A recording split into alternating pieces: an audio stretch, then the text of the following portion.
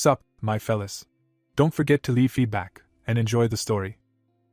Two people were standing opposite each other in the arena. The fighter, leaning over, said that in the place where he had to be, no one could resist him and his path lay here to confirm that he had the best skills in the world. His opponent appeared when he said that he was lucky enough to meet such a capable person here and apparently it was the right decision to take part in this test. Immediately the man jumped from his seat after saying that this was the end of his fun. His blade was already at his opponent's neck.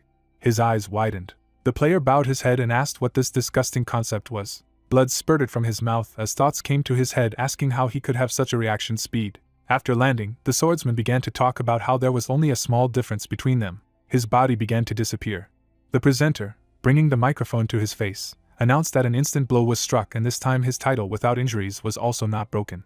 The fighter looked to the side when the speaker said that it was a duel between spectators, organized by one popular person, a participant in the final fight, and the winner here was a black skull. A guy appeared in a kind of capsule and many screens around after saying that due to the emergence of the virtual reality world in the real world, a huge revolution had taken place. These windows with images appeared and it was said that thanks to the worlds with different themes going from the past to the future and back again, it represented finance, art, education, work, and even the world of business, and because of this, a lot of reality began to change because of this game. The intro of one of the games also appeared after the story that also among the many worlds of the intersection appeared the game world of the MMORPG Heroes of Time. The location of this game also appeared after saying that it is a story about heroes called players who appeared in a world of dangers and people can personally experience the great measure of fantasy. The player also appeared fighting after she told that everyone has the opportunity to go on a raid on a boss, storm a fortress, participate in a competition, and generally try a game of this genre with the help of a variety of content. A certain map has also appeared with the words that the world has reached a level where people from all over the world began to admire it. The man was walking to the steps when it was said that this was the central world of the intersection in Time Heroes, which all gamers admire and dream of becoming professional gamers. The school building appeared and the words were heard that someone had watched the broadcast of that match yesterday. The schoolboy, standing at the desk, asked if he really had only the finale, while the second asked for an autograph from the organizer and then asked what he needed to do to play so well. Hyunjun, propping his head on his hand, replied that it was enough just to dodge all enemy attacks and hit with his own. His face also appeared next to the game character after thinking that his game name is Black Skull and now he managed to get to the final of the competition between the viewers of the popular streamer. Smirking, the man realized that he not only had skills in the game, but also an excellent mind in reality, and even omnipotence in sports, as well as a rich family and great appearance, and it could even be considered cheating that there was someone like that in reality. The comrade in arms, looking down, noted that he himself had said that his level of synchronization with a special program was 200% and most likely even the visible worlds were different, while the second asked if such a level of synchronization was professional. A person's brain and lines of different colors appeared after the young man's thoughts that the level of synchronization is an indicator of the connection with the avatar that is used in virtual reality intersections and the 100% level of synchronization transmits the sensations of reality embodied by the same 100% and besides, they say that if this value is high, then one can experience extrasensory perception. The classmate, raising his hand, also added that he was very fast in the arena and asked if the guy then saw everything as in slow motion, while the fighter replied that it was not so, but he had a chance to see everything a little more clearly than in reality. Still looking ahead, his comrade in arms remembered the words that whoever is predetermined will get everything and immediately added, saying about the injustice of the world, because there are those who will not achieve anything, no matter how hard they try. Smiling, the schoolboy asked if this was true. Placing his hand on the head of another student, the young man wondered if he couldn't catch the balance, because he should know what would happen if he fell. The second ward, putting his hands in his pockets, asked if his friend was crazy if he was doing this right in class. He also replied that his mother was the head of the parents' committee and if he said that it was just a game, then the teachers would also pass by without saying anything special. Raising his leg, one of them asked the victim what they were going to do now, and the victim replied that they were playing. The kick hit him on the back. Immediately afterward, the two of them fell to the floor. The schoolboy, rubbing his neck, said that he almost broke his bones because of him and asked if he fell on purpose. Sweat ran down the boy's face when the bully said that now this guy was definitely a corpse. His gaze immediately shifted to the side. Hyunjun, looking down, said that the life of a loser is really sad. His glasses were lying on the floor next to him. A house appeared. The guy, looking down somewhere, understood that this world flawlessly follows the rules of natural selection, because the strong have the right to humiliate the weak, and the weak are the weak, because they don't even have the means to resist. Standing in front of the capsule, the student knew that even if the world was evolving and there were many opportunities for entertainment, even so, nothing compares to looking down on someone. A smile appeared on his face. Introducing a certain player, The young man also remembered that the opponent in the finale would be a person who easily changed the profession suitable for the opponent, and it was obvious that against the assassin he would choose a juggernaut capable of exchanging strong attacks, who could both easily inflict damage and withstand the opponent's blow. Closing his eyes, the fighter knew that it would be a user controlling many professions against a person with a single profession, and it was obvious that they would have a difference in physical strength and level of understanding, and then said the words of the launch. Everything in front of him began to change color to bright blue after thinking that it was time for him to enjoy the expression of the loser's face once again. People raised their hands and rejoiced. The presenter, raising his other hand, shouted that they had all been waiting for this for a very long time, because now it was again time for a competition among the streamer's viewers, with the help of which the two most capable were selected and the final would begin now. An image with two people and abilities appeared after saying that the rules of the competition will be exactly the same as the rules of battles in Heroes of Time, which means that the level, equipment, and the overall value of the characteristics will be corrected and brought to the same indicators, and only the chosen professions and the collection of abilities dependent on them can change. Because the most interesting thing in such a battle is simple physical strength and strategy. One of the players began to come out after saying that it was time for them to look at the participants. The fighter crossed his arms over his chest when the referee said that he was an assassin specialist who could be proud of his past fights without being injured, as he subdued his opponent with blows that used the assassin's fast speed and dodge ability. His bright blue eyes appeared when the host said that this player was really only a high school student, and looking at his abilities at that age, you could be sure that he would become a frightening pro player in the future. Pointing his hand to the other side of the arena, the man announced the exit of the next finalist. The legs of this player appeared after the words that he has the opportunity to freely use various professions, and thanks to this, such a person easily puts the opponent at a disadvantage. The presenter, opening his eyes wider, asked about what profession he had chosen when he went out against the assassin. The fighter had a staff in his hands as the man said that this warrior would use the Magus class. There was a smile on his face, while the host noted that he came with the weakest class against a member who always uses an assassin. Approaching, the referee asked if this was part of his strategy. He also answered in the negative. Looking at his opponent, the guy explained that it just seemed to him that an assassin of this level could be defeated even by a magician. The presenter, turning to the stands, said that it was a sudden provocation from this person and also asked if he really meant that he could easily destroy his opponent, and immediately announced the start and began the countdown.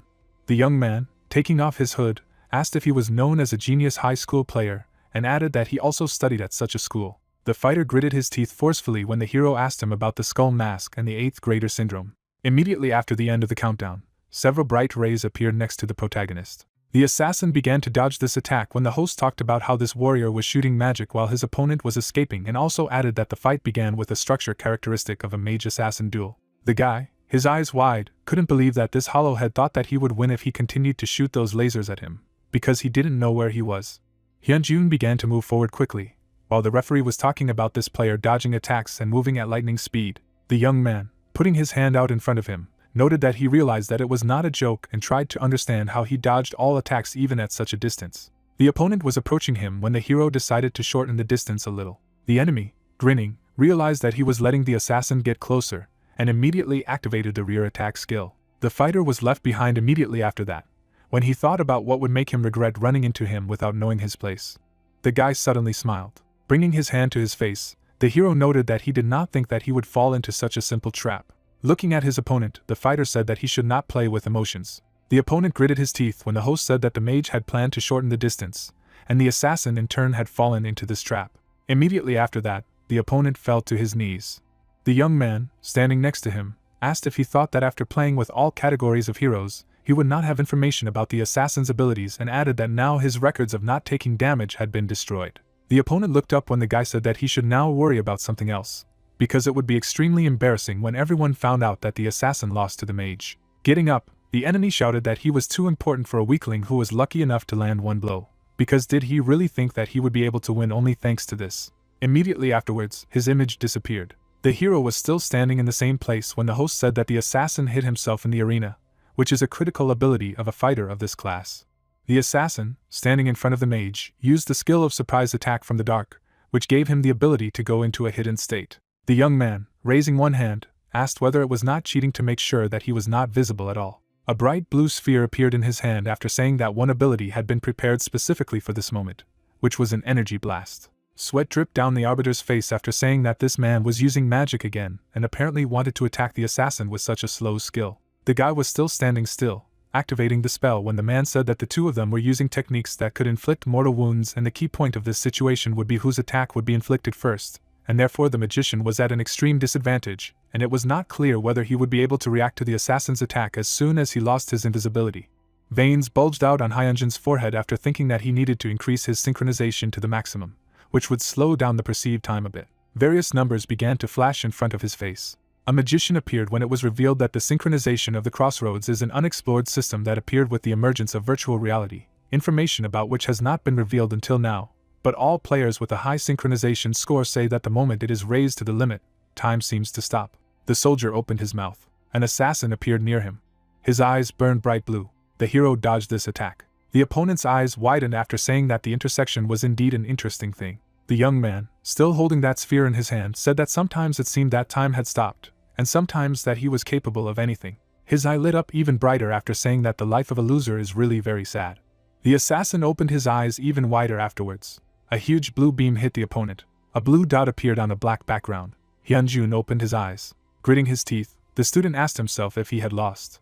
His helmet fell to the ground. The man, stretching, thought that this world operates flawlessly according to the rules of natural selection, because the strong have a special right to humiliate the weak, and the weak are such, because they do not even have ways to resist. It seemed like a name badge on his clothes. The student, wiping his glasses, also realized that this is still the real world and there are no rules, that a loser in reality must be a loser in the virtual world as well. Immediately after, the schoolboy remembered how he was bullied at school.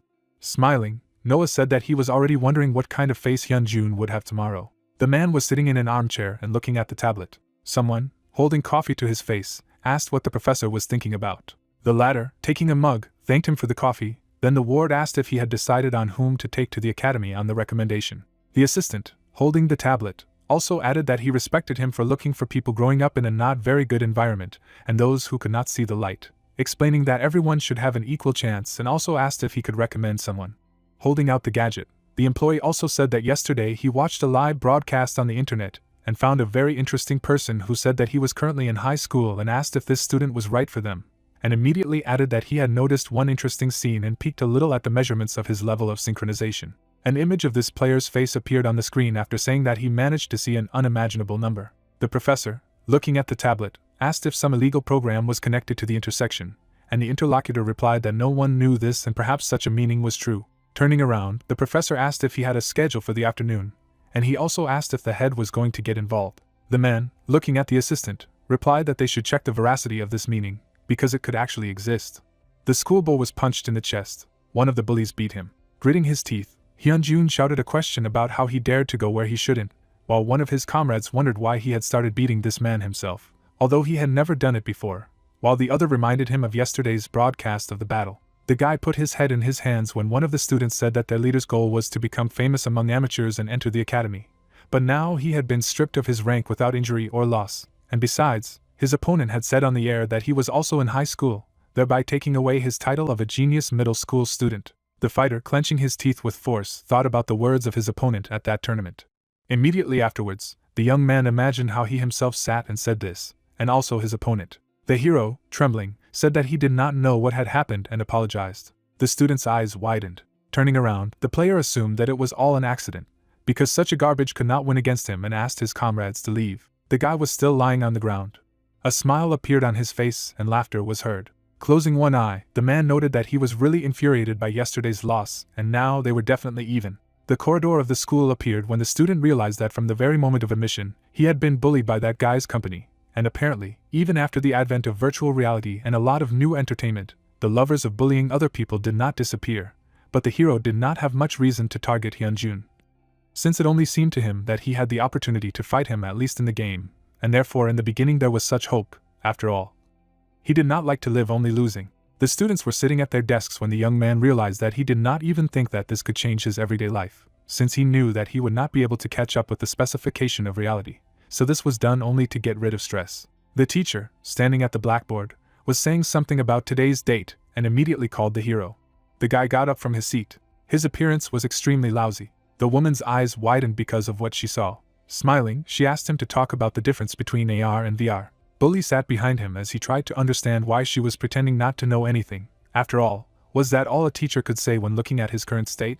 Still looking ahead, the guy realized that this was all due to the fact that this company came from good families. All the students suddenly turned into monsters after thinking that reality was really too nasty a place. The woman, holding the tablet in her hands, asked if he could hear it. Suddenly, the monster's head was cut off. The rest of the monsters jumped up in the same way. The player immediately cut them. Their corpses were left behind. Looking down, the guy realized that he was finally feeling better and also thought that there was no need to worry about what was happening in reality. Because in any case, the stage he needed to be on was located in this world. The corpses of monsters appeared after the man's thoughts that he needed to kill monsters, gain experience, and become stronger based on this. Waving his daggers, the fighter knew that here he had the opportunity to feel free and be himself without unnecessary thoughts, and also said that after all, melee weapons are good for getting a good taste of the fight. Specialization branches appeared after the hero remembered that there are 3 main classes in this game, namely tank, support, and fighter, and after choosing a class, you can take the profession included in it and play. But even by leveling up each profession, the player does not have the opportunity to develop the class, so you need to approach this choice reasonably. Opening the inventory window in front of him, the hero also thought about his fighter class. Putting his hand to the window of the system, the young man noted that he had indeed saved a lot, and if only it could be exchanged for real money, then he would not have a problem with money for expenses this month. Coins and paper money appeared after thinking that one of the reasons why the crossing came to be called another world is that money from the various worlds within it is gold, but it can also be shared. But the most incredible thing is that this gold can be exchanged for cash. Still standing still, the person remembered that this could only be done after becoming an adult, and yet, if he managed to accumulate a lot now, he would be able to use them only after a certain age. His gaze immediately turned back. The young man dodged the attack of the unknown. The enemy stood before him. Someone stepped forward and asked if this player had dodged. The fighter, throwing the blade over his shoulder, asked why the ward did not work properly. The guy, looking at him, shouted a question about who they were, and why they were attacking so suddenly. The interlocutor, raising his hand, explained that they had business with his gold and explained that they were the ones who killed other players and asked him to die quietly at their hands and immediately ordered his comrade to perform the last blow properly. The latter, standing behind, answered in the affirmative and called the commander the head of the profession. The hero, after imagining various players, thought that these people are just zombies, or people who have been hired by other players, and he happened to hear that the company that collects them determines the volume of each day and gives them gold or items and receives wages. And there are rumors that these are bad people who have debts in reality, or who are now in prison. One of them, grinning, asked the fighter to finally die. The same remembered that their red eyes indicated that they were killing ordinary people and also realized that recently there were rumors that killing each other had recently become popular among users. Raising his dagger, the young man said that they had attacked the wrong man and asked if they really thought they would win it, while the opponent noted that he was too confident in his abilities. The head, putting his hand on the shoulder of one of them, explained that everyone except this person is a normal player, and if he kills someone else instead of him, he will become a murderer, and then a big penalty will be imposed on him for this, and asked if it was not better for him to just die quietly. The guy gritted his teeth forcefully, as he understood why they had only marked one as the murderer. Starting to run away, the hero knew that if during the confrontation his situation turned out to be bad enough, then real problems could arise. Another opponent appeared above him after the leader shouted that it was useless for him to run in that direction. The young man deflected his blow with a dagger. This person immediately flew back. Suddenly, a dagger pierced the protagonist's shoulder. It was the head who asked if he should stop putting up this useless resistance, because it would only increase their working hours. After that, the enemy pulled out his weapon. The guy, leaning against a tree, tried to understand why this was happening only to him. The head, throwing the blade over his shoulder, told his wards to finish it as soon as the hero thought about why everyone was so excited because they could not mock him. Remembering Hyunjun in front of his desk, the man realized that they didn't even understand that this was a mockery even because of a casual glance. The disciple turned his head and asked why he was staring at him. The protagonist, covering the wound with his hand, understood that if he killed them, he would become a murderer and then lose a lot, and suggested that it would be better to lose 10% of the penalty for death. His eyes were hidden under his hair. Suddenly, the young man parried all their blows. An incision appeared on the neck of one of them. Frowning, the guy realized that he did not want to step back, at least in virtual reality. Attacking another opponent, the man knew that he was still just a useless group of zombies, and he just had to kill them all and stay alive until the end of the killer mode. After another blow, the young man realized that he would make them all feel sorry for everyone. Making his way to their leader, the protagonist thought that here he does not have the weaknesses that in real life. The player immediately swung his blade. The opponent's eyes opened wider. The leader repulsed the man's attack. The daggers in the boy's hands were trembling. The opponent, standing still, asked if he really thought that his skills were the same as those zombies. Grinning, the man added that he had now also become a murderer. The bird appeared in the sky. Suddenly, the claws landed on his hand. The player was looking down. A system appeared from the raven's eye. The man, without showing his face, said that he had found the player. The character appeared in the projection. People fought. Knitting his eyebrows, Noah asked what was wrong with that guy, adding that he was strong. Smiling, the villain declared that he was not bad, adding that although they only had a spear without any protective object, he was able to dodge all their attacks, quickly deliver fatal blows and kill everyone in one go. The players lay dead. Starting to attack, the enemy said that because of this, he had even more work to do. Swinging for a blow, the opponent said that he was sure that his bag was full of objects. The red eye of the main character appeared, thought that he clearly sees the opponent's attacks. There was a blow. A cut appeared on the protagonist's neck, asking what had happened, because he had definitely dodged. Grinning, the guy asked where all his enthusiasm had gone. Blocking the attack, the young man stated that the enemy's attacks are faster than his reaction, adding that although he sees them, his body does not have time, because the criterion of strength is not a simple physics that makes the character move. The opponent struck, making it clear that unlike ability-only competitions, there are many variables such as level, abilities, and items on a field of play where there are no level adjustments. In other words, it is possible to outperform the opponent even with basic specifics. Suddenly, the sword broke in half. Swinging, the villain said that, judging by the fact that he had a low level, but good physics, he was a schoolboy, adding that it was better for the boy to go do his homework. Fury appeared on the man's face. A bright flash appeared. The player has blocked the enemy's sword. Making an angry face, the opponent asked who else he was. Knitting his eyebrows, the man apologized for interfering, adding that he also had something to do with that guy. Glancing away, the player asked if he had used illegal software during the competition he had recently competed in. Looking ahead, Noah stated that he had never used such a thing. A vein appeared on the villain's face, asking how he dared to get into their fight. Suddenly there was a blow. The enemy's sword trembled violently. Holding the blade to the man's neck, the warrior said that this meant that he had increased the synchronization level to 400% without anything. With a surprised expression, Noah asked about the synchronization, asking if he had actually done it, and asked about what he was trying to deceive him, adding that at the time of his last attack, the synchronization level measurement had exceeded 400%. The evil face of the main character appeared. Looking ahead, the protagonist said that such a number had never been recorded before, asking what he wanted to say that he did not use a program to artificially increase this level. In the end, the protagonist answered in the negative, adding that measuring the synchronization level is a paid function, so he never did it. The man's face was stunned, thinking that the interlocutor did not know his level. The guy looked ahead. A chest appeared, saying that he had received a statement, and that was why he was here. The entity, waving his hand, stated that there was a suspect in the use of illegal software. Knitting his eyebrows, the young man thought that this was the controlling monster, asking what was going on here. Closing his eyes, the monster ordered the suspect to perform the suspicious act again. In turn, the man stated that he knew nothing about illegal programs, suggesting that he punish the criminal. Making an angry face, Slime stated that if he uses illegal programs, his profile in the game will be banned forever, so he asks him to obey. Knitting his eyebrows, the master asked about what the blocking meant, asking about it, even after he said that he had not used illegal software. The man's hand appeared, saying that if he didn't do it, everything was simple. Looking ahead, the player asked him to prove that he was right. The warrior drew his sword. Stretching out his hand to his head, the villain said that he was thinking why the low-level player held himself so well, adding that he turned out to be a cheater, asking that now the masked man would not interfere with them. In turn, the hero answered positively. A warrior appeared.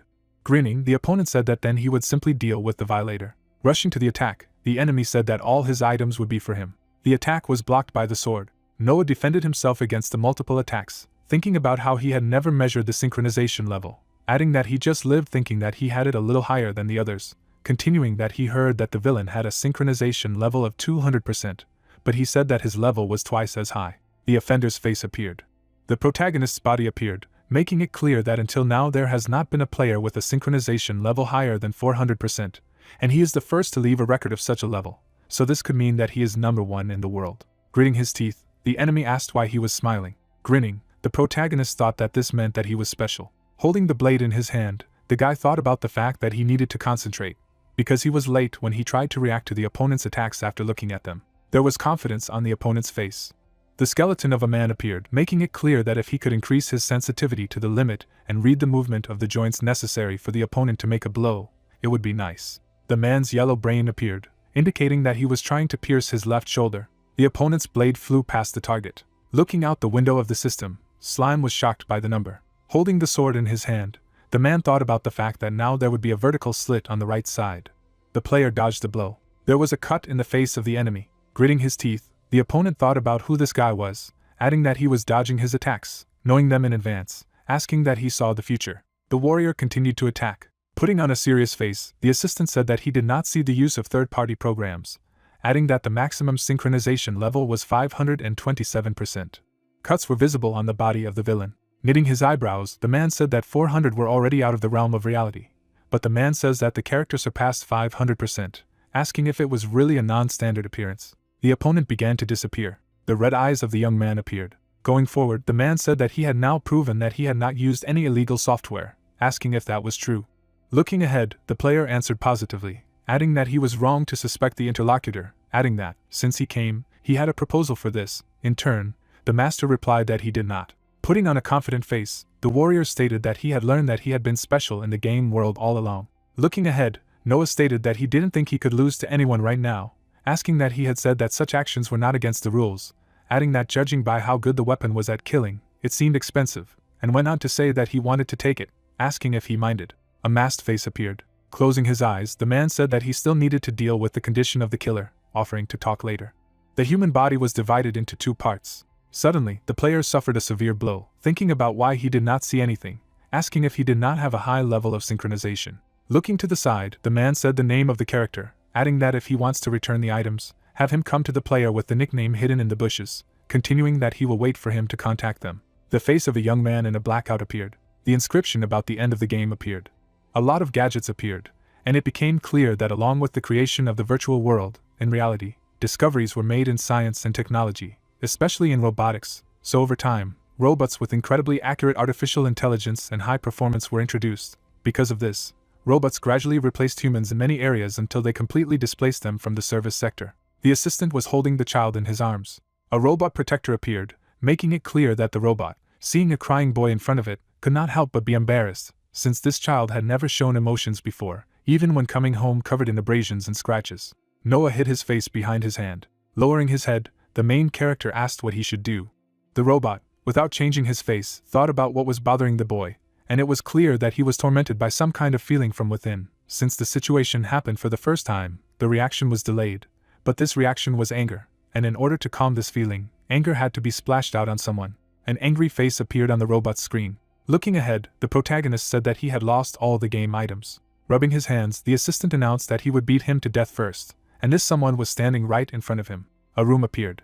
Standing in front of the owner, the robot said that it was not enough to spend money in an internet cafe, so he was also going to exchange all the gold that he had accumulated for adulthood, but lost it. Asking if this was true, in turn, the interlocutor answered positively. The gadget, pointing to the indicator, stated that some people are even trying to save on the electricity bill, so they don't even dream of a fully charged battery, adding that at that time he was wasting money, continuing that he said not to go to the cafe anymore. In turn, the guy stated that it was for his future investments.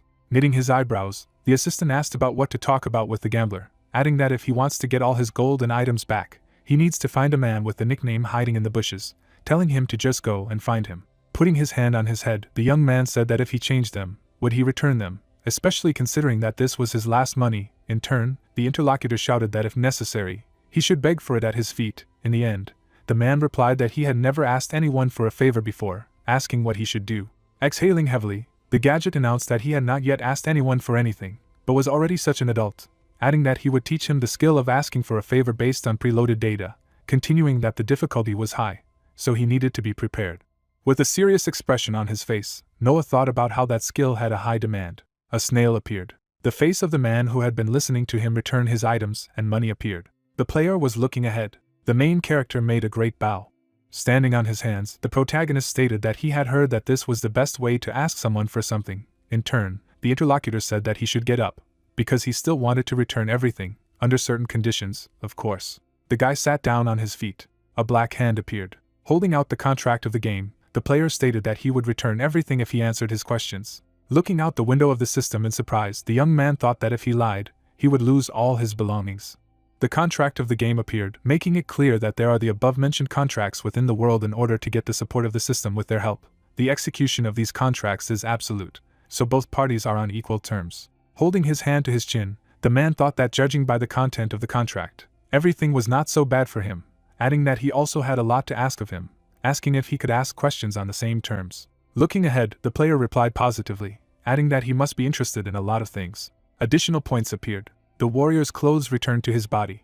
Hugging himself, Noah said things about things, In turn, the man suggested moving on to questions. Without showing his face, the interlocutor asked if he was really a student of the school. Raising one eyebrow, the main character thought that he could just give vague answers. Because this is not considered a lie, he answered in the negative. Suddenly, things on the protagonist exploded. Making a stupid face, the guy asked why this happened. Covering his eyes with his hand, the man said that the virtual reality game could read his mind, adding that if he lied, he would only make a fool of himself. Lowering his hand, the young man said that he was in high school, asking if he could pick up some of his belongings. In turn, the player said that now it was his turn to ask. Clothes and gold coins appeared. Lowering his head, the man asked why he was doing this to him. In the end, the warrior stated that he needed to find out about it, adding that he wanted to take the interlocutor to the game team, continuing that he should take it as an interview. Looking to the side, the young man asked about the playing team, asking which team he was talking about. Knitting his eyebrows, the guy said that his turn was over, asking what kind of career he wanted to make. Putting on his clothes, the champion thought about what these stupid questions were, answering that the one that would make a lot of money, asking which team he was talking about. In turn, the player said that it was the team of the league playing in the Fantastic Academy. Suddenly, Noah's eyes widened, thinking about what he was saying about that very Fantastic Academy. Crossing his arms, the man spoke about the next question, asking if he liked to play. Looking ahead, the main character answered positively, adding that getting into such a team is the dream of every pro gamer, suggesting that this person is somehow connected with them, because since nothing fell out of him, he tells the truth, continuing that he cannot even dream that he will get into the academy, asking if he really can get into a fantasy academy. A football stadium appeared. Without showing his face, the man asked if it was a question. In turn, the protagonist thought that he accidentally said it out loud. In the end, the man said that he could still think that he was suitable. Tilting his head, the player declared that further, fighting with an opponent stronger than him, even when the loss is already predetermined, whether he will have the courage to go against the opponent. Smiling, the guy replied that it went without saying. Suddenly, the image of the villain appeared. Without showing his eyes, the young man asked why he immediately thought about the offender, adding that he knew the answer to this question. But where did the feeling that he was lying come from? A dark haze appeared. The man was holding his head. Suddenly, the interlocutor bit his lip. Lowering his head, the player replied in the negative, adding that he did not want to participate in a battle in which he would not win. Clenching his hand into a fist, Noah said that it was useless, and even an attempt would be pathetic, adding that he wanted to do everything to avoid such a situation. Gritting his teeth, the main character said that if this is not the last battle, he will be able to overcome himself and become better. In turn, the man said that every year there is a competition among the students of the Fantastic Academy. Surprise appeared on the face of the interlocutor. Looking ahead, the player said that all the teams, under the supervision of teachers, look only towards victory in order to become representatives of the academy, adding that among them many desperately gnaw out a place for themselves in the sun, but fail and give up on their dreams, continuing that, unfortunately, not many survive in this fight. Players stood on monsters. The man's hand reached for the sword, saying that someone's dreams are destroyed, and someone else's comes true, because this is a place where only one person can become the best. Holding out his sword, the master asked if he had the courage to survive in such a world. The blade was right in front of Noah's throat, and it became clear that, to be honest, he hated losing, because he attacked a villain in a game that I know as well as possible, because he was sure that he would defeat him. But in real life, their capabilities are like heaven and earth, for one reason only: his gang did not resist. But if you do not enter the battlefield from the very beginning, then the fate of a loser can be avoided. Then what to do if you encounter an enemy that cannot be defeated? A powerful beam of energy appeared. People looked in different directions. The main character raised his head. The monster reached out with his hand to the enemy. Suddenly, the protagonist appeared. The guy looked up. Making a menacing face, the young man thought that the answer was obvious, adding that he had known it from the beginning, but the realization came late. Holding on to the blade of his sword, the man said that it was now his turn to ask. Making a confident face, the player asked if he didn't need someone who could become an ace. The man looked ahead. Putting the blade away, the other party replied that he needed one, but that he still lacked the necessary skills, adding that he was not sure of its usefulness, even though it was highly synchronized, and continued that he still had a lot to learn. The warrior was holding his hand. Approaching the interlocutor, the warrior said that he could only give advice, adding that in the process of admission he needed to pass the test with his own hands. Placing his hand on Noah's shoulder, the man said that there would be one last question now, saying that the goal was to take an entrance test in 3 months, asking if he was ready to undergo a rigorous training. Smiling, the main character thought about how he could really get into a fantasy academy, answering positively. Looking ahead, the protagonist thought that this is how he imagined it, stating that he swears that he is here at the request of the teacher. Looking at the girl, the guy asked who she was. Grinning, the lady said that he had come after all. Without showing her face, the lady asked if he was another person recommended by the professor, and in turn the young man asked what her words meant, asking if someone else had been recommended. As she warmed up, Miss said that he didn't seem to have heard anything, adding that it didn't really matter. Surprise appeared on the man's face. The girl suddenly attacked. There was a kick. The lady's foot landed on the ground. Knitting his eyebrows, the player asked why she was attacking so suddenly. A hand appeared on the face of the interlocutor. The lady punched her opponent in the stomach, telling her to hear that he had a high level of synchronization. The warrior's mouth drooled. Smiling, Miss offered to fight. There was information about a fantastic academy, which was a national educational institution for everything related to the internet, where only the elite go. Taking a fighting stance, Noah asked what it meant to say that they would fight. In turn, the girl asked how he thought. Squeezing her hand, the lady said that it seemed that he did not feel much pain, suggesting that he dulled the pain, asking what percentage of sensitivity he had. Making a furious face, the protagonist asked what she thought he would tell this to the person who attacked him. Kneading her hand, the lady repeated the question about what percentage of sensitivity he had. Looking ahead, the protagonist thought about what it was, assuming that it was also connected to the academy, answering that his sensitivity percentage was 1. In turn, the interlocutor asked how such a person could have such a good synchronization, adding that everyone is going out of their way to raise this indicator and reduce sensitivity to pain to at least 20%. The guy's eye appeared, saying that it was possible to increase the level of synchronization, reducing sensitivity to pain. Taking the stand, the lady declared that she did not like him, since she could only lower the pain threshold to 20%, assuming that if she hit him 20 times, he would feel the right level of pain. Looking at the approaching fist, the young man asked what it meant to say that she did not like him. The man dodged the blow. Smirking, the master asked what she thought. He would fall for the same trick several times. The player opened his eyes wide, thinking that he needed to try to remember the feeling like last time. Mrs. Face appeared. There was a blow. The man, holding the dossier, spoke about Noah, who was 16 years old, adding that he had now enrolled in a high school located in a certain city. Looking down, the guy said that only because he did not have his own virtual simulator, they paid for a 3-month subscription to the nearest internet room. In turn, the interlocutor answered positively. In the end, the employee asked how it went. Looking ahead, the boss said that Noah's level of synchronization was extraordinary, but that he still had a lot to learn in other areas. Looking at the document, the man said that it would be difficult for him to leave only due to the high level of synchronization, adding that today it takes much more to achieve something, while the professor said that this is why he asked Carrie to fight him. Looking to the side, the employee asked what would happen if he developed an injury from the beating. In turn, the head said that they would soon find out the result. Keeping his hand in his pocket, the man said that nothing could be known for sure, adding that there were so many monsters in the world that they were beyond expectations. The character of the assistant appeared. Holding her opponent's hand, the girl greeted the professor. Looking ahead, the guy wondered if his expectations were too high.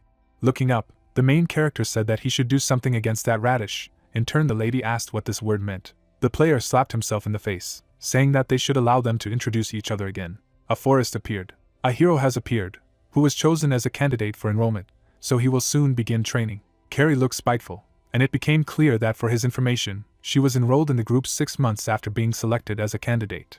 Looking ahead, the man said that soon they would work in a team, so it was time to look for common ground. In turn, the protagonist asked that she was also a candidate. In the end, the girl said that he was just offered as a candidate. Looking at the conflict, the employee understood how it would end. Going aside, the lady said that she had fought as agreed, asking if she could now train, while the ally asked if he could ask something, asking how her duel had gone. Turning her head, the lady asked about the duel with him. The lady's face showed dislike, saying that she felt uncomfortable. Glancing to the side, the man thought about the trouble. Without showing his face, the guy asked who she was, asking that all the other candidates were the same as her, while the superior said that he had chosen only them, and no one else, asking if he could ask about his impressions after the duel with the candidate. Confusion appeared on the young man's face, saying that he felt that synchronization alone was not enough to become a pro gamer, adding that Carrie moved instinctively, as if she was constantly training, continuing that the girl was much stronger than her previous opponent, so he seemed to hit a wall. The character knitted his eyebrows. The man braced himself for a punch. The lady was hit in the shoulder. There was a kick. Lowering his head, the master said that after using his synchronization, he seemed to be squeezed like a lemon. In turn, the man said that he correctly went through all the points, adding that it was the fact that he used all the synchronization, making it clear that if he reached the limit, he would temporarily burn out, continuing that in such a state it would be impossible to activate the synchronization to sharpen the senses. Saying that this is why he was able to cut him last time. The player was on fire. Noah sat on the floor. The main character looked ahead in confusion. A lot of silhouettes appeared in space, and it was clear that in order to be a good player in a virtual game, synchronization alone is not enough, because you need to learn martial arts for game skills and meditation for mental ones, so professionals learn new things without putting it off. Looking down, the man stated that he had asked Carrie to fight so that he would understand this, In turn, the protagonist asked that the fact that she had been in the group for 6 months meant that she had been training for 6 months. In the end, the employee answered positively. Smiling, the protagonist said that this meant that he would simply catch up with her 3 months before the test, while the interlocutor stated that this was impossible. Making a displeased face, the guy asked why it was, while the superior said that he did not even expect that he would reach her level before the test, adding that his trump card was synchronization, and her main feature was martial skills, because she was born with a talent for martial arts. The silhouette jumped over the mountains. The girl was standing on her hand. The lady looked down, and it was clear that as a recommended admission student, she spent the whole day in the game, so it was better to say that he would catch up with her by the time she was admitted. Looking ahead, the man said that of course he was also a candidate, so he could make arrangements with the school to let him focus solely on training. Making a joyful face, the young man thought that this meant that he did not need to go to school if he did not want to, adding that he would no longer have to suffer from the villain and his gang.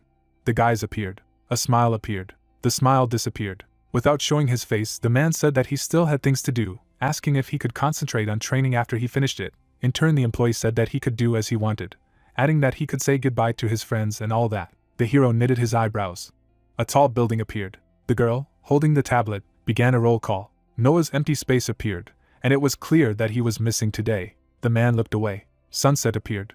The guy said goodbye to his friends, raising his hand. The young man looked down. Headphones appeared. Smiling, the student said that he had held out for a long time, but gave up, adding that he was just a loser without talents and parents. A disheveled Noah appeared. Keeping his hands in his pockets, the guy said that if he hadn't bothered him so much, he wouldn't have received blows from him. Smiling, the young man said that the fact that he could not see that garbage in front of his eyes was very refreshing to him, asking if he could not have dumped earlier. The man spread his hands to the side. Suddenly a blue eye appeared. Taking the headphones out of his ears, the student asked who he was, adding that the main character was waiting for him. Making a surprised face, the protagonist asked what he was doing here, asking if he was interested in finding out who the character who had recently killed him was. Knitting his eyebrows, the guy said that this could not be. Hands appeared. Making a confident expression on his face, the player declared that the character belongs to him. Having taken a fighting stance, the man offered to fight in real life. An image of 2 people appeared, and it was clear that the synchronization level and the avatar were in correlation. The man wore glasses, and it was clear that his glasses didn't actually have diopters, so there was only one benefit to using them, because they were the material for creating a character, and he put on glasses, hiding his real self, and played a cold, timid guy. A section of the wardrobe appeared. The guy was sitting at the table, making it clear that this could be considered the end of the birth of the character for the school, so he put all the sorrows on Noah, but once he puts on the mask of the character, he can express himself in virtual reality. The young man stood against the background of people. Showing a joyful face, the disciple said that thanks to this method, he could not break down in a cruel world, adding that this was his personal way of life, suggesting that it was quite clever, because you need to accept your unhappiness in reality. But nothing would change no matter how much he waved his arms and legs, saying that in any case you will not lose until you enter the battlefield. Declaring that only fools get involved in a fight that they will lose. The man was smiling. The guy's face came closer. Noah's legs appeared, saying that, in truth, the character belongs to him. Knitting his eyebrows, the main character said that this time they would fight in real life. The embittered face of the opponent appeared. Without showing his face, the enemy asked that the character really belonged to him. Approaching forward, the villain realized that it was still the one. Looking down at the boy, the young man asked what would happen now. After slapping his arm, the opponent asked what he was saying. He was saying he wanted to be beaten to death. Opening his eyes wide, the player thought that there was nothing to be afraid of, adding that he himself had been waiting for the moment when he would be far from his gang, continuing that he had used the battle simulator many times, saying that you just need to think about the fact that everything is the same as in the game, saying that first you need to provoke the villain and make his mental state shake. Without showing his face, Noah turned to the offender. Smiling, the main character said that he really played badly. A red thread broke over the enemy, asking that he really wanted to die. Knitting his eyebrows, the guy thought about what he was advancing, adding that if you follow the words of the blogger talking about the fights, the most likely first attack of an overexcited person is a blow with the right hand. A man appeared in flames. There was a kick in the stomach. The blogger made a stupid face, asking for forgiveness. Tears appeared on the protagonist's face. Swinging for a blow, the villain asked that he really thought that if he was alone, he would be able to win. A lot of blows rang out. The man gritted his teeth. The guy began to attack sloppily, wishing his opponent death. The enemy felt the children's spanking. Making a foolish face, the young man thought about how he had fought in the simulation in a completely different way, adding that for some reason he couldn't think. A blow to the head with a hand appeared. The player fell to the ground. Looking at the leg, Noah listened to him fighting just like he looked, ugly. Holding his opponent by the neck, the student asked that he really took him for a weak one. There was a blow to the face. Sitting on the main character, the villain asked that today, instead of going to school, he threw drugs, or something, adding that if he whined, as always, he would get off with less, continuing about what he was doing that he had never tried to do. Making a scary face, the enemy asked what he thought that if he was alone, he would not be able to be defeated. In turn, the protagonist answered positively. A black background appeared. Looking ahead, the guy said that if he was alone, then he was not afraid at all, spitting blood. Liquid appeared on the villain's face. An eye appeared. There was a punch in the face. A lamppost stood in the city. Standing over the vanquished, the man began to regain his breath. Wiping the sweat from his face, the opponent ordered him not to be seen again, because he could really finish him off. Going into the distance, the young man said that he was nothing. Stopping, the man heard a question about where he was going. Noah was getting back on his feet. Making a serious face, the main character stated that he had never been able to hit him yet. The guy ran at the villain. Swinging for a blow, the student said that he should simply die. A falling leg appeared. The young man avoided the blow. A person fell to the ground. Tears came from the protagonist's eyes, thinking that maybe because he was beaten too hard, his legs were not felt, adding that, after all, he could not defeat the villain in a fight. A silhouette of the creature appeared, asking if he had the fighting spirit to confront his opponent, even if he was already sure of losing. In turn, the protagonist asked if he would not be able to answer yesterday's question of the professor, adding that this was true, because this was the first time he fought so hard against the villain, continuing to that he had already done a good job, saying that he was really amazing. Because he did not die after all those beatings, but will it really? All end with the fact that he just went up against his opponent, asking what would change if he met with an opponent whom he could not resist, asking that this was the right answer. Offenders appeared. The man's head was tilted down. A blurry image of the professor appeared. Hands appeared, and it was clear that he did not care anymore, because now he only wanted to lie down and rest. His hand grabbed the blade. Holding on to his sword, the character asked if he really didn't need a person who would become an ace, asking why he then said about an ace. A leg appeared. The hand was preparing for an attack. There was hope on the man's face, saying that now he could not even fall when he wanted. The blow was aimed directly at the villain's face. The fist was approaching. There was an attack on the face. The opponent flew far away because of the blow. Stretching his fist forward, the young man did not show his face. A brown eye appeared. Closing his eyes, the man thought that he needed to defend himself. The offender was lying on the ground in a blackout. Noah's face showed a sense of guilt. Looking ahead, the protagonist said that he should stop pretending that he was fainting, adding that if he continued, he would begin to believe that he had won by calling his opponent names several times. Glancing ahead, the protagonist wondered if this was true. Tears came to the guy's face. Raising his head, the young man began to shout with joy, and it was clear that the man was 15 years old at that time, because that was the day when he shouted to his heart's content for the first time in his entire life. The door began to open. Lowering his head, the man announced that he had come. In turn, the robot noticed this, asking if he had a good time with friends. Taking off his clothes, the player answered positively. In turn, the assistant said that he himself said that he did not need to go to school today, saying that he could rest at home, because this is how young people recuperate. In the end, the owner asked that he had learned this grumbling again while watching TV, adding that he seemed to be dying. Looking ahead, the timid man said that if he came from the street, he needed to wash, asking when he would correct his habits. The body of a drone appeared. Suddenly, the gadget turned, asking if the same thing happened to his face. Smiling, the main character said that he should not exaggerate, adding that he fell down the stairs. Spreading his arms, the robot asked how it was possible to fall down the stairs so that his face turned into this. In turn, the man said that he did not have to worry too much, because he had beaten the ladder properly. The protagonist smiled. There was bewilderment on the assistant's face, asking what this even meant. A hotel in the village appeared. Crossing his arms, the man said that he had finished faster than he thought.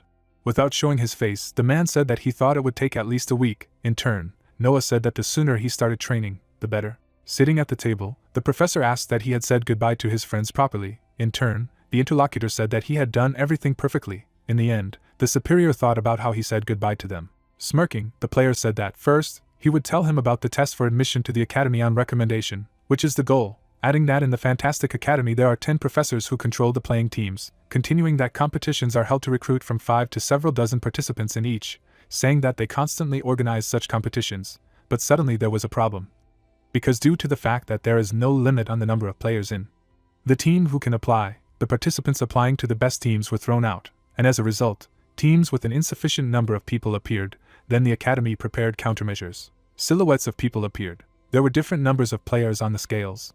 Looking ahead, Noah said that this countermeasure was the one that came on recommendation. Putting on a serious face, the man stated that the professors were looking for talented people outside, and the academy allowed them to recommend 2 people a year, adding that the recommendation test tested their abilities, and was carried out to exclude dishonest admissions, continuing that if he could not get enough points, he would not be able to enter the academy. Knitting his eyebrows, the main character thought that if he failed, all his efforts would burst like a soap bubble. Grinning, the employee said that he had nothing to worry about. Pointing his finger, the professor said that he needed all the basics beyond the level of synchronization, adding that during the 3 months left for training, he would fill in all these gaps by offering to start training. A training suit appeared, and it was clear that there were a total of 4 classes determined by the professor, and the first was a lecture from a man. The man pointed to the blackboard. Making a disgruntled face, the protagonist thought about the fact that once a day he listened to lectures and accumulated the missing knowledge of virtual reality, such as information about the synchronization level, combat theory, player position, and so on. Sweat fell on the guy's hands, and it was clear that the second stage was the tempering of physical strength in reality, because the professor believed that he was playing with his physical body. Looking at the owner, the robot said that he had the body of a nerd. A fight with monsters appeared, making it clear that the third day was investing time in hunting and leveling up in the game, because he said that you need to get used to the schedule of the academy in virtual reality, in which you are 10 hours a day. The young man made an angry face. A blow to the face appeared. Carrie attacked, and it was obvious that the last test was the daily 2-hour fist fights with the girl, because the use of increasing the synchronization level is prohibited. Looking ahead, the lady asked why she should help with the training of the boy, adding that he had a slightly increased percentage of sensitivity, so now it became more interesting to hit. There were multiple attacks on the opponent. Receiving a blow in the face, the young man thought of the girl. Smiling, the lady stated that the more she hits, the more fun it is. In turn, the man thought that he was sure that he could not defeat her in his current state, asking if there were really many people like her in the academy. A sudden blow appeared, and it was clear that in order to fight the likes of her, he needed some other weapon besides the synchronization layer. The lady dodged the blow. There was a strong kick to the chin, making it clear that even if he can't win, he needs to endure it, because what he learned in a fight with the villain is if he doesn't give up, then the opponent will someday open up. A fist hit right in the face. A counterattack appeared. The man received a blow to the stomach. Making a menacing expression on his face, Noah began to scream. Hitting her rival, the girl ordered him to shut up. The main character's room appeared, and it became clear that 3 months had passed. A backpack appeared, making it clear that everything was ready. With folded hands, the robot asked that he had definitely not forgotten anything, adding that he should take a good look and not miss anything. In turn, the owner told him to stop grumbling, because he had just checked everything. Putting on his shoes, the protagonist stated that at this rate he could miss the train, shouting that he would be back soon. Looking ahead, the assistant said that he should not be confused when he was not needed. Standing in the room, the gadget said that if he ran like that, he would fall. The face of a robot appeared. Looking at the people, the assistant said that, if you think about it, it's been 5 years since he got here, adding that his son had a dream, continuing that he seemed to want to become a pro gamer. The parents were in the photo. A guy appeared, and it became clear that this was the same Noah who had been crying since their disappearance. Now he was going to step forward with a serious face. Standing in front of the table, the assistant announced that it seemed that there would be testing in a place called the Academy tomorrow, telling them to support their son so that he could do what he wanted. A station appeared. The young man suddenly jumped into the train car. Dusting off his clothes, the man said that he barely had time. Looking around, Noah thought that the train was really beautiful. Holding on to his heart, the main character realized that he had already begun to worry. Suddenly, something caught the protagonist's attention, and it became clear that the train had begun to depart. The transport began to move. Looking out the window, the guy announced that he was heading to another city for the first time, assuming that it would be much larger than the one in which he currently lives. Looking at his hand, the man said that the professor had even bought such an expensive ticket for him, asking what he would do if he failed the exam. Clenching his fist, the master said that everything would be fine, because he had been training seriously up to that moment, adding that he should be self-confident. Holding his head, the player said that he had never beaten Carrie before. Suddenly Noah's eyes widened. Sunset appeared. The sun was above the water. The main character was smiling. Making a happy face, the protagonist stated that now he really feels that he is going to the academy. The railway tracks appeared. A station appeared. Looking ahead, the guy heard a voice that he had really arrived. Waving his hand, the man called the young man. Holding his hand in his pocket, the man asked what his name was. Noah. Coming forward, the employee said that he was the guide sent by the professor, adding that he should call him Kim's assistant. In turn, the young man greeted the interlocutor, thinking that it was true the one the professor was talking about, because he was very active. The man took off his glasses, welcoming him to the new city. A huge blue ball appeared. The city was at sunset. Holding out his hand, the assistant said that this hotel was provided by the academy for a student on the recommendation of a student who had come from afar. Stretching out his hands, the person asked if he could really accept such an attitude towards himself. In turn, the interlocutor answered positively, adding that he can also use all the services of the hotel unlimitedly, continuing that in real life he looks even more innocent than in the game, saying that it is pleasant to watch. Looking ahead, Noah asked if they had met in the game world. Taking a strange pose, Kim said that it was he who recommended him to the professor, asking who he was then. Gesticulating, the man stated that he was a popular streamer. There were no changes on the protagonist's face. Turning around, the protagonist said that he was indeed a streamer, thanking him for recommending him, thinking that he went there only to fight the villain, so he did not watch the broadcasts at all. In turn, the assistant asked what kind of cold reaction it was. A backpack appeared. Raising a finger, the man said that virtual reality was temporarily banned, because the professor said that today they should rest, staying in the room. Suddenly a brown eye appeared, hearing some but. Smiling, he said that he really had to go on a date now, too, and asked how about pretending that they didn't know anything about each other's actions, on the condition that he told the professor that he was watching him well. Showing a joyful face, the main character said that he would subscribe to the streamer. The hotel playroom appeared. Sitting in a chair, the protagonist said that he would finally be able to see this, because you can't get all the way to the city and not go here. A digital city appeared, making it clear that virtual reality was created exactly like the city itself. A lot of players appeared, and it became clear that the local world can only be connected from the city, because it is said that all the changes and structures of the city are displayed in real time, so you can use an avatar that will be much faster than the real body, which will make you feel like you have become a superhero, and this place is also on the list of the most popular places for tourism. Putting on the helmet, the man began to launch the game. A room appeared. After looking at the hand, the player stated that it really felt like he was using an avatar in the real world. The foreman ran out of the building. Suddenly a lot of people appeared. Pointing to the food, the chef shouted that people should try and order, and they would immediately deliver the dishes in real life. The girl, holding her hand to her face, shouted that she was looking for someone to play minigames with. The street was lively.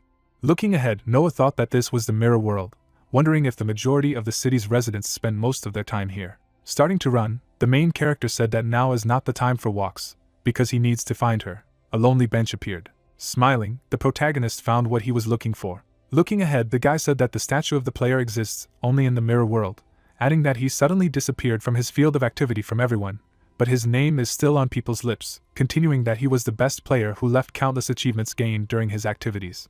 The player's face appeared. Looking ahead, the young man stated that it was written on the internet that if you pray to the statue, the game will always go smoothly. Making a stupid face, the master asked for help to enter the academy as a student on the recommendation. Suddenly a girl appeared. Looking at each other, the players asked why they were there, and Noah asked if she had also come to pray to the statue, because she was as worried as he was.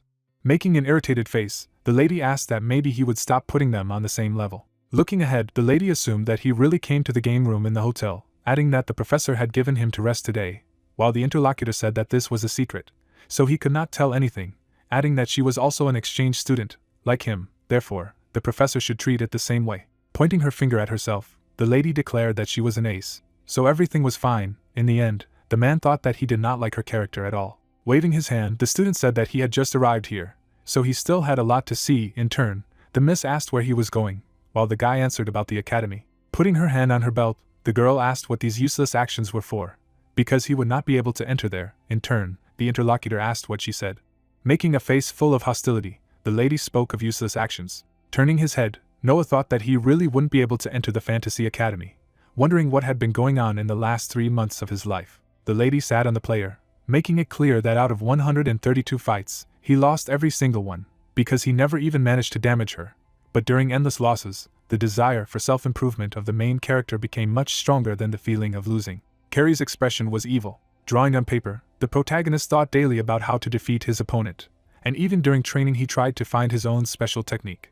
Smiling, the guy looked at the paper, and it became clear that he had always enjoyed the process, because he thought of Carrie as a good competitor that he aspired to, and a rival that he had to defeat at all costs on his own. Because of this word, the girl became a blow to him. Without showing his face, the young man asked why he said so. Looking ahead, the man shouted that he wouldn't always lose either. Standing up, the lady asked that he wanted to fight. The player gritted his teeth. A smile appeared on the warrior's face. People ran at each other. A powerful blow rang out. Noah stood next to his opponent. Looking at her fist, the girl asked what it had just been. Without showing his eyes, the main character said that he would also pass tomorrow's test and would definitely enter the academy, adding that it should take back the words. A blue eye appeared. Grabbing the man by the hand, the lady said that she did not understand what he was talking about, asking why he always shouted about the obvious. Throwing her opponent forward, the lady asked what she should take. Starting to cry, the guy said that she had just said that he would not be able to enter the academy. In turn, his colleague said that of course he would not be able to. In the end, the young man added that she still continues to say this. Making an angry face, the lady asked how he would get there if the Mirror World Fantasy Academy was forbidden for people from the outside, adding that it had no incarnation for such people, so they couldn't even see the building from the outside, asking that he didn't even know it. There were tears on the face of the interlocutor. Making a foolish face, Noah asked how she hadn't said he couldn't go to the academy, and Miss asked him how strong the persecution was that he had heard it that way. Knitting her eyebrows, Carrie asked why she would say such a thing, since they were on the same team now, adding that if he failed tomorrow's exam, he would die at her hands, asking if he understood. Hope appeared on the face of the main character. The protagonist began to cry. A statue of the player appeared. Standing next to the guy, the girl said that she had warmed up a little and seemed to immediately want to eat, offering to eat together if he was in the hotel. In turn, the young man answered positively. Making a silly face, the player wondered what they would eat together, which meant that he would meet the real Carrie. The man took off his helmet. Legs appeared. Without showing his face, the man asked if the character belonged to him. Shia crossed her arms, and Noah thought that during the fight with her, he was interested in how she looks in reality. The girl hit the guy in the face, and he realized that his opponent had outstanding abilities despite the fact that they were the same age. A fist flew into the face of the main character. Looking at how quickly the lady strikes, the protagonist noticed that she has incredible striking power. The young man presented the internal organs, after which he formed an idea of who his ally was. The lady stuck out her tongue. Covered with sweat, the boy could not understand why this was happening. Opening her mouth, the woman asked if they knew each other in the game. Looking down, Shia wondered why her interlocutor was looking at her with such a stupid look. Pointing at herself, the girl introduced herself by her nickname in the game. With her eyes wide open, the young lady offered to give her real names, because in real life they cannot call each other by the names of their characters. Raising his eyebrows, Noah introduced himself by name. Holding out her hand, the friend said that she was counting on her comrade. There were various dishes on the table. Beaming with happiness, the coach said that it was very tasty. Sitting at the table, the protagonist was surprised that his companion was so happy about a simple meal, after which Shia asked what city her student was from, to which she received an answer that he was from City I. Frowning, the protagonist heard the words that the girl is from F City, which is very close to his city. Imagining bandits with weapons, the guy remembered that this city is called the Underworld, because it has the highest crime rate and the lowest standard of living. Throwing the empty bowl on the table, the lady was pleased that she could eat in peace. Pointing with chopsticks, the young lady turned to her interlocutor. Opening his mouth, the friend reminded him that he had excelled in training in the use of synchronization. Covered with sweat, the young man replied that he did not like to lose, because he had good results. Wiping her lips, the companion revealed that she had become a student on recommendation after the professor recruited her after their battle. Baring her teeth, Shia explained that their first fight had taken place in the Time Heroes arena. Looking at the way her opponent tilted his head, the girl said that he didn't look like an academy professor at all, because he could accurately read her every move and ability, which allowed him to win time after time.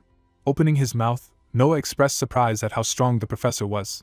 Raising her index finger, the lady said that this is all strange, because he cannot be found even if you enter the ID of his character. Sweating, the main character asked if his ally had seen the professor in reality, to which he received a negative answer. Raising his eyebrows, the protagonist listened to the words that he recommended them to the academy, which was attended only by the elite.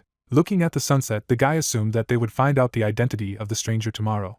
The teacher looked ahead. Several people were sitting at the table. Holding his head straight, the man listened to the words that the director was going to reveal the content of tomorrow's exam so late. Lowering his gaze, the scientist reasoned over what their boss was up to. Opening his mouth, the teacher heard that someone had addressed him. Looking ahead, Basin asked about whether his friend had found any worthy students to recommend to the academy this year. Turning his head, the employee suggested that since his colleague was asking such a question, then he had also found someone capable, to which he received the answer that this time a real genius would be studying with them. Placing his hand on the table, the professor noted that his guys were not so simple either, and Siler objected by saying that they were still rootless children from the slums. The man looked away. Opening his mouth, the teacher heard the words that every year he brings poor people who spoil the image of their establishment. Crossing his arms over his chest, the teacher stated that a person's personality can manifest itself in any environment, so these children can become pioneers who will create a new generation, in response to which Bison supported this point of view, because he also found someone from the city of F. Frowning, the villain was unhappy that a person with no experience and with an unknown origin had become a professor and was now destroying the academy. Someone opened the door. Turning their heads, the professors heard that everyone was assembled. Closing one eye, the director apologized for being late. Sweating, Siler asked his boss not to apologize, because he was trying very hard for the common good.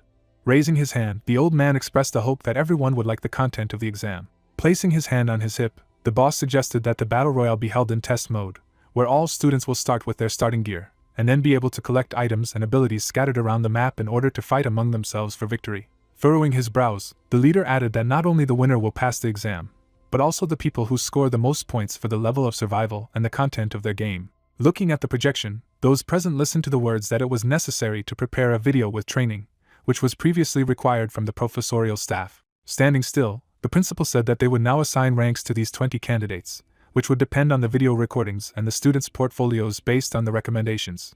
Looking at the portraits of the students, the head of the academy announced that 7 people had received the D rank, 5 guys had been awarded the C rank, 4 people had received the B rank, and only 3 had reached the A rank. Looking from under his brow, the old man added that 1 candidate had been given the rank of S.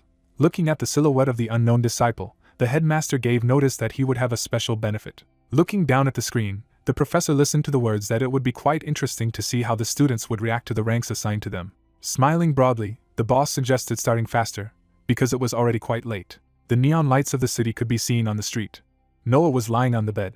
Remembering how his girlfriend dragged him with her, the main character could not understand where such a friendly girl came from. The guys were photographed on the phone. Sweating, the protagonist expressed his hope that his new companion did not notice that he had no experience at all in communicating with friends in reality. Turning his head, the guy could not believe that his comrade was not worried at all. Looking at the city outside the window, the young man reflected on the fact that if he failed tomorrow's exam, then the past 3 months would be useless. Beginning to tremble with fear, the young man hoped that he would be able to pass. Standing in front of the table, the headmaster told that they had divided the disciples into ranks from D to S. The men looked at the chief. Sailor looked away. The teachers looked away. Turning their heads, the workers heard the words that the decision to award the candidate the rank of S was unanimous. Smiling broadly, the head asked if anyone had any objections to this. Adjusting his glasses, the professor noticed that this time there were real monsters of an absurdly high level at the exam. Lowering his head, the teacher hoped that the children would do well. A D rank icon was visible on the screen, and a portrait of Noah appeared in the window. The corridor of the school was visible. The main character lowered his eyebrows. Sitting in some kind of device, the protagonist was amazed that he had actually come to a fantasy academy. Holding the book in his hands, the guy remembered that upon arrival he was immediately taken here. Looking at the textbook, the young man knew that it had been an hour since he had been asked to read it before the exam. Covered in sweat, the young man was annoyed that he had been so excited yesterday that he could not fall asleep, and also could not see the professor. With his eyes wide open, the boy was afraid that he would not be able to pass the exam. Punching himself in the face, Noah ordered himself to come to his senses. Shia sat on top of her defeated comrade, and he thought about the fact that he had lost all the 132 fights they had with his girlfriend. Starting to cry, the main character decided that he should get the highest result in this exam and take first place at all costs. Clenching his fist, the protagonist reasoned that this time he would be able to use the synchronization level, so he would fight with all his might. Looking up, the young man heard an announcement that the exam was about to begin, so the students had to go to a place called the intersection inside the academy. The young man looked at the virtual reality helmet. Looking at the school building, the young man firmly decided that he would definitely win. The player saw only emptiness. His eyes opened a little. There were many people in the hall. With his mouth open, the player couldn't believe that the royal palace was the venue for the exam. Looking at the couple, the young man understood something. The students looked away. Looking from under his brows, Noah guessed that everyone present had come on recommendation. Smiling, the girl called out to her ally. Frowning, the main character thought that all the time before he had only lost to her, but this time everything would be different. Turning away, the protagonist promised himself that today everything will change dramatically. The lady's pupils narrowed. Grabbing her friend, the young lady shouted that he had no right to ignore her. The guys looked ahead. Sitting on the throne, the headmaster said that all 20 people who had to pass the exam were now here. Looking down on him, the leader introduced himself with his disciples. Putting his hand on his shoulder, the young man was surprised to see the headmaster of this academy. Raising his hand, the old man expressed the hope that all the participants had carefully read the rulebook and understood it. Holding a hologram in his hand, the chief explained that this exam is a fantasy battle royale in which the fighters will become stronger by collecting items and leveling up, and the last surviving student will be among the members of the academy. Squinting his eyes, the head continued his speech by saying that it was necessary not only to survive, but also to prove his skills, but the last participant would receive the highest benefit. Raising his hand, the schoolboy asked permission to ask a question. Standing still, the boy asked what the rank that was written about in the book was. Looking at the students, the man explained that another topic of the exam was rank capture. The person raised his hands, and the director said that the participants began the game by being divided into groups from D rank to A rank, but a person with a lower rank could assign a higher rank to himself by killing his bearer. Sitting on the throne, the old man added that it was impossible to know one's rank from the beginning. Smiling, the leader shared the information that among the participants there is one applicant with the rank of S. Keeping his head straight, the head said that the attitude of the academy towards applicants will depend on their rank, so the person with the highest rank is provided with the best attention. Sweating, Noah thought that it sounded very cool. Raising her hand, the girl asked about the criteria for assigning ranks. Looking at the student, the director explained that the ranks were given by the entire teaching staff after assessing the combat abilities of the candidates, to which she replied that in this case, the criteria could not be accurate. Looking down, the teacher asked if the lady did not understand the results of the assessment. Frowning, the student listened to the words that if she did not like such a grading system, then she could leave right now. Raising his hand, the sage stated that their academy is the best educational body for the greatest professional players. The boy stood among strange faces, and the boss said that a professional player is the one who responds to the quiet accusations of the audience, while being in the epicenter of everything that is happening. Sitting on the throne, the old man added that it was this difference between them that became an indicator of a true star. Looking at the faces of her rivals, the disciple listened to the words that she should look at them carefully. The guys were smiling, and the leader said that this is the difference between those who will become a star and those who will not. Looking down on him, the mentor knew that on the faces of these people was written their desire to win. Holding his head straight, the director invited the girl to prove her dissatisfaction with her game. Stretching out his hand, the old man shouted that they had only one task, which was to show who they really were. The participants were enveloped in a blue glow, and the organizer invited them to prove with their game that they deserved to become students of the Fantastic Academy. Looking from under his brow, Noah listened to the words that this was the best environment for them to nurture their dreams. Numerous beams appeared from the wall, after which the announcement of the start of the games sounded. A man in a hood watched what was happening. Smiling, the professor promised to cheer for his chosen ones. Looking at the map of choosing the starting location, the main character realized that he had chosen a place while reading the book. Having chosen a point on the island, the protagonist decided that the best choice would be to start from there. A ray of light landed in the forest.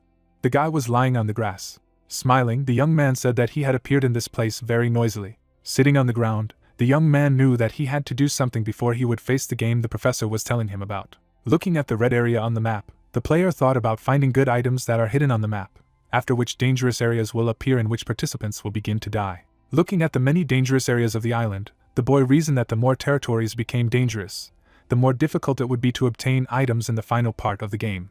Noah held steel shorts in his hands, which gave 2 points of defense. Covered with sweat, the main character was upset that there was no more useful item in the box. Examining the chest, the protagonist realized that in a survival game you need to be careful and not meet another participant at the very beginning, because if a battle begins, there will not be enough time to collect items. Sitting next to another newcomer, the guy hoped that he was not unlucky enough to meet the enemy at the very beginning. The young man looked ahead. The stranger looked in front of him. The young man turned his head. The snowman looked away. There was horror on the player's face. The creature began to melt, after which the IDs of 2 opponents appeared. Images of players appeared, and it was said that they were Examiner number 11 with the game ID Arc and Examiner number 7 with the nickname Ginus. A blue screen could be seen, and it could be heard that the 2 disciples had collided in the wild forest. The man, lowering his eyebrows, muttered that he had met another examinee only 5 minutes after the start, and added that Noah was unlucky. Holding his chin, the master said that due to the fact that they didn't have any items yet, there was a high probability of a protracted battle, after which Baizen chuckled and said that it seemed to him that their disciples had clashed. Looking at the professor, the teacher noticed that this was an uncomfortable situation.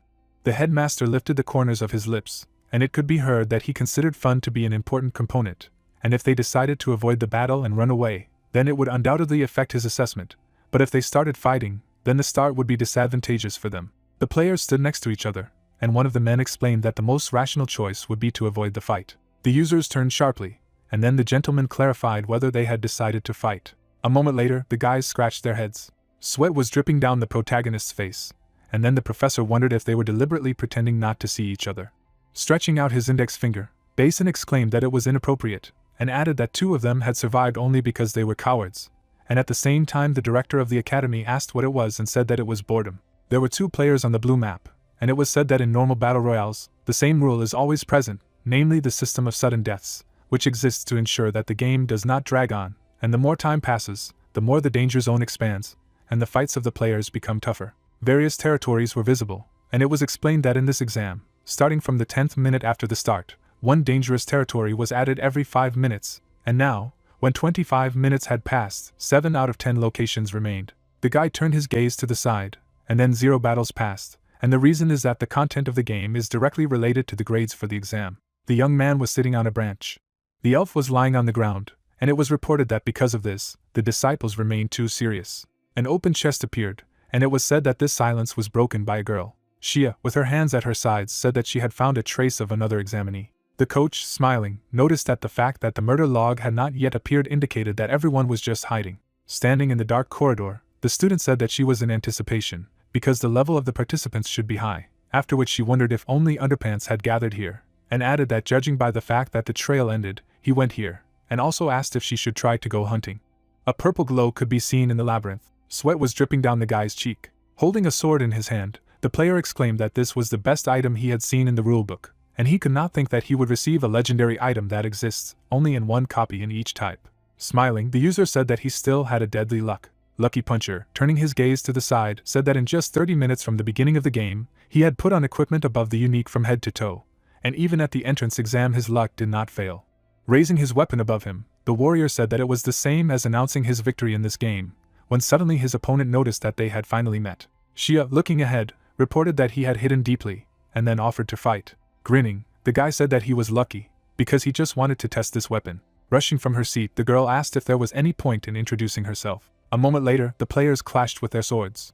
After repelling the enemy's attack, the young man said that judging by her appearance, she hadn't even finished pumping yet, and he had already completely improved. The student, opening her mouth wide, said that it was fine, and that if she killed him, she would get all this. His eyebrows lowered in bewilderment. The swordsman wondered if she didn't know how important the difference in equipment was in a battle royale. After breaking his opponent's weapon, the warrior reported that he was disappointed. Grinning slyly, the guy explained that this was luck, and the system wrote about the skill of destroying weapons. The lady's expression was confused, and at the same time the young man said that this was the first murder and wished himself a bon appetit. Suddenly, the student dodged the blow. Shia jumped back sharply. Looking ahead, the player wondered what these movements were. The girl stuck her sword into the floor, and her opponent wondered if it was acrobatics. Standing in front of the enemy, the student asked if the permission of her weapon was his strength, after which he replied that she only now realized the difference in combat strength due to the difference in objects. Throwing away the broken blade, the apprentice clarified if it meant it was good and exclaimed that it would be hers now, and then Lucky Puncher wondered if she understood what she was being told and said that it meant she wouldn't defeat him. The examinee touched the surface and said that he was the only one who thought so. Leaning on the floor, Shia asked if super game usually doesn't manifest itself in disadvantageous situations, and then called the opponent a player who has no abilities, but has a lot of good items. Opening his jaw menacingly, the guy clarified that she really thought that she could defeat him even without a weapon. Swinging his sword, the young man shouted that she should die, and added about idiotic rabbit ears. Suddenly, the girl grabbed her opponent by the neck. The lady bared her teeth. Suddenly, the student threw her opponent into the wall. The player's pupils quickly turned white. The student clenched her fist, and at the same time, the user thought that she was fast. Lucky Puncher clenched his jaw in fear. Shia struck near the opponent's head. Through the sweat on his face, the guy wondered how it was possible to deliver such a powerful blow with his bare hands. Waving his hand, the young man exclaimed that it was a scam and wondered if they had all started the game with the same parameters. Dodging the attacks of her opponent, the girl noticed that he was still poorly versed in the use of an avatar in intersection. The lady pulled her elbow back and explained that here his abilities from the real world were multiplied several times, and thanks to the well-manifested physical movement of the platform, if he was able to direct the flow of force. Then the student hit her opponent in the stomach. The player opened his mouth wide in pain, and the student reported that it was possible to deliver a devastating blow even with his bare hands. Sitting on the floor, the user muttered that as luck would have it, there was such a monster among the examinees, after which he wondered how he could be so unlucky. Tears appeared under his eyes. Lucky Puncher clarified if she was S-ranked, to which Shia, stretching her fingers, replied that she didn't know that either. Swinging his leg, the girl said that it seemed to her that she would be able to find out very soon. The guy closed his eyes in fear. The lady lowered the corners of her lips, and the system wrote that the first murder had been committed, and now the ranks of the examinees would be revealed. The student said that she had not killed yet, and the young man, through the sweat on his face, was surprised by the announcement at such a moment, and said that he was still incredibly lucky. The student, hitting her opponent in the face, asked where he was going. Looking at the blue screen, Shia clarified how he could have taken the first move from her, and who it was. After a moment, the girl, her eyes rounded, was stunned. The lady noticed the main character's ID. 10 minutes ago, the location of the burning mountain was visible. Noah sighed heavily. The protagonist held a shield in his hand. Lowering his eyebrows, the guy muttered that he did not think that he would meet such an opponent. The young man, standing in front of the warrior, realized that he was incredibly strong. About 10 minutes after the start of the competition, many volcanoes appeared at the entrance exam for the students recommended to the academy. The player, shuffling his legs, said that he did not think that he would meet another student from the very beginning, and because of this, he could not even level up normally. Clenching his fist, the user said that judging by the fact that you can run from one location to another in about 5 minutes, the territories here are not small, and then asked if he would meet with another examiner here. After a moment, Noah noticed the chest. Then the main character opened the box. The protagonist took a sword and shield, after which he said that it had a weapon with good balance. Looking at the equipment, the guy exclaimed that it was rare and still had the ability on it, and the system reported the characteristics of the shield of the Golden River. Raising his sword, the young man asked if he would begin to improve properly now, and then said that he should let anyone come out, because he would only be willing to oppose them except Shia. Suddenly Noah lowered his gaze. The protagonist noticed a player who was lying with his head in the chest, and wondered if he really came out. The protagonist's expression was thoughtful, and he wondered if he was also taking the exam, but why he was stuck in the chest, and if it was a corpse, and at the same time, he muttered that if he had been killed, then the murder log would have already appeared. The user was sitting on the ground, and various options were written in the notification, namely someone killed him, but the kill log did not appear. Either it was a trap for the enemy, or he was playing, but because of something the connection with the game was interrupted, after which the guy thought that such an error as in the first option could not have happened at the exam at the academy, and the second number is too stupid. Touching the stranger's shoulder with his finger, the protagonist decided that only the third option remained, and if something really happened to his body, then he needed to report it to the academy as soon as possible, after which he tried to gently call out to him. Suddenly a user with blue hair rose up, causing the protagonist to be frightened. The disciple resolutely turned his head to the side. Clenching his jaw in alarm, the young man remained silent. Leaning over the chest again, the stranger said that he would sleep for another 5 minutes. Looking down, Noah asked if he had just said that he would sleep for another 5 minutes, and then he was indignant at whether he had slept just like that. Turning back, the student asked if there was another examinee in front of him. Standing in front of the interlocutor, the player remembered that he was at the exam, and then said that he was just collecting resources, but it was so warm here, so he accidentally fell asleep, and the main character wondered if he slept during the exam, and who he was anyway. Taking the sword out of the scabbard, the student invited his opponent to fight, and he realized that he had been straining all this time in vain. Covering his leg with a shield, the guy asked if this meant that in any case nothing bad had happened, after which he said that in this case he had no reason to give in. With a sly grin, the protagonist shouted that he would finally be able to see the results of all his training. The mentor held the book in his hand, and it turned out that these were useful techniques in intersection, which he had been taught during these 3 months. The young man was lying on the floor with Shia, and it was clear that it was practice with her when he tried to be a punching bag, but thanks to these 2 trainings, he managed to become very strong. Swinging his sword, the user realized that the guy who fell asleep right in the middle of the exam was nothing for him. Suddenly, sweat ran down Noah's cheek. The main character's weapon hit the opponent's katana. An elf was visible on the screen. Baizen, holding his chin, said that their students had met again, and it seemed to him that they were bound by fate. The professor turned around and believed that this child was his student, after which the teacher replied that it was true, and added that this time his ward was unlucky because he had met Han. The protagonist's mentor lowered his eyebrows in bewilderment, and the man said that it was his name, and had told him before that he had found an incredible genius in F-City. The characteristics of the guy appeared, and then the master noticed that this student, as far as he knew, had received the rank of D. Scratching his head, Baizen clarified that he was very lazy, and refused to take a video from the training, stating that he was lazy. Noah stood opposite his opponent, and then the professor said that it could be said that, although unintentionally, he had become a secret weapon. Holding a katana in his hand, the elf said that he was sure that Baizen had said that the academy exam would be fun. Sharply attacking the main character, the player asked if he had deceived him after all. Clenching his jaw, the protagonist muttered that this guy was kind of sleepy, and wondered why he was moving so fast. The user spread his hands in different directions, and at the same time, the young man thought that from the very beginning, he had encountered an incredibly strong enemy. Gripping his shield tightly, Noah remembered that he had a shield ability, namely a stance ability that, upon use, stuns the enemy who attacked him. Han's ears were visible, and the protagonist hoped that he would attack him. The player, leaning towards the protagonist, recognized his rhythm and said that he thought he was hiding something. Through the sweat on his face, the protagonist asked his opponent again. Suddenly, the user delivered a slashing blow. The guy slid his foot on the ground. A moment later, the elf pushed the young man in the stomach. Noah lowered his eyebrows in bewilderment. Baizen, looking ahead, said that it was a hidden intersection system, namely synchronization. Raising his palm, the academy professor explained that this was an opportunity to experience something that could not be felt in reality, and transcended all sensations, as well as slowing down the sense of time for one of them, after which the man muttered that Baizen's sudden conversations with himself had begun. Blue threads appeared, and then the teacher said that he was wondering if there was a way to increase the level of synchronization, and where the limit of this level was. Turning his head towards the building, the mentor said that he had heard rumors about a guy who felt something strange when he was in the intersection, and so he had gone to see him in F-City.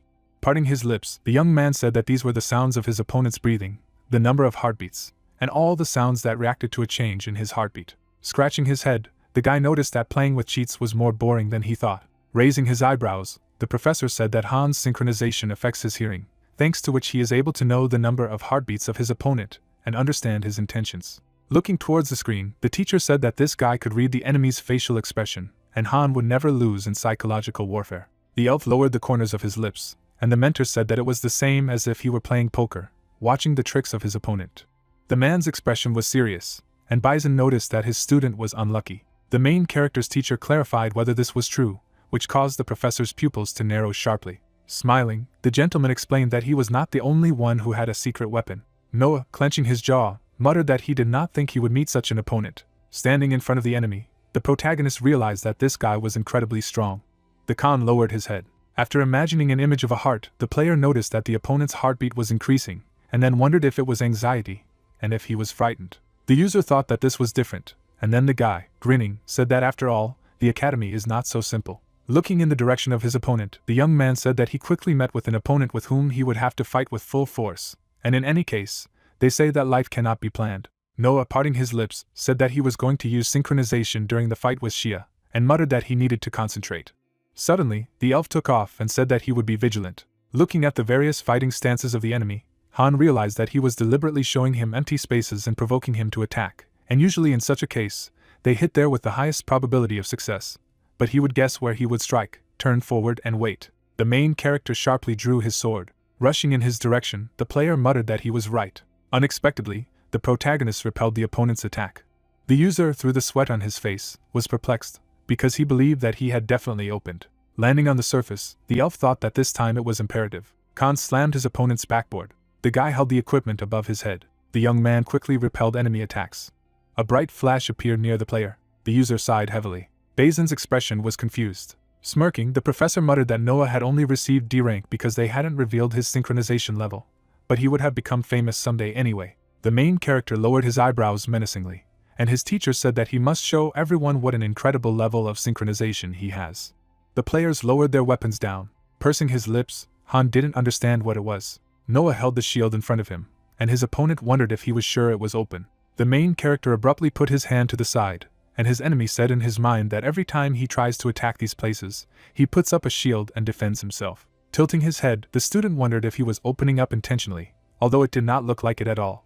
The guy furrowed his brows menacingly, while his opponent was surprised that he was struggling to see it in such a short time. Lowering his jaw, the user said his name, after which he asked if he could find out his name, to which he gave his game nickname. Scratching his head, the protagonist did not know if it was praise when the opponent noticed that he was capable, and that for the first time in a long time, something more fun than a dream had appeared. Suddenly, the student put his hand into the system screen. Waving his fingers, Han said that he didn't want to lose after all, so he would fight with full force. Noah stared in surprise at the black ball that rolled on the ground. At the same second, a powerful explosion occurred. Covering his face with his hand, the main character did not understand whether it was a smoke bomb, and whether he really decided to run away after saying this. The player was behind the opponent's back and said that he would not run away. The guy sharply stabbed his opponent in the back. Swinging the sword from side to side, the user didn't understand how he managed to pinpoint his location inside the smoke. Standing aside, the student explained that he could recognize him due to the fact that the level of synchronization amplifies his hearing, so that he can hear absolutely everything. The young man's face was bruised after the battle, and his enemy noticed that he could hear the sound of his footsteps, frantic breathing, and even his heartbeat accelerating. Covering his mouth with both hands, Noah wondered if this meant that he would know his whereabouts through sounds, and then realized that synchronization could do that. Taking a confident step forward, the main character thought that everything would end as soon as he came out of the smoke screen. Suddenly, a lava flow splashed out of the crater. The guy crashed to the ground, and his enemy noticed that he should not make too sudden movements, and then asked if he had forgotten that there were lava hollows everywhere. Gritting his teeth tightly with anger, the protagonist thought that there were lava hollows under his feet, but if he stayed in the smoke screen, then the opponent would be in a more advantageous position, and did not understand how he needed to get out of this situation. Leaning his knee to the floor, the young man decided that at such moments, on the contrary, he needed to be as calm as possible, because with the passage of time, the veil would disappear, and the ability to use the ability of the sword would be restored. Noah held the shield firmly in his hand, thinking that if he could only use it well, he thought he could win, and then wondered if he would be able to react if he raised his synchronization level to the maximum.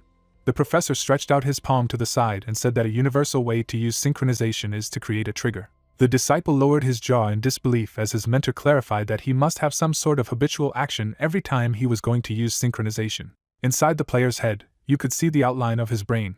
The main character had previously rounded his eyes, and now he was talking about the fact that if you think about it, then when he uses an increase in synchronization, but he starts with an exhalation. With a sly grin, the teacher stated that this meant that they had decided what kind of training they would need to do, and then added that if the trigger was exhalation, then they could make holding their breath a trigger to stop using the synchronization level.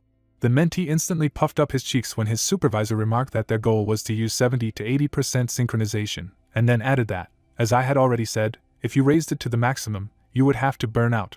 Folding his hands, the professor explained that this is why it is important to stop the increase in the synchronization level in the middle so that he does not manage to reach the limit, and moreover, because of this, it is necessary to use it at the necessary moments with single techniques, and not to increase the duration.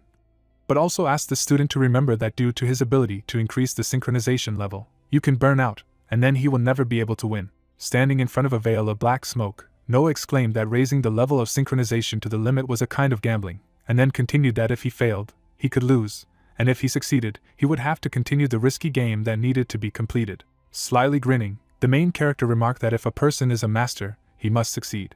The Khan closed his lips humbly.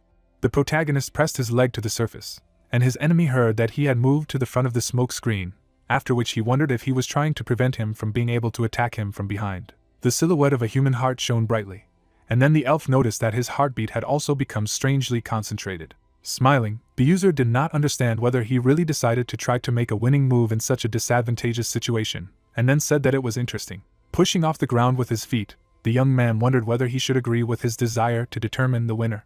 Exhaling heavily, the protagonist thought that he needed to concentrate.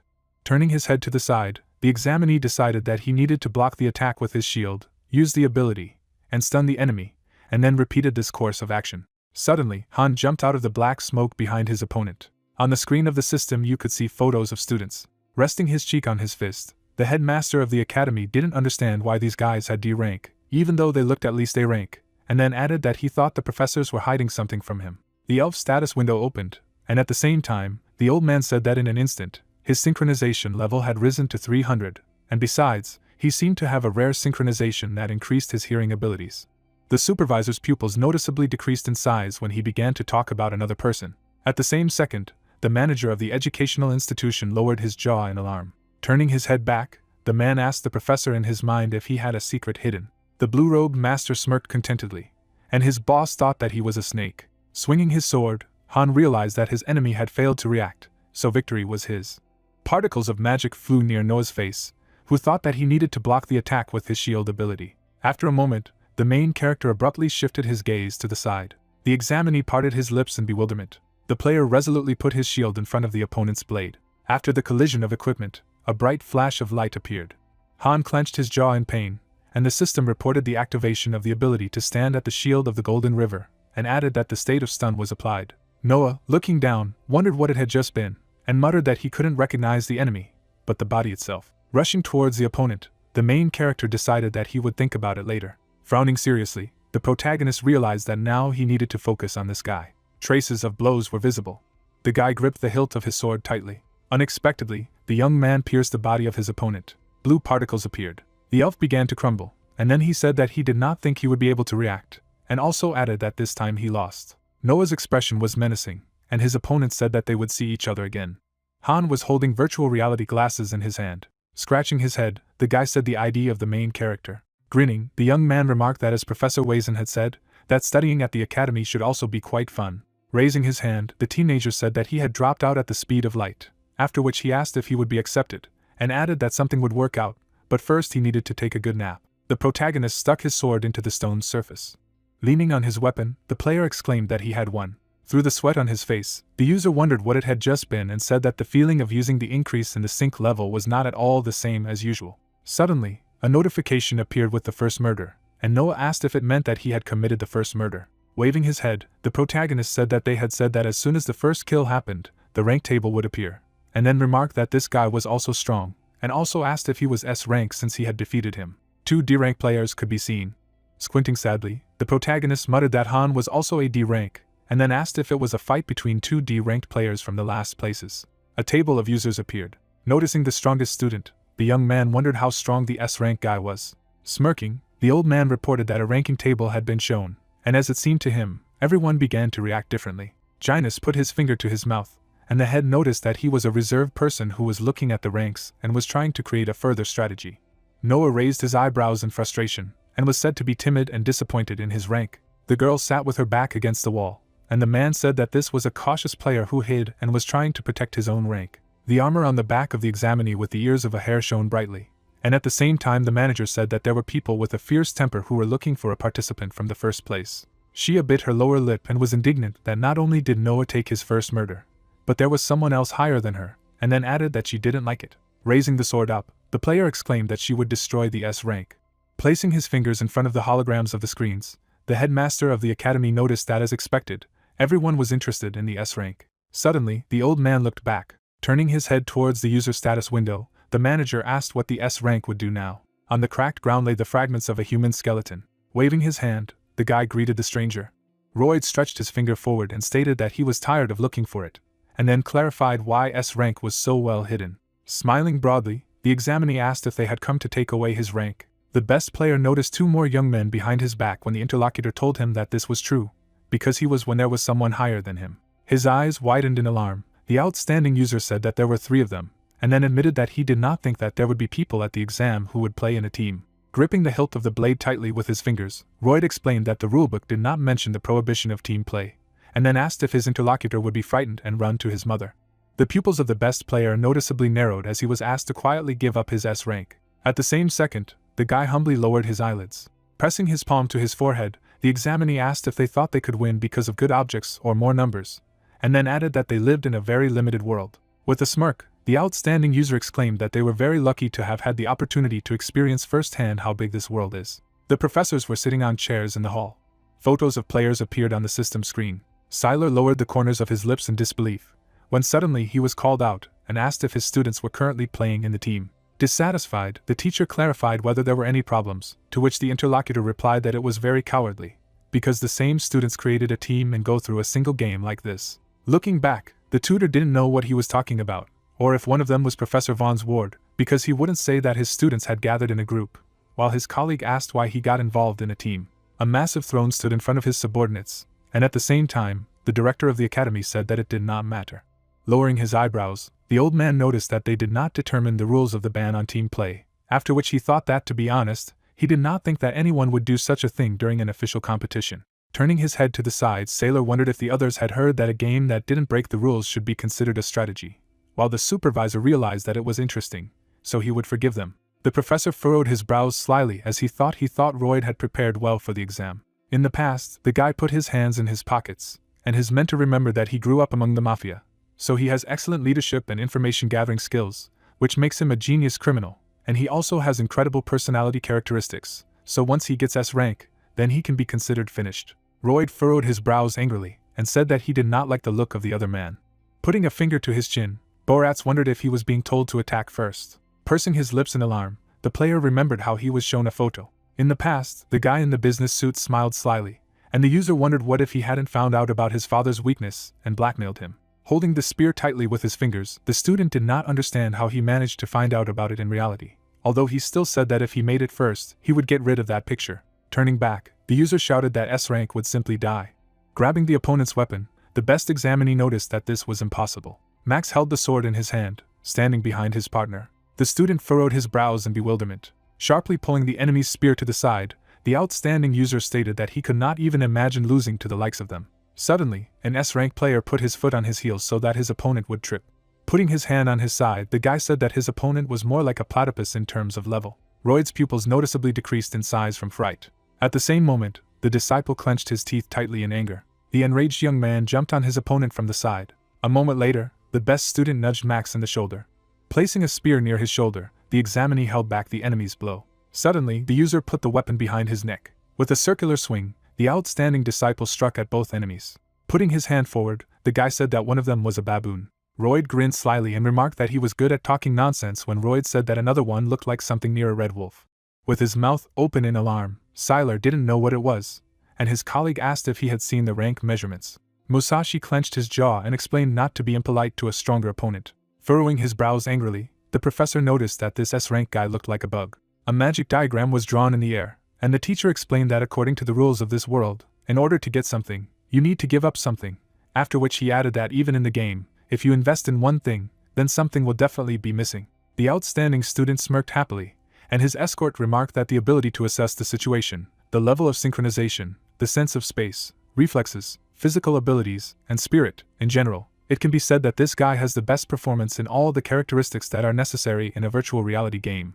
Enemies surrounded the S-rank player, while Musashi talked about how he had a supportive ego and an unwavering belief in his own victory. The student stabbed his opponent in the neck with his spear, and his mentor remarked that he had never thought about defeat. Boratz pressed his chin sharply against his neck. At the same time, Max clenched his teeth tightly in pain. Rubbing his face with the back of his hand, Royd said in his mind that he didn't think S-rank was that good.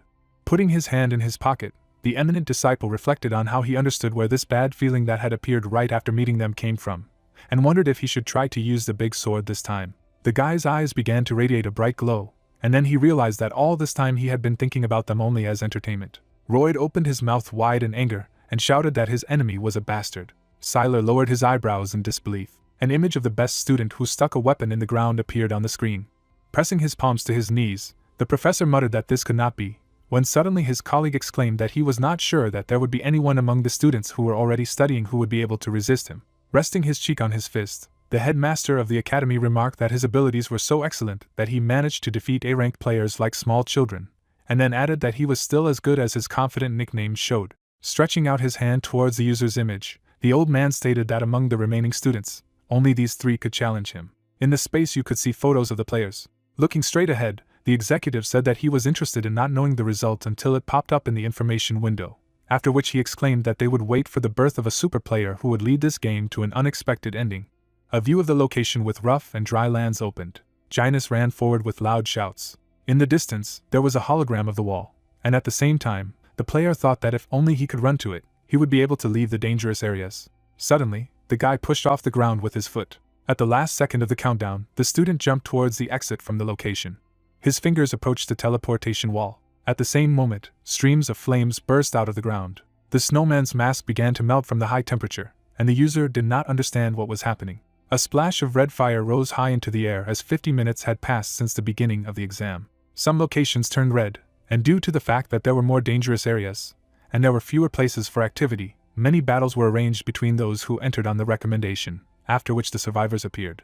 The photos showed the best of all the students, who, thanks to an unsurpassed number of kills, had reached first place in the overall score. Images of the two girls appeared against the backdrop of a high arena, and it turned out that at some point there were only 5 participants left, of which Xia and Mai were in the Land of Promise location. A view of the gloomy castle opened up, and it became clear that an outstanding student, Gio and Noah, were in the killer's den. The walls of the brick building were cracked. Scraps of white cloth hung on the wooden roof. The main character abruptly put out his hand in front of him. Looking at his palm, the player said that this is great, because it seems to him that now the synchronization level has worked. Furrowing his brows angrily, the protagonist remarked that he was still D rank and Xia was A rank. Reaching for the screen of the system, the user decided that first he needed to focus on the game, because there was another dangerous territory, and he had about 4 minutes left. Suddenly, the young man cautiously looked out of the window. Downstairs, Noah noticed a man, and then wondered if he was alive. The student wore a beaked mask on his face, and the protagonist exclaimed that it was a ranked Gio. Shifting his gaze to the side, the player asked if this idiot had the same strength as Xia, and then began to talk about who his opponent was. On the cracked bridge stood the best student. There was a satisfied grin on the young man's face, and the protagonist realized that it was an S-ranked user. At the same second, his pupils noticeably decreased in size. Closing his eyes, the examinee noticed that they had one hidden spectator. Gritting his teeth tightly, the guy did not understand why he had such a wide view, although he was fighting, while he asked if they should postpone the fight, since time was short. Holding his blade aside, Gio wondered what his opponent was distracted about. The player pushed off the ground with his foot, and the system reported that he was wearing the shoes of Hermes, which have a legendary rank and a special skill of instant acceleration, when the abilities of rushing forward and jumping are instantly enhanced. His eyes bulging angrily, the boy shouted for his enemy to die. Suddenly, the user pushed the opponent off the spot. His pupils had shrunk sharply in size. Holding back the blow with a small blade, the best student asked if he had hoped for it. Watching what was happening through the window, Noah was surprised. Gio swung his sword from side to side, and the protagonist said that this S-ranked was very relaxed during the battle against the A-ranked, after which he wondered if all the recommended students of the academy were monsters. A drop of sweat was dripping down the player's cheek, and then he wondered if he would be able to defeat S-rank with his D-rank. An outstanding user sharply drew attention to a small window. Grabbing the wooden beam with both hands, the protagonist did not understand why he was sitting there and being afraid alone, talking about ranks. Lowering his eyebrows, the young man exclaimed that he was determined to defeat Shia in this exam and take first place, so he had to now. The enemy's weapons crossed in the air. Looking at the flashes of light, the player thought that this was impossible. The best student brandished his blade with a smile on his face, and his opponent mused that he was sure that his sword was longer, but for some reason the attacks could not reach him. Frowning menacingly, the guy began to think about the abilities that he had managed to gain by playing so far, and what he had had to work. All this did not affect him. The huge hands of the enemy hung over the silhouette of the user, who did not understand what kind of monster it was. Rounding his eyes, the outstanding student said that he had opened up. A red bruise appeared on Gio's neck, and a notification appeared stating that his standard of living was almost 0. Swinging his weapon from top to bottom, the young man muttered that this was a boring ending. Scratching his neck, the top student remarked that if the academy had defined it as a rank, then he thought that it wouldn't take as long as he thought it would take to conquer the academy. The light of the teleportation beams reflected off the guy's shoes as the other wondered if this was the entire level of the best gaming school. Holding the equipment in both hands, Noah exclaimed that now he had to fight it. Turning his head back, the outstanding student clarified whether the person in front of him was the same person he had seen a little earlier, and whether he had run away. Putting the sword in front of him, the main character asked how he could do this, and why he would run away if right in front of him is the shortest path to becoming the best. The guy reached for the system screen with his fingers. The player gritted his teeth tightly when his opponent said that the academy had determined him as a D rank. With a sly grin, the top student stated that the remaining time was 2 minutes and 30 seconds, after which he assumed that it was a 1-minute walk to the safe area, and asked if that meant they had about a minute and a half. Glints of light reflected from the blade, and at the same time, the examinee said that 30 seconds would be enough, but abruptly decided that he would finish in 20 seconds. Lowering his jaw in bewilderment, the protagonist was surprised by his words and clarified if the reason for this was that he had a D rank. Suddenly, the young man put his shield aside. The outstanding disciple abruptly threw the blade from one hand to the other. A lot of traces of his blows appeared in the air. Gritting his teeth tightly in anger, Noah noticed that he was freely using the dagger with both hands, and each of his attacks was strong. Smirking, the player thoughtfully clarified whether this was still a recommended student, even though he had a D rank. Raising his sword above his head, the protagonist shouted that he should close his mouth. At the same second, the opponent's weapons crossed each other. The best user began to spin the knife in his hand. The guy instantly lowered his head to dodge the blow. A moment later, the tip of his equipment approached the protagonist's face. An outstanding student attacked the enemy in the chest. Suddenly, the young man looked up. Holding the shield in front of him, Noah realized that his stance was broken. When the main character decided that now was the time to attack, the enemy kicked him on the head. The student began to fall on his back. On the player's face there was a mark from the opponent's shoes, and then he wondered how he managed to carry out another attack at such a moment. The best student began to smile contentedly and noticed that there were still 10 seconds left. The enemy kicked the main character in the lower jaw. Tears poured from the guy's eyes, and blood spurted from his nose. He didn't understand how King was able to carry out another attack at such and such a moment. The opponent grinned contentedly. There were still 10 seconds left. Noah lost his balance, his mouth wide open. He pressed the sword to his face, gritting his teeth. This combo was too fast. The enemy was already approaching him. Red and blue stripes shone between them. The player was covered in sweat and thought that this fool really thought he could defeat him in 20 seconds. Professor Lee held up one finger and said that adjusting the synchronization level is like a player with their eyes closed pouring water into a glass. If it is too small, the effect will not fully manifest, and if you overdo it, you can burn out. The water had reached the edges of the vessel, and the mentor added that the ability to maintain it at a level that almost exceeded what was necessary was a synchronization control that only the best of pro gamers possessed. The young man opened his eyes wide and thought that the most important thing was to stay calm, and if he could control the level of synchronization, then his abilities would become infinite. Suddenly, King struck him a powerful blow. The protagonist's eyes turned white. The system announced the activation of the Golden River Shield ability. Then he abruptly fell forward. A blue screen appeared in front of the frightened face of the enemy. I could see green chewing gum, which instantly relieves the effects of sleeping. The villain's eyes were wide in surprise. 2 players struck at the same time, causing a bright flash of light. Noah stared at the enemy intensely and thought that while in the stun, he was able to immediately use a counter item. He didn't understand how King did all this in a game that he was playing for the first time. The scoundrel gritted his teeth and said that there were 0 seconds left. The protagonist was covered in sweat. The player put his hand on his forehead and said that he could not have made a mistake, or else the judges of the academy made a mistake in awarding Noah the rank of D. He said with a serious look that it did not matter for what reason, but the fact that he did not follow through on it spoiled his mood. Suddenly, he was right in front of the protagonist's face. The young man managed to put his shield under the fierce attacks. He gritted his teeth, noticing the atmosphere around this fool. King furrowed his brows. He suppressed the guy non-stop with his attacks. White flashes remained from the blows. Then, blue streaks shone in the air. Everyone opened their mouths in shock as they watched the battle. Musashi looked at Professor Lee and asked what he thought about the existence of geniuses. The demon looked directly and said that he did not believe in such a thing. If they existed, then human efforts would be useless. But something happened that made him change his mind. With his eyes wide open, he said that it all happened when he went to a friend who decided to talk. A luxurious room was visible. His family was very famous and helped to create an elite who took an active position in many industries. The man's eyes were red. The friend whom Musashi had met for the first time in a long time began to talk as if he was waiting for him very much. The ring was visible, and the young man said that his son, who had been boxing for 3 months, had recently taken part in his first competition. The professor introduced King and thought that during the first fight, his friend's son was never hit, and he made it to the final. Anyone would have thought it was a bluff. Sweat flowed down the body of the jock, but due to a sharp turn in history, everything began to go in a completely unexpected direction. Drops fell to the floor, and this was the turn. The soldier stepped on his own sweat. Suddenly he lost his balance and fell to the side. The opponent immediately struck him a blow in the face, which was the very first for a genius. The young man grinned contentedly. A bruise appeared on the leader's cheek, and after that, real horror began, what can be called a brutal murder. The boxer attacked his opponent. Endless blows followed. A feeling of humiliation, hopelessness, denial of the path traveled. The guy's eyes shone brightly. At some point the hero of the story, obviously, became a negative character. The people in the stands watched them closely. The winner with a satisfied face wound the bandage around his hand. He was smiling. Immediately after the end of that fight, his opponent announced his retirement from this sport. The men sat opposite each other, after which Musashi's friend began to tell him incredible stories, and at some point the professor was completely immersed in how his friend praised his son. The old man was covered in sweat. He couldn't help but be surprised to hear his last words.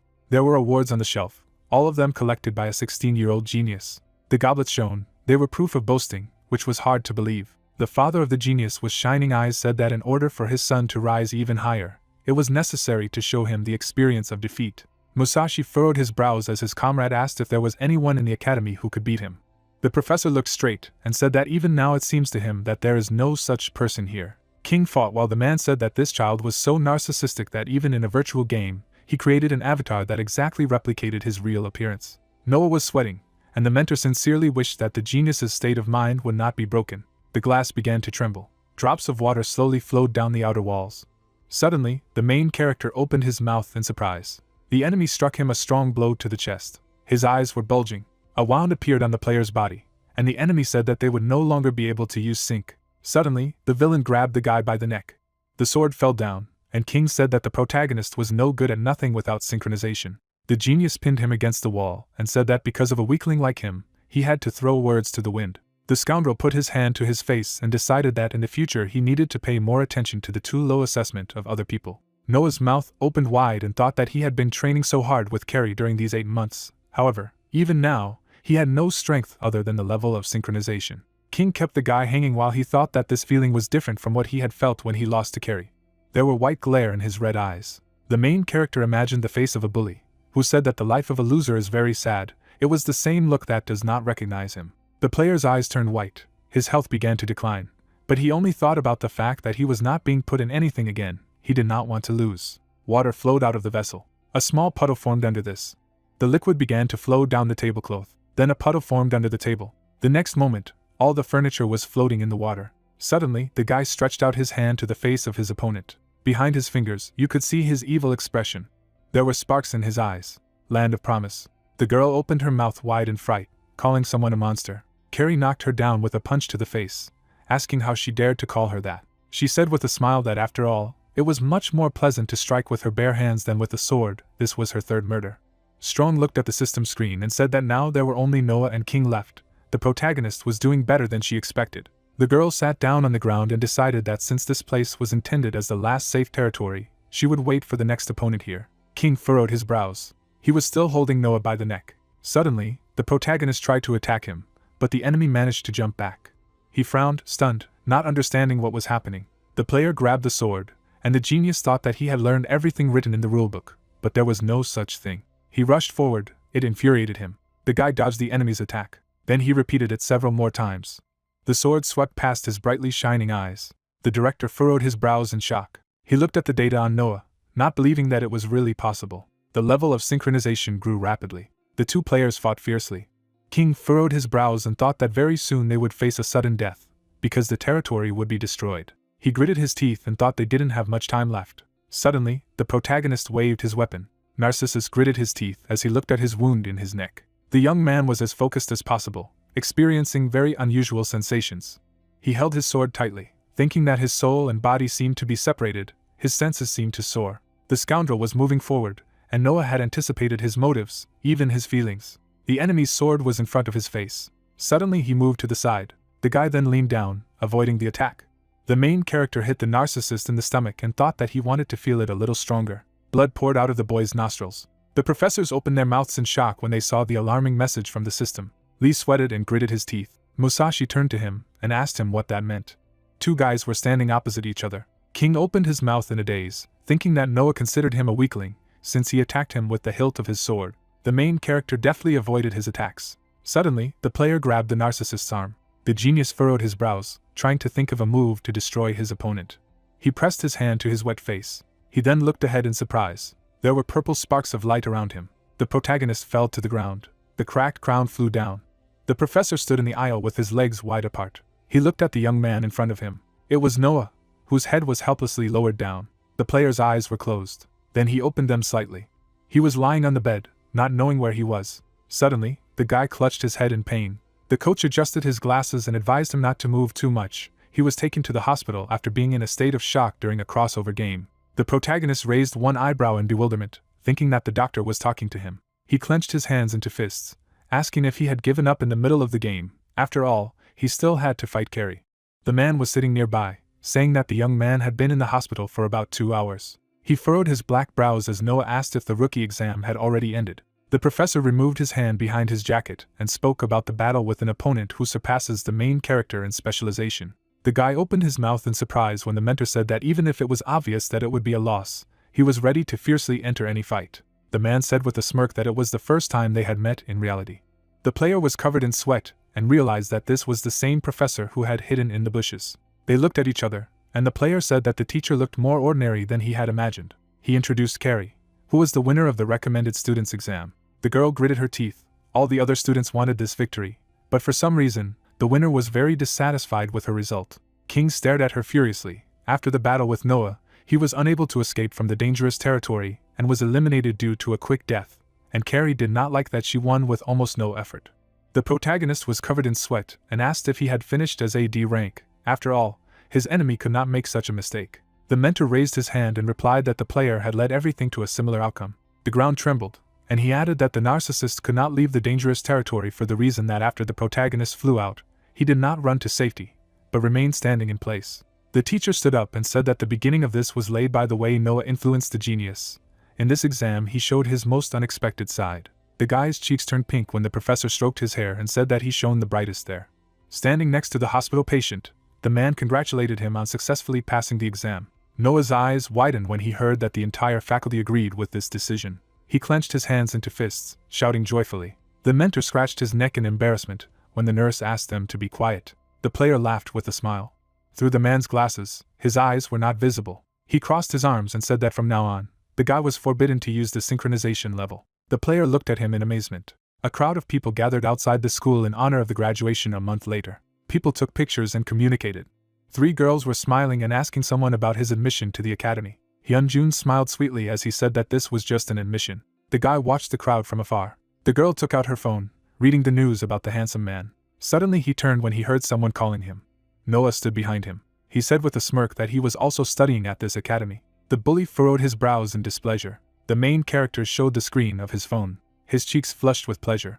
Hyunjun's face showed veins of anger. He clenched his hands into fists, and his fans began to worry that he was sick. The runner was ready, A new beginning means the end of a painful time and the beginning of a new life. Usually such a phrase is used in a positive way. The player packed his things, thinking that a new beginning also means separation from what was up to that point. He looked to the side and thought that the robot hadn't said anything for a while. The guy imagined the metropolis and thought that, according to the rules of the Science Fiction Academy, all its students are required to live in dormitories on its territory. Besides, it is forbidden to bring their robots. He was the only one who watched TV. His owner would not be able to avoid separation from him. The player imagined them playing together and thought that his companion was very happy to hear about the omission, but was also upset when the day of separation came.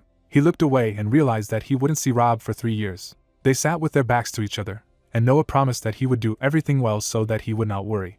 Water dripped into the sink, and the main character said that lately he has been paying his rent on time without delaying payment, and he was praised for his part-time job. The young man added with a smile that even after he left for the academy, he would continue to pay his rent, so the robot could not save on electricity and walk around with a full charge. The guy presented photos. 10 years ago he and T1 became friends very quickly. His father was holding the robot's severed arm in his hand. The protagonist thought that a lot had happened. The pet was sitting on the man's shoulder. The boy lay next to his mother when she was sick, and the father disappeared. The robot was always by his side. His faithful friend raised his hand with a smile. He had taken care of his master for at least 10 years. The player hugged T1 and said that in 3 years he would return, mature and become even stronger. Tears appeared in his eyes. The robot's hand lay on the floor. He was silent. Suddenly Noah looked at the robot dumbfounded. His eyes bulged with horror. The comrade fell to the floor. Tears flowed down the cheeks of the main character, when suddenly T1 laughed loudly from the phone at this drama. Even the snot flowed out of the player's nose. A digital smile could be seen on the screen. The young man leaned closer, and his comrade explained that he could transfer his data to any equipment where there was space. The protagonist picked up the phone, and T1 said that he couldn't send his master to the academy alone because he cries over any trifle, but calls himself an adult. The robot smiled, saying that for this reason, the player should not worry about anything, and he should pack his things as soon as possible. The guy's cheeks turned red, and T1 reminded him that if he broke the phone, then they would be separated forever. The sky was red. The gamer faculty dormitory building in the Fantasy Academy. The students lined up in rows. Noah clenched his hand into a fist, asking his electronic companion to be quiet. The man opened his mouth wide and ordered everyone to shut up. He put his hands on his waist and said that it was time to move in, so they would do it right now. James furrowed his brows and said that if the students strictly followed the rules, time, and their behavior, then he would have no reason to interfere. The boy was covered in sweat, surprised that the head of the dormitory was dressed so lightly in the dead of winter. The jock opened his mouth wide and said that, unlike the others, their house works on a rank system, and the higher it is then the best equipment and bonuses they can get. He introduced the gems and explained that the higher the rank, the higher the floor the players would be able to occupy the room. James said with a smirk that everything was decided depending on their abilities. The crowd pulled out their phones when the men said that the messages would now be used to distribute students who had entered in the usual way. Hyunjun furrowed his brows angrily. The crowd began to disperse. The head of the academy crossed his arms and said that because they had shown their abilities in the academy entrance exam, they would be given a bonus. The crowd listened to him attentively as he listed the awards. Noah was covered in sweat and came to the conclusion that they determined the ranks of the dormitory. Carrie raised her hand when her in-game name was called. She stepped forward, and James reported that she had been promoted to S rank for winning the recommended student exam. Standing next to King, she greeted him. She said with a smile that the guy was her father, so there was no way he could lose to someone else. Suddenly she furrowed her brows angrily. The young man turned around, and Carrie asked why he was ignoring her. The main character arched thin eyebrows in displeasure. He put his hands in his pocket and said that the school was a place where, if lost on the road to domination, it would become a predatory territory where danger would flourish. 2 players were standing next to him, and he decided that this time he would not show his weak side. The man furrowed his brows. King looked at the crowd. Narcissus, whose eyes were shining brightly, asked which one of them had the name Ark in the game. Then he frowned and thought that too quick a response looked weak. The enemy came close to him. He looked down furiously. The others watched as the genius said that next time he would definitely win. Carrie sweated tensely. Noah's face was already wet when he realized that he had defeated King. King was the top rising star among the students recommended by the academy. He had an S rank. This was enough for his arrival to attract everyone's attention. Standing in front of the protagonist, he said that he would win against him next time. The young man was sweating, not believing in his victory. The people watching this were amazed, not understanding why Noah hadn't taken the S rank since he had won. Some, frowning, suggested that even after winning, King admits that despite the result of the fight, he lost to this guy. Khan, looking at his acquaintance, grinned. Parting his lips, King asked the young man why he didn't say anything. Was he ignoring him? The protagonist, realizing that he had angered the interlocutor, smiled, saying that apparently he was a little out of shape this time. Releasing the invisible pressure, the guy said that he, in fact, gave his best. Suddenly, James appeared behind the student and told him to come back. If he continued to make a noise, he would be given dormitory penalty points. King turned. Noah, looking at the departing man, felt that his school life had already gone downhill. At this time, James, smiling, told the students to go to the rooms of suitable rank. Events take us to the dormitory. The young man smiled broadly, saying that he now understood what the rooms were. Looking around the room, he said that it was quite simple. Besides, they had been told that the D ranks would be given to the old rooms. That was obvious. Khan gently poked the guy on the shoulder. When he almost jumped from fright, he said that he would also live in this room. Of course, it was embarrassing to ask immediately after the meeting, but could he use the second floor of the bed? Frowning, Noah asked the newcomer if he knew him, who replied that they had met at the exam.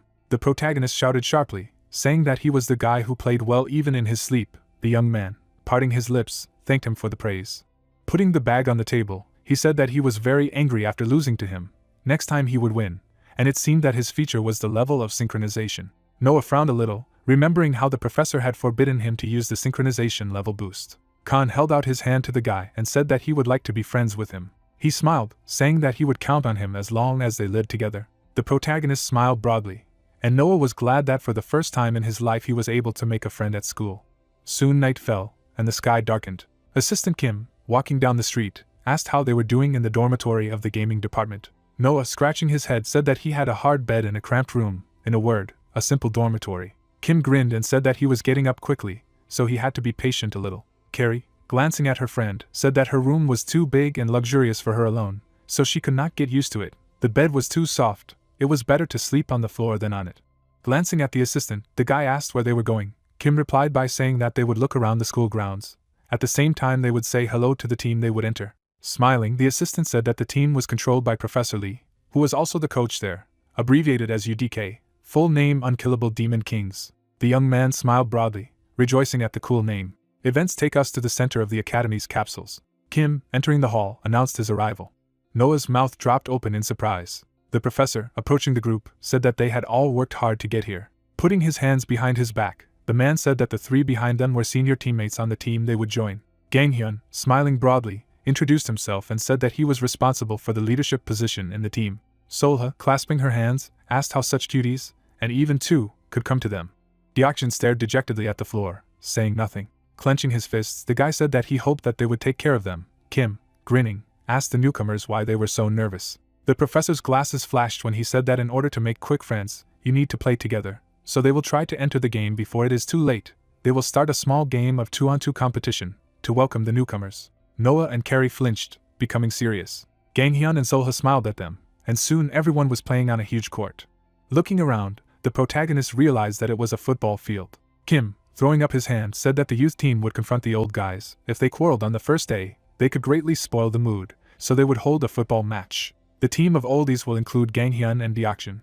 The assistant, glancing at Sol, said that, for the sake of balance, she had decided to become an observer. The girl immediately waved her hand, saying that she would support both teams. The professor grinned and said that even though it looked like a game of football, it would be a good chance for them to determine each other's avatar's skill and sensitivity in the game.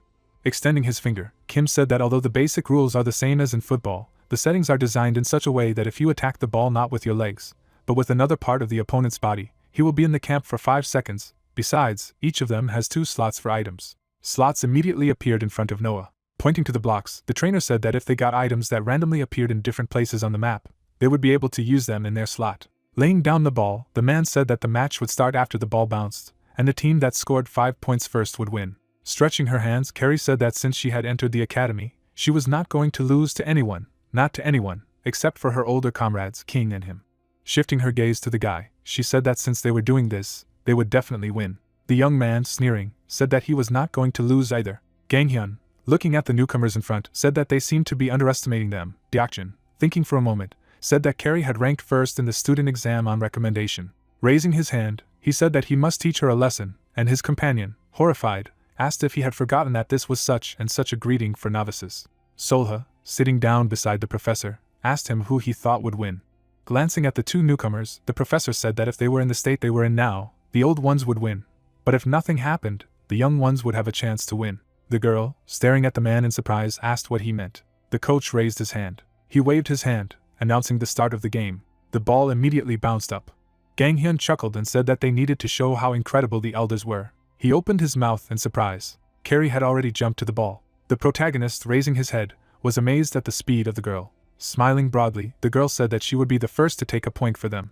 Carrie kicked the ball with all her might. The ball rushed towards the goal at great speed. Soon he was at the gate. The girl did not stop smiling, saying that the trajectory of the ball was not bad. Her eyes widened in shock. Someone's hand was in the way of the ball. A muscular figure grabbed the ball. The girl, landing, asked what it had just been. The professor frowned. The ball ended up in the goalkeeper's hands. Coach and Gang Hyun turned around. Noah frowned. He realized that the muscular figure was the goalkeeper. Deokjun, reaching for the block, said that it was close. Carrie gritted her teeth as she realized that the guy had managed to use the apparatus with the goalkeeper in an instant. Turning around, the young man said that they were the first here. Gang Hyun picked up his comrade and said that he was incredible. Solha, clenching her fists, said that it was the ace of their team. The professor chuckled, realizing that Deokjun was not surprised by Carrie's reaction, sought out the object and used it. The man was sure that the girl reacted faster than anyone else at the moment the ball took off and jumped. In this situation, it was Dojun who remained the calmest. He didn't even raise his head. At the moment when it became obvious that Carrie would hit the ball, the young man determined the location of things and found the fastest way to activate the object with the goalkeeper. In addition, before the ball flew in, Deokjun accelerated with the help of an object that accelerates speed. He used a slide and with great difficulty managed to hit the cube. His ability to instantly assess the situation is beyond reason. Gang Hyun, patting his comrade's head, said that he did not hold back even in a competition against the younger ones, who replied by saying that he would be ashamed to lose. Gritting his teeth, Noah asked how this guy was able to make a decision in such a short time. Seeing Gang Hyun accept the ball, the girl said that she would take over Deokjun, and he would be in charge of the big guy. Gang Hyun chuckled and said that it was now his turn to show what he could do. His legs moved, hitting the protagonist with dribbling the ball. The guy deftly threw the ball over the newcomer. Smiling, he said that he often plays football in everyday life. The girl, turning her head, shouted, saying to quickly run after him. The protagonist, turning around, mentally said that even if he broke the rules, first he needed to get him back by any means. Gang Hyun jumped, dodging the tackle. He lifted his leg. A moment later, he kicked the ball at the young man. After that, the guy continued to run forward. Soon the ball was in the goal. With a thumbs up, he said that they would take 1 point first. Carrie gritted her teeth in anger. She ran up to Noah, saying that he should come to his senses. They conceded a goal. What is he so happy about that he lay down here? The girl, hovering over the guy, said that this time they would definitely score. The protagonist, frowning, began to stand up, mentally saying that if he used the synchronization level, he would be able to stop them. At that moment, the professor shook his head. 2 players blocked Noah's path. He knew even before the exam for students on the recommendation that you can't survive in the academy with synchronization alone. Carrie, raising her hand, told her to pass. The young man looked away. Deokjun suddenly took the ball and rushed towards the goal. A moment later, the ball was in the goal. Carrie waved her hand and asked what they should do if he continued to make mistakes at such a moment. The protagonist found himself in the path of his rivals. They passed it using the pass. The girl's face was distorted when they scored the 3rd goal. Carrie, although she touched the ball, could not block Gang Hyun's shot. Her face contorted with anger, and she yelled at Noah. The guy was sweating and nervous. The young man's mouth dropped open in horror. Looking at the big man in front of him, he realized how weak he was without a level of synchronization. The protagonist sighed, mentally saying that he had no choice but to use it. The professor suddenly stood up, ending the match. Stepping into the field, he said that they had already learned enough about each other, so they needed to finish the simulation of the competition. Carrie gritted her teeth, drenched in sweat. Gang Hyun smiled. Looking at the 2 angry newcomers, he realized that they were angry because they had lost in this semblance of competition. They clearly had a very strong thirst for victory. The guy clapped his hands. Approaching the newcomers, he said that it is good to feel annoyed by the defeat, but if it is over, you need to give some kind of response. The protagonist lowered his gaze as Gang Hyun told him that he understood that he was worried, but he wouldn't be able to win if he was so discouraged. It seemed that he needed to participate in matches like this more often. Carrie pursed her lips when the guy told her that even if the game wasn't going well, she wouldn't win. Just blaming everything on her partner, she took out her anger. As Solha approached, Gang Hyun said that within the academy, their team is a strong contender to win competitions with other teams. Because of this, they will need to become stronger than they are now. Fortitude is also important for the player. If they falter due to a few defeats, there is no way they will be able to win. The girl involuntarily opened her mouth in amazement. Clenching her fists, she asked if they often won. The professor's team was really that strong, and if they were strong, they would probably be considered at the highest levels in the academy. Solha and Deokjun turned away. Hiding a smile behind his hand, Gang Hyun said that they ranked 10th last year. The girl in front of him froze, saying that there were only 10 teams in the academy. Carrie narrowed her eyes and fell into a stupor. Solha, frowning, tried to understand why their comrade was talking so proudly about the 10th place. The professor approached Noah. He saw how he, lowering his head, was angry with himself. At night, Noah could not sleep looking at the ceiling. Theoden, appearing on the screen, asked what he was so worried about. Recalling the past match, the protagonist said that he thinks that if everything continues like this, will everything be okay with him? The professor, standing near the guy's bed, said that he was forbidden to use a high level of synchronization in the future. Initially only a very small value could be changed, and it did not change very much, but its level underwent strong metamorphosis. The professor, parting his lips, said that at first, the synchronization of 300% reached 500, and then the level of 500% reached 1000. Perhaps it surpassed the mark, but they only saw the upper limited value of 1000%. The protagonist got angry when the man said that he was overexerting himself because of this. For this reason he decided that perhaps using the synchronization boost could be dangerous for him. The young man, angry, asked how he could stay in the game without synchronization. The man, looking at the student in front of him, said that Carrie's synchronization level was only 103%, the unelevated level was 100, so it was almost equal to it. But Carrie had never used it as an excuse for her weakness. Putting his hands in his pockets, the professor said that he wasn't telling him not to use this skill throughout his life. Only until they discovered the secret of his synchronization and could control it. There was a professor in the academy who was a specialist in it, so they didn't have to worry too much. Smiling, Lee said that the crisis was an opportunity, and he had to take the opportunity to abandon the synchronization game and think of it as a good chance to find a new feature. Lying in bed, the guy said that physically he was no better than Carrie at all, not as agile as Ganghyun, couldn't read the situation as well as Deokjin. The young man, frowning slightly, said that he would definitely do it anyway. Soon the day came, the school day began. We find ourselves in the Class C lecture hall, and pointing to herself, Sora introduces herself, saying that she will teach them sports disciplines and combat techniques that can be put into practice in the crossroads. Noah frowned, mentally saying that the first day was still exciting. Looking around the classroom, the guy mentally said that he was still in the same class as Carrie and Khan, at least someone he knew. The academy classes take place both in reality and in the crossroads. In reality, they studied the theory and management of their mental and physical states, and in the crossroads, the game itself, techniques and train avatars. The young man frowned, trying to understand what awaited them there. The professor smiled and said that since today was the first day, they would just measure their strength. Looking at the students in front of her, she said that there was a dissertation that said that although they used an avatar in the game, physical health in reality also affected it, and if they were in the virtual world for too long, the physical body did not have enough exercise. The protagonist frowned when Sora said that they needed to change into the sports uniform they had been given the day before. Events take us to the holographic gymnasium of the academy. The young man stood in the middle of the hall. The reaction speed was measured. A drop of sweat ran down his face. Suddenly, a hologram appeared behind him. The guy immediately pierced her with his hand. Noah began to pierce every hologram that appeared. In the physical strength dimension, the young man lifted the barbell. His face turned red with exertion. When the muscle endurance measurement was taken, the guy ran at full speed. As a result, Noah smiled, having received an average result in 3 disciplines. Sitting next to Han, the guy said that during the entrance exam, he was sleeping, and here he was just dozing. So what were his results? After wiping his saliva, Han said that he was almost falling asleep, so he did everything half-heartedly. The protagonist, seeing the high indicators, mentally called the guy a deceiver. He turned his head, noticing the familiar one. The girl's hand went through the hologram. It almost simultaneously pierced 2 more targets. The professor's eyes widened in shock. Carrie, who was standing in the middle of the court, received a perfect score. She smiled, mentally saying that it meant that she was in the first place. Glancing at his friend, Noah asked him if he knew Carrie, who stood up and said that she was very famous in F City. In that city, there is an authoritative organization that could have been created even in a place like F City for the survival of abandoned children. Little by little it has become bigger, and now it has reached such a scale that even adults cannot underestimate it, and Carrie is the head in that place. The girl, not noticing the conversation, smiled. The young man narrowed his eyes, realizing that the girl had a difficult past. Soon, the girl came up to him, asking if he was done. The guy shouted, saying that she had done a good job. Sitting next to Noah, she asked him if he had heard about it. The guy, not understanding, asked what she was talking about. Throwing up her hand, the girl said that there are 10 teams in the academy. Each team has 20 to 50 members, so it is said that the team is usually divided into first and second teams.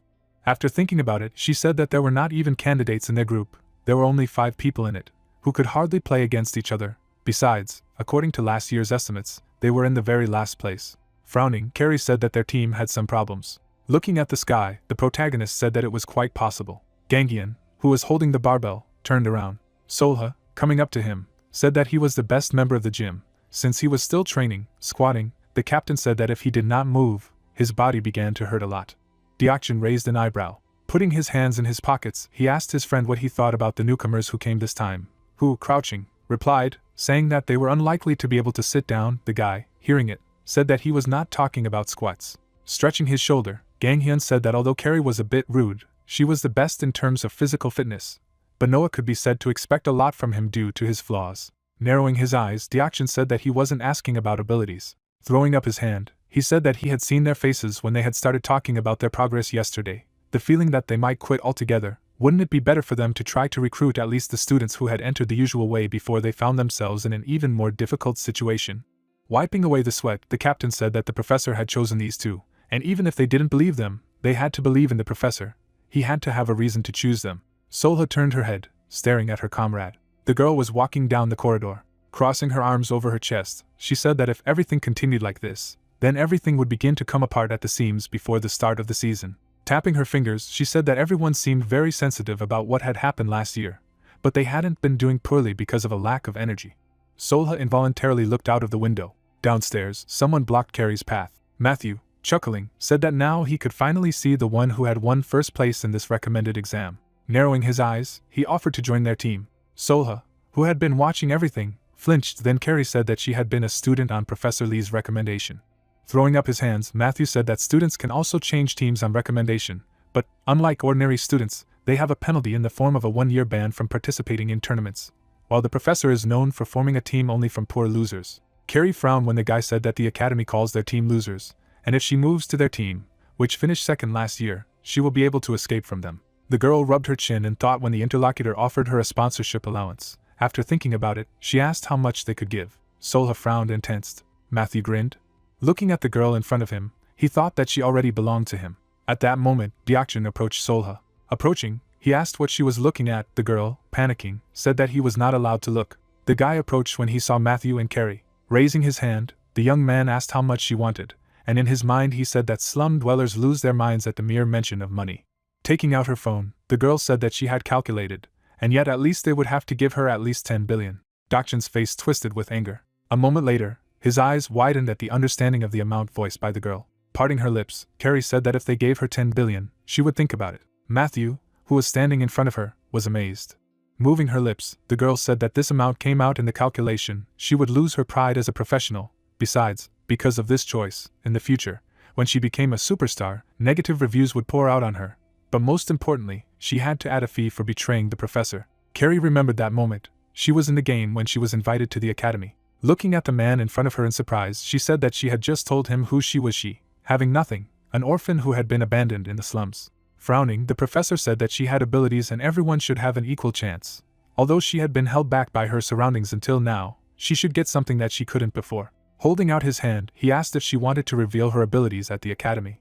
Raising her hand, Carrie said that she needed at least 10 billion. This is just a small part of what the future superstar will earn. Matthew frowned. He rushed to the girl, asking if he really looked like a simpleton. The girl dodged her fist. She put her hand on her opponent's neck. A moment later, Matthew was lying on the ground, knocked down. Gritting his teeth, he asked how she dared to attack the elder. The girl replied by saying that in F City, she had confronted the opinion of the rich that money could buy everything, disgusting countless times. The girl's face twisted slightly in displeasure. Deokjin, who had been watching everything, stopped frowning. At that moment, Noah ran into the alley. His eyes widened from what he saw. The guy ran to the girl, saying that violence is bad, she needs to stop doing it. Suddenly, the young man stumbled. His body fell forward. His hand went to the prisoner's head. A moment later, Noah elbowed Matthew. Blood gushed out of his nostrils. Carrie, letting go of the guy, said that he used an elbow fall. It turns out that he is quite cruel. The protagonist jumped up, saying that he just wanted to stop her. The girl frowned at the guy, saying that this idiot was the first to make a mess here. If they pushed him aside a little, then later he would wake up on his own. As they first picked Matthew up, Deokjin called out to them. Solha waved to them, saying that they needed to talk. Noah stopped holding Matthew, thinking about the fact that their elders had noticed them. Events take us to the gym. Ganghyun was drenched in sweat. Looking at the crew members in front of him, he asked if they really knocked out the guy from the Vipers. Deokjin, pointing at Noah, said that they hid the guy well. Besides, the newcomer hit him well on the head, so there would be no problems with witnesses. The captain, after thinking, said that later they would need to come to apologize. When Ganghyun asked Deokjin if he wanted permission to talk about last year's incident, the protagonist raised his head and said that everyone present had simply ignored what had happened. Wiping away the sweat, the captain said that he had never thought that he, Deokjin, would be the first to talk about it, and he was also thinking about whether to tell the newcomers about everything. As Noah straightened up, Ganon said that they had already told them that their team had finished last year. The three of them looked at the rookies when the captain said that the reason for their loss wasn't due to ability. Parting his lips, he said that the place called the Fantastic Academy was originally a school for the elite, which was attended by the children of high-ranking people, and it was the recommendation recruitment system and Professor Lee that interrupted this flow. They must know that the recommendation students come from the cities D, F, and Z. The young man parted his lips and asked if they were also from there. Ganghyun, recalling the numerous factories, said that although D City is currently in the process of development, cities F and Z are too distant from this generation and are called slums. If you compare them to the city, you can think that they are completely different worlds. Because of this, there were forces that opposed the admission on the recommendation of students from the slums. They even gathered and demanded the complete resignation of the professor. However, the man, disputing all the reproaches, showed excellent results every year with the team. That was also the case last year when Ganghyun was in his second year. Although their team consisted of 5 people and did not have reserve players, they had a third-year student who was preparing to turn pro and 2 rookies who took first and second places in the exam that year. Their team defeated everyone and was discussed as the strongest contender for victory, so their existence could not be ignored by other teams, nor could their emblem. Solha bowed her head when the captain said that they had had an accident. One first-year student who had joined them with the Deokjin suddenly announced his desire to leave the team, so they could barely contain a third-year student. Although everyone tried to dissuade and persuade him, he said only one phrase and left. Chuckling, he said that he just had to jump at the chance. Frowning, Deokjin said that they heard that he had moved to another team after receiving a huge amount of money for which he had betrayed the professor and the team. Everyone in the hall froze. Then the guy said that until the very beginning of the season they could not find additional participants, and performed as a foursome. The protagonist's eyes widened when Deokjin said that they had to play in a similar lineup, where there were supposed to be 5. As a result, they got the very last place. Noah frowned as he realized that the academy was very different from what he thought of it, and there was something else he was thinking about now. He couldn't help but remember how the professor, frowning, asked him if he had the spirit with which he could continue to resist even the enemy he was sure he would lose. Now, Noah realized that they needed to fight not only with the other teams in the academy, but also with the limited views of people directed at them. The guy, squinting, said that although he didn't like the guy who betrayed them and abandoned his team, he was also by the great elite of this school. They should not give in to loud shouts that everyone who grew up in unfavorable conditions is losers. The protagonist clenched his fists. Frowning, Deokjin said that if they were all crushed and defeated, they wouldn't be able to squeal. Carrie smiled. Suddenly, the guy standing next to her shouted, saying that he didn't want to lose to anyone. When everyone turned in his direction, he said that he would not lose to the other teams in the academy, and was not going to succumb to the looks that despised him. Frowning, the young man said that although he still lacked strength now, they just needed to wait a little. He would become an ace at all costs to lead the team. Deokjin and Ganghyun's faces contorted. They were skeptical of what they had said. Teoden shed a few tears and said that he could now speak such speeches. He had grown up already. Deokjin and Carrie gritted their teeth in anger, mentally saying that they were here too, since how could he be an ace? The protagonist was stunned when he realized that he had said something wrong. Carrie and Deokjin picked him up as a pair, arguing about who the real ace was. Ganghyun smiled and said that they didn't seem to have any problems now. Noah cried when the guy told the girl that if she lost last time, she should know how to reduce her ardor. Carrie objected, saying that she would not lose to him in a one-on-one battle. Shouts of confrontation were heard in the dormitory. The professor, sitting in his chair, listened to everything. He couldn't help but smile. The protagonist raised his head. Right in the air hung a hologram announcing the discovery of ICS. Taking a closer look at the hologram, the young man heard people talking about the opening ceremony of the academy competitions in a week. Smiling, Noah said that last season it was a 5-on-5 PvP in the world of Heroes of Time. Grinning, I decided to try to train in PvP with all my might from today. In the lecture hall, the professor explained the topic. Parting his lips, he said that today they would learn about the world of the crossing. The avatars sat in their seats while the professor said that the VR world satisfies many parameters of reality. But with the development of the intersection, great changes appeared in human life. After forming the sphere, he said that the biggest change was the disappearance of spatial constraints, that is, the birth of the world became possible. After that, concepts of the world appeared. Separate universes with single goals, such as the game world, began to be created. An office world for employees was also created. Subsequently, the banking world appeared, and so there was a convenience that cannot be compared with reality. Raising his hand, the man said that many economic markets had been moved from reality to the crossroads, and after that, the world had also developed a lot. Abruptly transferring everyone to the clearing, he said that if you become the ruler of the universe, you can feel like a god. The protagonist fell to the ground. Forming a sphere in the palm of his hand, the professor said that from now on they will all try to plan the world, to create its design. When the sphere was in front of the young man, the man told him to try to create his own world. All the disciples in the clearing were tormented, copying the worlds. The young man rubbed his chin, saying that he had absolutely no idea what kind of world to make. Khan, having removed the sphere, asked his friend if he was succeeding, who replied, saying that he had no ideas. The guy himself has already created a world full of futons. Smiling, he said that there was a humidifier in the middle, because the humidity indicator is very important during sleep. Shifting his gaze to the girl, the young man wondered what exactly she had done. Wanting to approach her, he accidentally bumped into another student. Turning around, he apologized for what had happened. The guy grabbed his shoulder and angrily called Noah disgusting. The protagonist frowned. He froze, looking at the student as he left. Noah was sweating. He didn't know about it until the elders told him everything, but then he felt something. No one approached the people from poor cities, keeping a distance. If they were looked at all, it was only with cold, contemptuous looks. A gust of wind caught up with the guy when he realized that this was the prejudice spreading throughout the academy. A few days later, the players entered the intersection to participate in the ICS opening ceremony. The protagonist team came to the ceremony. The young man's mouth dropped open in surprise. A huge hall was created by the academy for holding a party. Looking around the hall, the protagonist said that the tables here are distributed among teams. They definitely have much fewer people than in other teams. Carrie and Solha swooped into the dishes, rejoicing at the food and the fact that they couldn't gain weight in the crossing. The girl shuddered sharply when she heard that they were called frivolous. The lady whispered to her friend, saying that these savages grasp at everything as if they had been starving for days. Turning around, she said that it would be good if they disappeared from the academy. At this point, 4 of the 5 participants gave them their middle fingers. The girls gritted their teeth, calling them garbage. The protagonist smiled, saying that his team members are very resilient. He smiled as he said that he also needed to follow their example, as they had set the direction of their team yesterday. Taking the sheet in his hand, Deokshin said that they didn't know about the teams that were in the academy yet.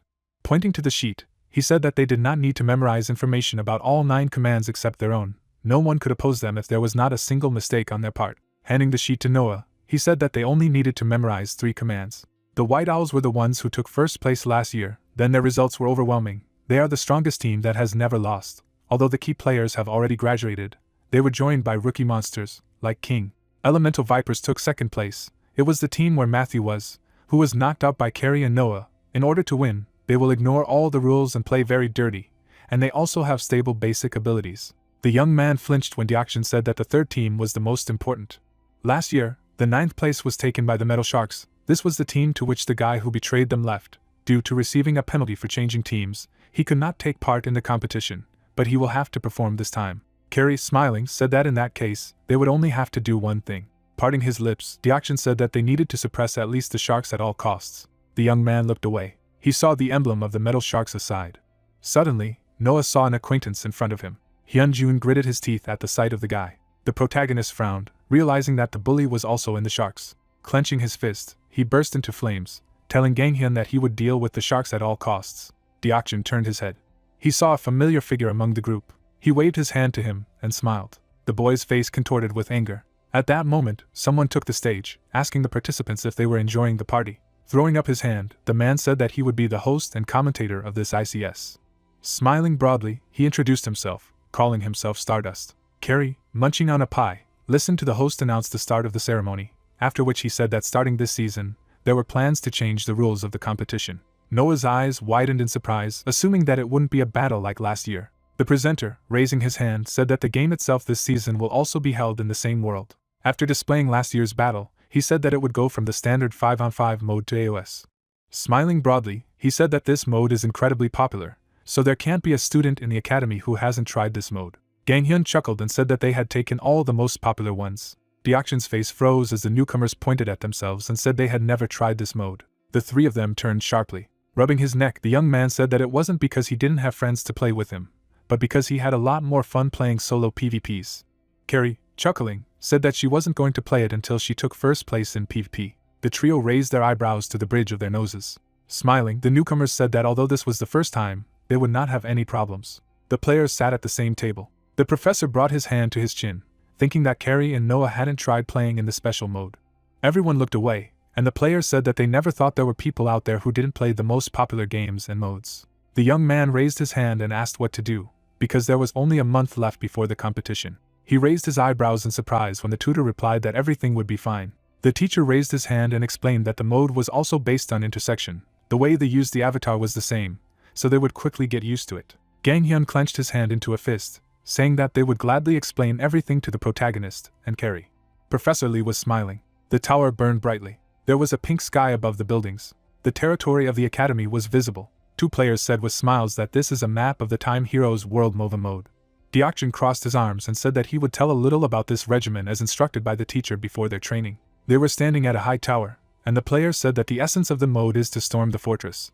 In this game you need to upgrade the character, suppress the enemy, and defeat him. He presented a diagram and explained that in order to destroy a fortress, it was necessary to destroy the towers in front of the base, and as long as the front towers were standing, the buildings behind them were in an invincible state. As the army marched forward, Deokjin said that the intermittent infantry spawning from the inhibitor also ran towards the enemy base. They were hit by a blow, and the young man added that the tower was the first to attack the infantrymen, at which point the players could storm it. Noah raised his hand and said he had a question. He sweated and asked if it was possible not to complicate things and just punch one line with 5 people, but the mentor replied that it was impossible. He introduced 2 teams and said that due to the fact that if you kill an infantryman altogether, the experience gained for him will be shared, then quick leveling becomes impossible. The guy looked straight and said that this is the basic concept of the game. He introduced the knight, and said that registered items and skills obtained in RPG mode can be used in this world.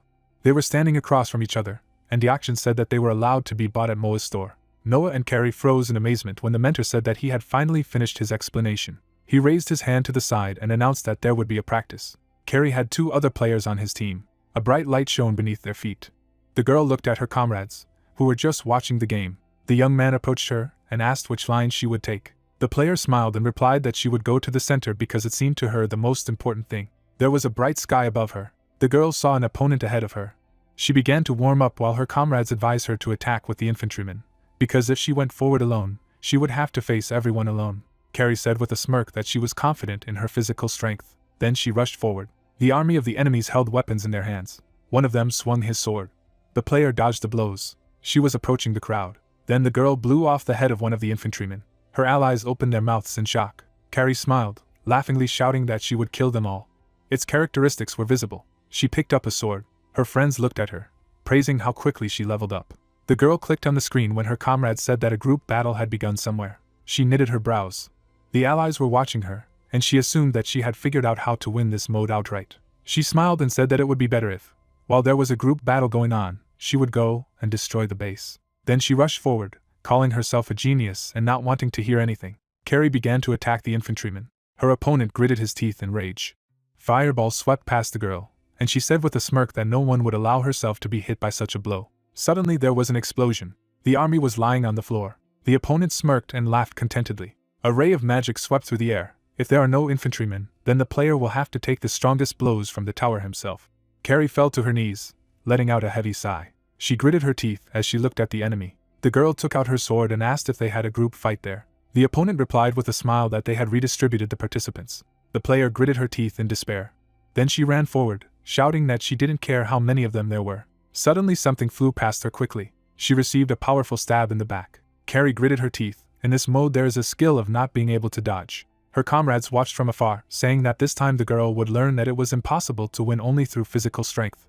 Colored clouds floated in the sky. Deokjin's eyes widened tensely. He covered himself with sweat and asked what was going on. The guy was in the form of a ghost, watching Noah. The main character stood in the middle of the enemies lying on the floor. He furrowed his brows, and the tutor thought that he was indeed a genius. The faces of the 2 team leaders appeared. They stood opposite each other on the same line. The hero, bowing his head a little, said that this is a battle on the line, and the controls are no different from the RPG mode. The system window opened when the fighter remembered that in each game you have to start from the first level, and trees and skills can also be changed in each game, and also thought about his future skill. The opponent, approaching him, asked if he was just standing there and choosing an ability. She held out her sword. Immediately after, her leg froze due to the use of the ice arrow. She gritted her teeth forcefully when the protagonist said that he thought so, and the water on the map freezes from the magic of ice, and apparently it is necessary to properly distribute skills, paying attention to the features of the map. Raising his staff, the guy also suggested that it was probably because he had to play with the people from the academy to attack and defend against them. Swinging, the young man asked if he should try to relax a little. Immediately after, the player hit the opponent with his weapon. The fighter was smiling broadly, while Deokjin thought about his use of skills and assessment of the situation and realized that in many aspects he greatly stood out from ordinary players.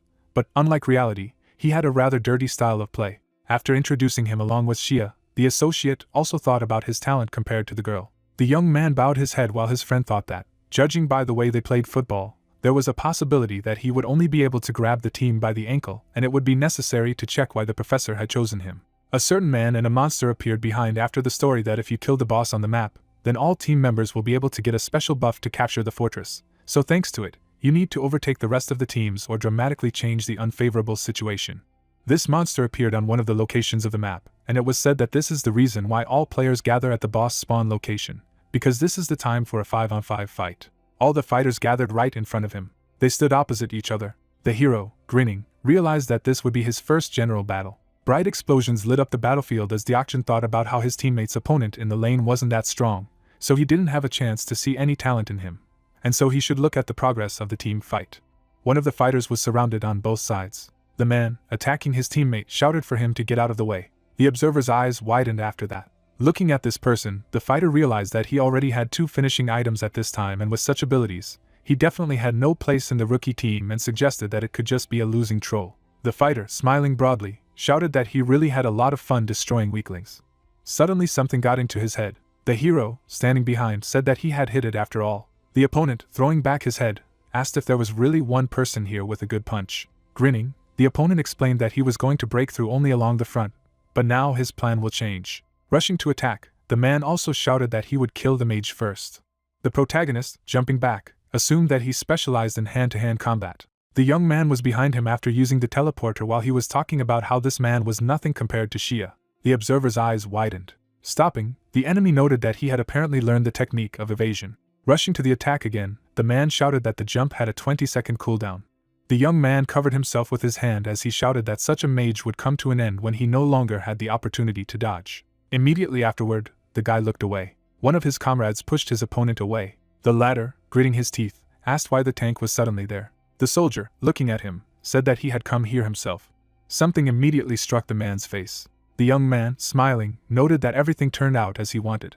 Dante, opening his eyes wider, tried to understand what had just happened. Imagining his evasion, the soldier remembered that the evasion technique that is usually used to retreat back was used by this man in the direction where his teammate could help him, and as a result, he received the help of the tank that came for the healer. After imagining him on the turret, Deokshin also realized that the most important thing for a ranged player to attack during a general battle is to choose the right position, as it is necessary to use the terrain together with the tank and be able to attack enemies from a place that is difficult for them to attack.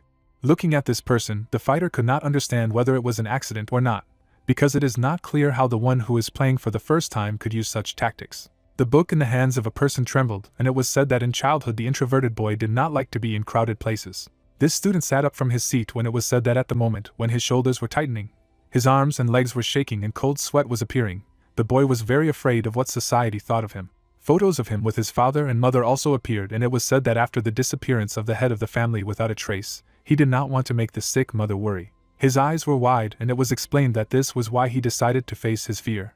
All the disciples were watching him intently. One of them smirked and said that the lack of interest and smile, the looks he had to meet, were very far from the terrible scenarios that he imagined, and after he managed to learn more about it, there would be no problem with it. The boy held the book in his hands, and when it was said, his trembling hands immediately stopped shaking, as if nothing had happened before, and that day he got into the habit of reading the looks, actions of people around him and evaluating them. The guy's gaze was lowered. The man was watching the battle go on when it was said that he was currently using this habit in all games, and thanks to this genre, his skill became a real talent. The enemy, swinging his fist for a blow, shouted a question about how he dared to be distracted, standing in front of him. The guy dodged his sudden attack. Immediately after, the fighter put his hand out in front of him. The enemy's eyes opened a little wider. Deokshin also watched in surprise when he realized that it wasn't a fluke at all. Everything suddenly froze in place. An arrow appeared leading to him. When he realized that he was choosing his position, determining the location of all people, and apparently this man was really a genius. The young man smiled and activated an energy blast. A bright blue beam struck the enemy. Sweat dripped down his comrade's face. The young man threw his staff over his shoulder. Looking somewhere ahead, the guy assumed that it was so easy for him, because there were only beginners here. The building of the academy appeared. The disciples, looking somewhere, cried out the question of whether this was true. The comrade, standing in front of them, answered in the affirmative and explained that he played a few more times for the sake of checking, and this is accurate information. Someone said that he is really incredible, because he has the ability to determine all the views of other people even during a difficult team fight. The young man, rubbing his head, noted that he thought that everyone could do this. His friend's face became sadder after thinking that everything was as expected from the professor, and he already knew about the abilities of this man. The hero, standing next to the others, realized that he had only tried to play one-on-one modes and therefore did not know that he had a talent for team games. Smiling, the hero suggested that he had finally found his talent, in addition to the level of synchronization and according to the commander, with his peculiarity, it is best to choose the position of a ranged player, since the strength lies in the fact that with the help of high sensitivity and brain work, he manages to determine the intentions of all people and therefore manages to find the safest place, and therefore it can be called a safe detention. The comrade, smiling broadly, said that their newcomer had the 10th level of this look. The latter opened his eyes wider at these words. The hero, frowning, said that this was a safe place, and the interlocutor wondered if this was possible only thanks to his analytical vision, because he had the opportunity to monitor the mood of many people at once. The young man lowered his gaze as he tried to figure out what the name of the technique was. The protagonist, standing among his teammates, thought that he had difficulty finding this talent, and his comrade called it that, and tried to understand how long he would have to be so uncool. Smiling, the soldier asked himself if this skill would interfere with other people. One of the comrades in arms, looking at the leader, asked if he had thought about it, while Deokjin replied in the affirmative and explained that he understood after watching the two of them play. Shia also shifted her gaze to them when someone asked about what they should do with the remaining positions. She, smiling, realized that it was finally time to distribute places and the positions of the center and bottom line remained in this team, and realized that she would have the main role, because she has a very good physical condition. The hero, frowning, realized that although his ability was an analytical view, he would like to go to the center. The leader looked down as he began to say something. Raising his hand, the man said that it would be better if the protagonist took the center and Shia the bottom lane. A wide smile appeared on his face. His gaze immediately shifted to the side after activating his gaze skill. Veins protruded on the girl's face. Curtains appeared in one of the rooms. Light began to pour into them through the crack. The guy stood up and said that it was wonderful. The bright morning sky appeared. 2 people were running around the training ground. A friend, being behind, asked about what it was like for him to wake up in the morning and run, and he replied that it was wonderful. A teammate, looking away, noted that he did not even think that he would suddenly say such a thing. Continuing to run beside him, the colleague asked why the newcomer suddenly decided to train with him, while the hero replied that he had a chance to hear that he was the most diligent, and he wanted to do everything possible to become stronger. A smile appeared on his friend's face after saying that his statement about becoming an ace was not empty words. As he continued to run beside him, Gang Hyun also noted that he was keeping up with him better than expected, while the young man replied in the affirmative and explained that the professor had advised him to develop his endurance properly. Footage of watching the replays was shown, and it was said that after the opening ceremony, the protagonist's daily schedule became terribly heavy and he did not have a minute of free time, and after training stamina together, he had to practice in this game mode, and then watch replays of matches with the leader and receive feedback from him. Immediately after that, footage appeared of him being beaten by a girl, and it was said that in the remaining time the fighter now and then asked for sparring with her. A smile appeared on his face after saying that although there was no rest in the created schedule, but because of the opportunity to find a new talent, he enjoyed his diligence in developing abilities. The professor, crossing his arms over his chest, said that in this case, since Shia and Noah were well accustomed to such a regime, then they should already start a real battle of the 5-on-5 team. Stretching out his hand, the man also explained that, unlike a regular game, communication with friends is very important in the competition and they need to get used to the signs used by teammates during the game. The young man glanced at the girl as the commander told them to disperse to their chosen positions. She, raising her hand, asked why she did not get a role in the center, because all her indicators and everything exceed the indicators of the newcomer. The latter, opening his eyes wider, asked if the subordinate was dissatisfied with the position.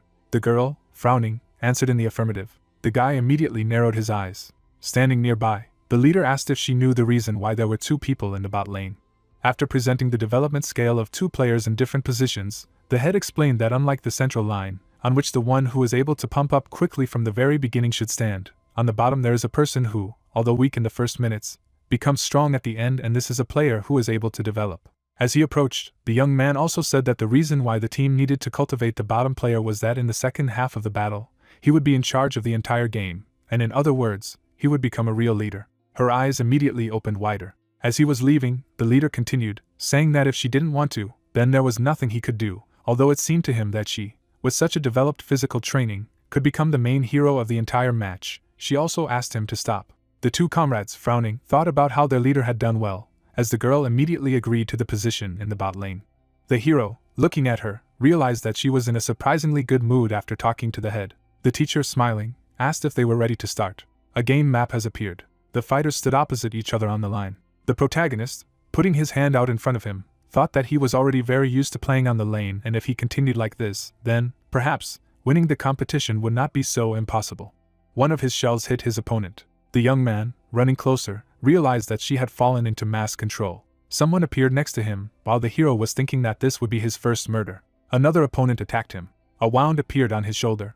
Raising his hand, the young man realized that he was so focused on the battle on the line that he had completely forgotten about the enemy hunter, and apparently he was waiting for death. The ally, having repulsed the attack, noted that he had to keep an eye on these two newcomers. A smile appeared on the guy's face. The comrade looked back. Frowning, Deokshin said that he had sent him a sign that the enemy was approaching him and reminded him that he had already asked him to practice looking at the map more often.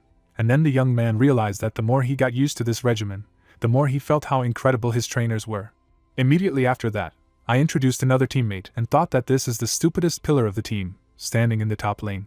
Imagining him surrounded by enemies, a person understood that he always makes an effort when he plays the role of a tank and does not die in most battles, even when he is stormed by opponents, and as a strong player, he is the support of the team. He also introduced a girl who is in the position of an assistant. Footage of her standing behind and healing her ally appeared, when the young man remembered that she as an assistant took care of Shia, who developed the players, and throughout the game complimented the rest of the participants, and thinking about her teammates, she used the abilities that they needed at the right time.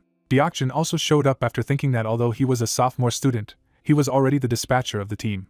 Imagining how this man repels attacks, the hero remembered that he gains experience in the monster zone and takes the position of a hunter, wanders around the places of the map, and acts in such a way that the game on all lanes is as easy as possible. The fighter repelled another enemy attack when the protagonist realized that he was also a team tactician who shared what was happening on the map and made a plan and led the team on a winning strategy. The enemy's eyes opened wide. A bright explosion lit up the battlefield. Two opponents were lying on the ground after that.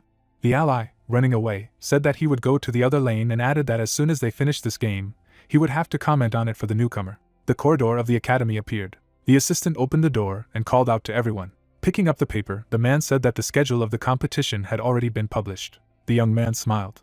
The interlocutor, bowing his head, noted that they should wait for their first opponent with impatience. The emblems of both teams appeared. Ganghyun, opening his eyes wider, noted that these are the opponents of the first competition, who took second place last year. Kim, raising his hand, explained that such an opponent would be enough to tell the whole world about them. The hero asked again. The interlocutor then replied that such tournaments are shown through internet broadcasting around the world. Shia slammed her fist into her arm and asked if they were the same players who had been told last time that they had been very cowardly. But the coach replied that it would be all right this year, because the last time the Vipers had used a trick under the strong influence of their then captain. A board with information about the players appeared and the hero asked if this meant that their previous captain had graduated, while the colleague suggested that their captain would be a third-year Matthew. The girl, looking at the captain, asked what had happened, and he replied that the captain of the Vipers would not be this person. A paper with a highlighted name appeared. The protagonist, opening his eyes, replied that he knew him. They all looked at the newcomer when he said that this person also acted with them on the recommendation. Matthew showed herself. The young man, standing in the ranks, tried to understand how he managed to be here. People stood in 2 rows. The leader, holding the document in his hands, noted that there is a person in this team who defeated the S rank. There was a wide grin on his face.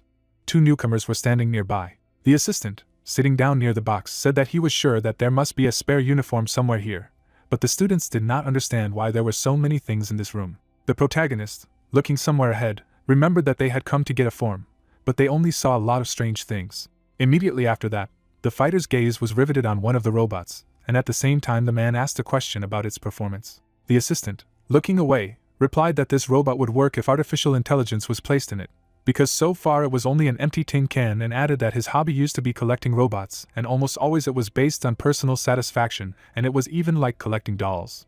The protagonist was still looking at the box as the man continued to talk about how when he came to the academy as an assistant professor, he got rid of all of them, but this one was exclusive, so it still sits on the shelf. The teacher, picking up an element of clothing, exclaimed that he had found it after all, and suddenly someone asked if an artificial intelligence was placed in it, it would move. Kim looked back. Frowning, the guy noted that he had begun to speak rather impolitely, and should not address him in such a way. But the guy replied that he did not say this and asked T1 not to stick his head out during the day. His gaze was directed somewhere downwards. A phone appeared in his hand. The robot winked and introduced himself, and the assistant asked if he wanted to say that he had not spoken a little earlier. Bending a little, the man asked if it was true that he had transferred artificial intelligence to the phone, and the robot replied that Noah, who still lacks a lot, does not reach the modern world. Then the interlocutor noted that apparently there is an incredibly advanced intelligence in this robot. T. Odin, smiling, began to talk about how he was already tired of sitting on the phone and asked if he could use that body for a while, and also called the man handsome. The assistant, frowning, thought that this robot really understands people.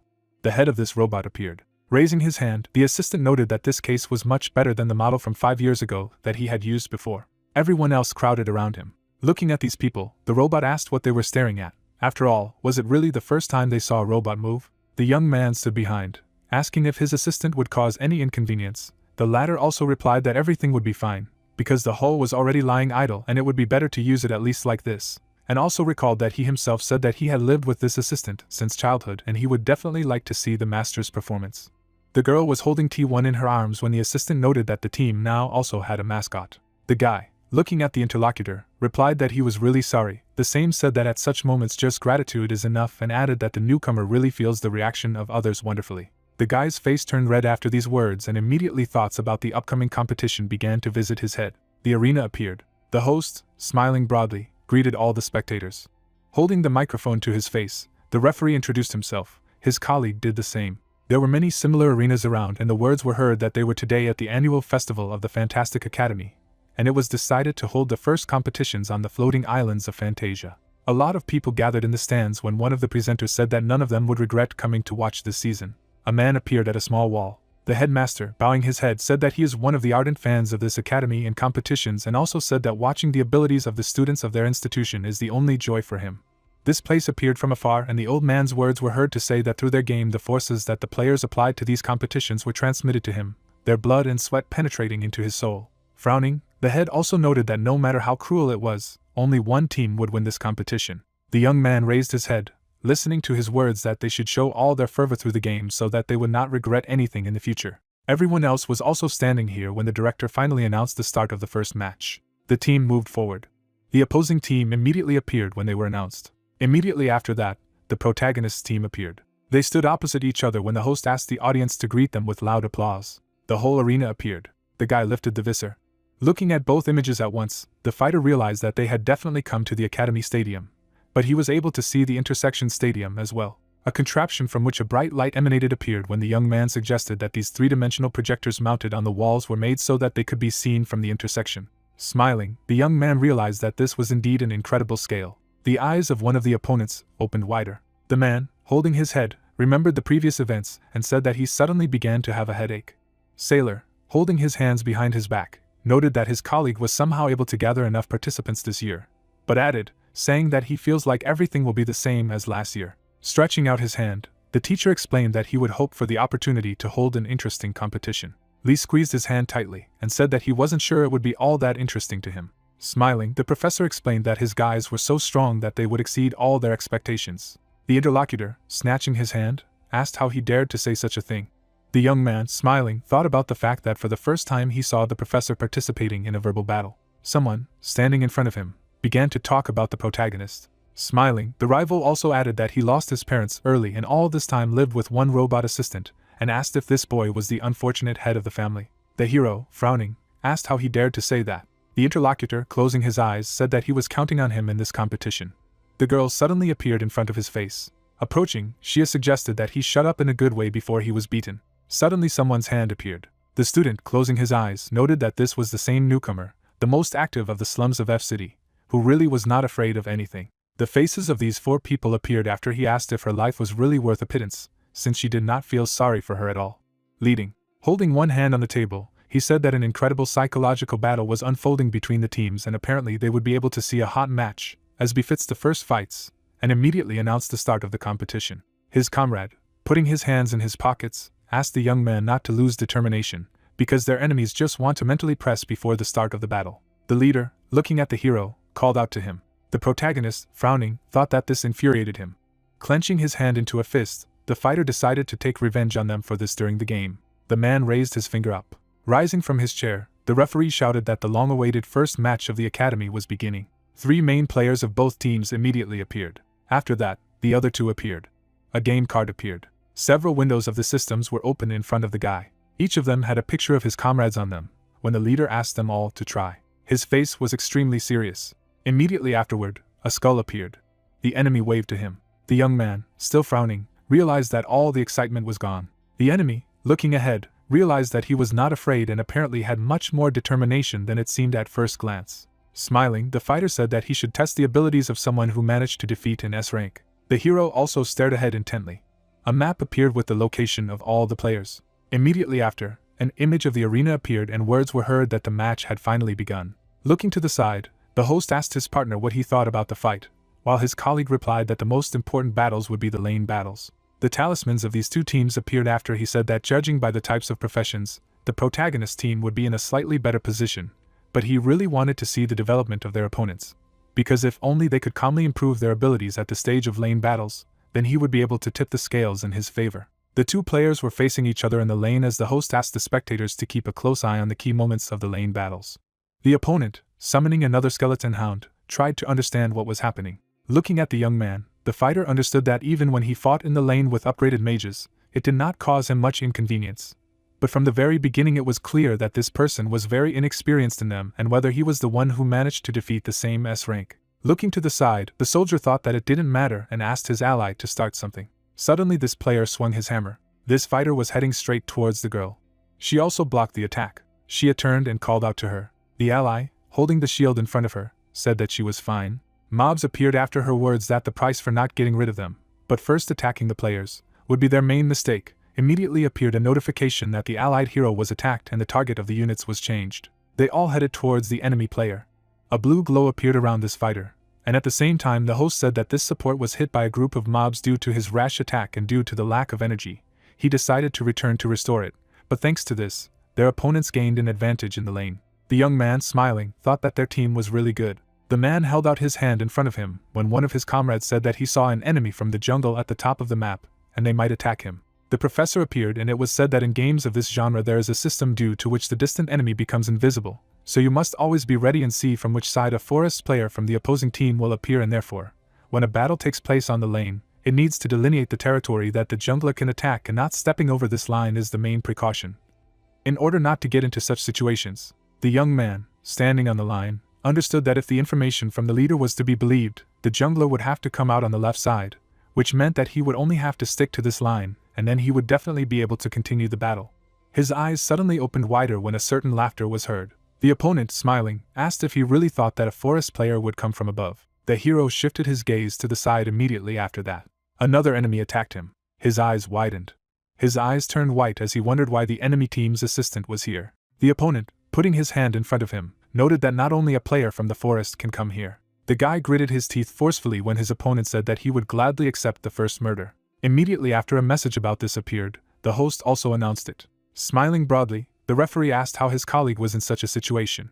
The analyst, presenting the map, explained that the attack of the support from the bottom lane was due to the way he disguised his return to the base, because he did it in order not to go down, but immediately go to the center and deliver a surprise blow. The leader of this team appeared after saying that it was possible to clearly see the prepared strategy here. The young man was hanging in the air in the waiting room for his return. Frowning, the fighter noted that he could not even think that at such a moment this particular player would come, and apparently he planned to do it from the very beginning. Squinting, the protagonist realized that his death was the very first in the game, which means that the whole world saw it. The player appeared on the battlefield. The girl said that she thought that he would immediately come down. Another comrade asked him to concentrate and not bother because of such a death. Frowning, the guy said that it would be so, and decided to repay this situation with a victory. The enemy's gaze was directed somewhere forward. Looking at the young man, the fighter realized that he had taken up a position next to the tower, which meant that he had become more cautious than before and apparently was going to play as carefully as possible so as not to get caught again. Opening his eyes wider, the opponent realized that games with this genre are definitely suitable for this person. A battle on the lane immediately appeared after his thoughts that the essence of such a battle is dominance, and if you advance the mobs in advance, you can leave the lane without any damage before the arrival of their next wave. I also presented two possible outcomes of such events and realized that the enemy may think that the person went either to another lane, or went to someone else's territory together with the jungler, and if this happens, then the players of the opponent's upper and jungle will have to be more careful. An image of the protagonist appeared in front of the soldier, and the words were heard that the player from the center had disappeared. A blue glow appeared around the opponent. The three of them were standing in the same place when one of them thought about their team starting the real game from the moment they bought the items. The host suddenly smiled and said that this team of Vipers had taken experience points and gold from the opponents. The leader, looking at the other two, could not understand when their support managed to get here again. The players stood opposite each other when the host spoke about the fact that at some point it turned out that the entire team of Vipers gathered in the center and attacked him. The base of one of the teams appeared when the referee announced that they continued to outperform the opponents. The coach, smiling, remembered that their strategy was maneuverability, and all team members bought items related to increasing speed in the store. By imagining the tail of a snake, the man knew that if they obeyed Royd's guidance, then participants with excellent mobility were moving systematically without a single doubt. The snake surrounded the mascot of the opponent's team when the teacher realized that because of this, the opponent felt the effect of an infinitely growing snow globe and was strangled. The leader, throwing the blade over his shoulder, said that from now on they should go into the enemy forest and provoke the opponents to fight. Standing next to the corpse of the wolf, the fighter said that the opponents had apparently prepared items related to speed, and if this continued, they would just wander around, and the game would end in the meantime, and therefore, now that they had managed to achieve the level and equipment, they should create a turning point before the difference between them increased even more. Images of 3 crew members appeared. When Deokjin asked Gangyun to go to the forest, where he could be given light support and provoked by the enemy there, while the hero was asked to wait at a position from which he could quickly join the others.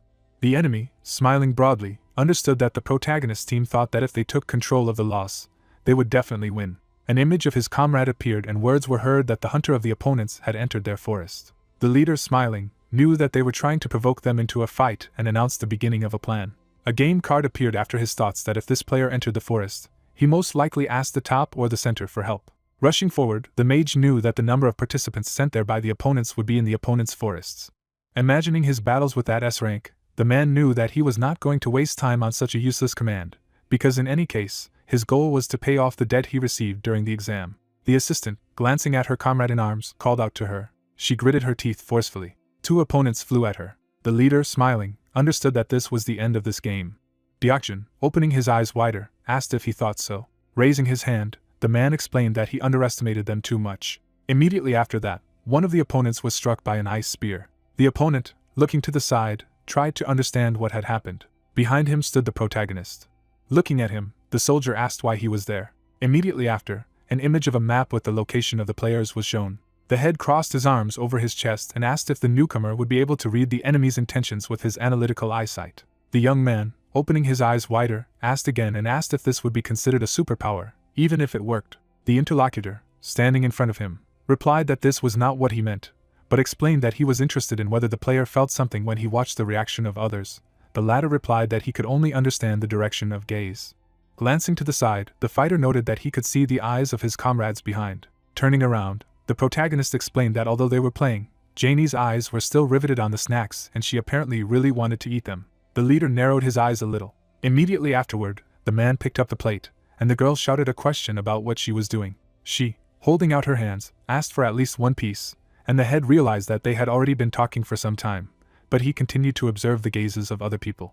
A lump appeared on his head. Standing in front of him, Deokjin asked him to conduct a few tests to see if he could use it in the game, and added that from now on, a beginner must read the eyes of his opponents, and then they would try to fight as his hunch suggested. The young man, looking ahead, remembered that after that, as a result of many checks with the leader, they were able to determine that his guesses were 80% correct. Remembering his battle in the lane, the fighter also knew that he had the ability to read the enemy's intentions through his gaze. The opponent looked in one direction.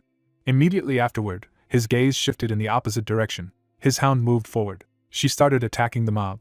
At this time, the enemy himself had already disappeared. The young man, frowning, remembered that this would be the place where he most often looked after the leader entered enemy territory. Immediately after, the fighter pushed off the ground. Running further, the protagonist realized that he would run to the bottom lane. The ice hit one of the opponents. There was a smile on the guy's face. Clenching his hand into a fist, the hero realized that he had been able to read it properly.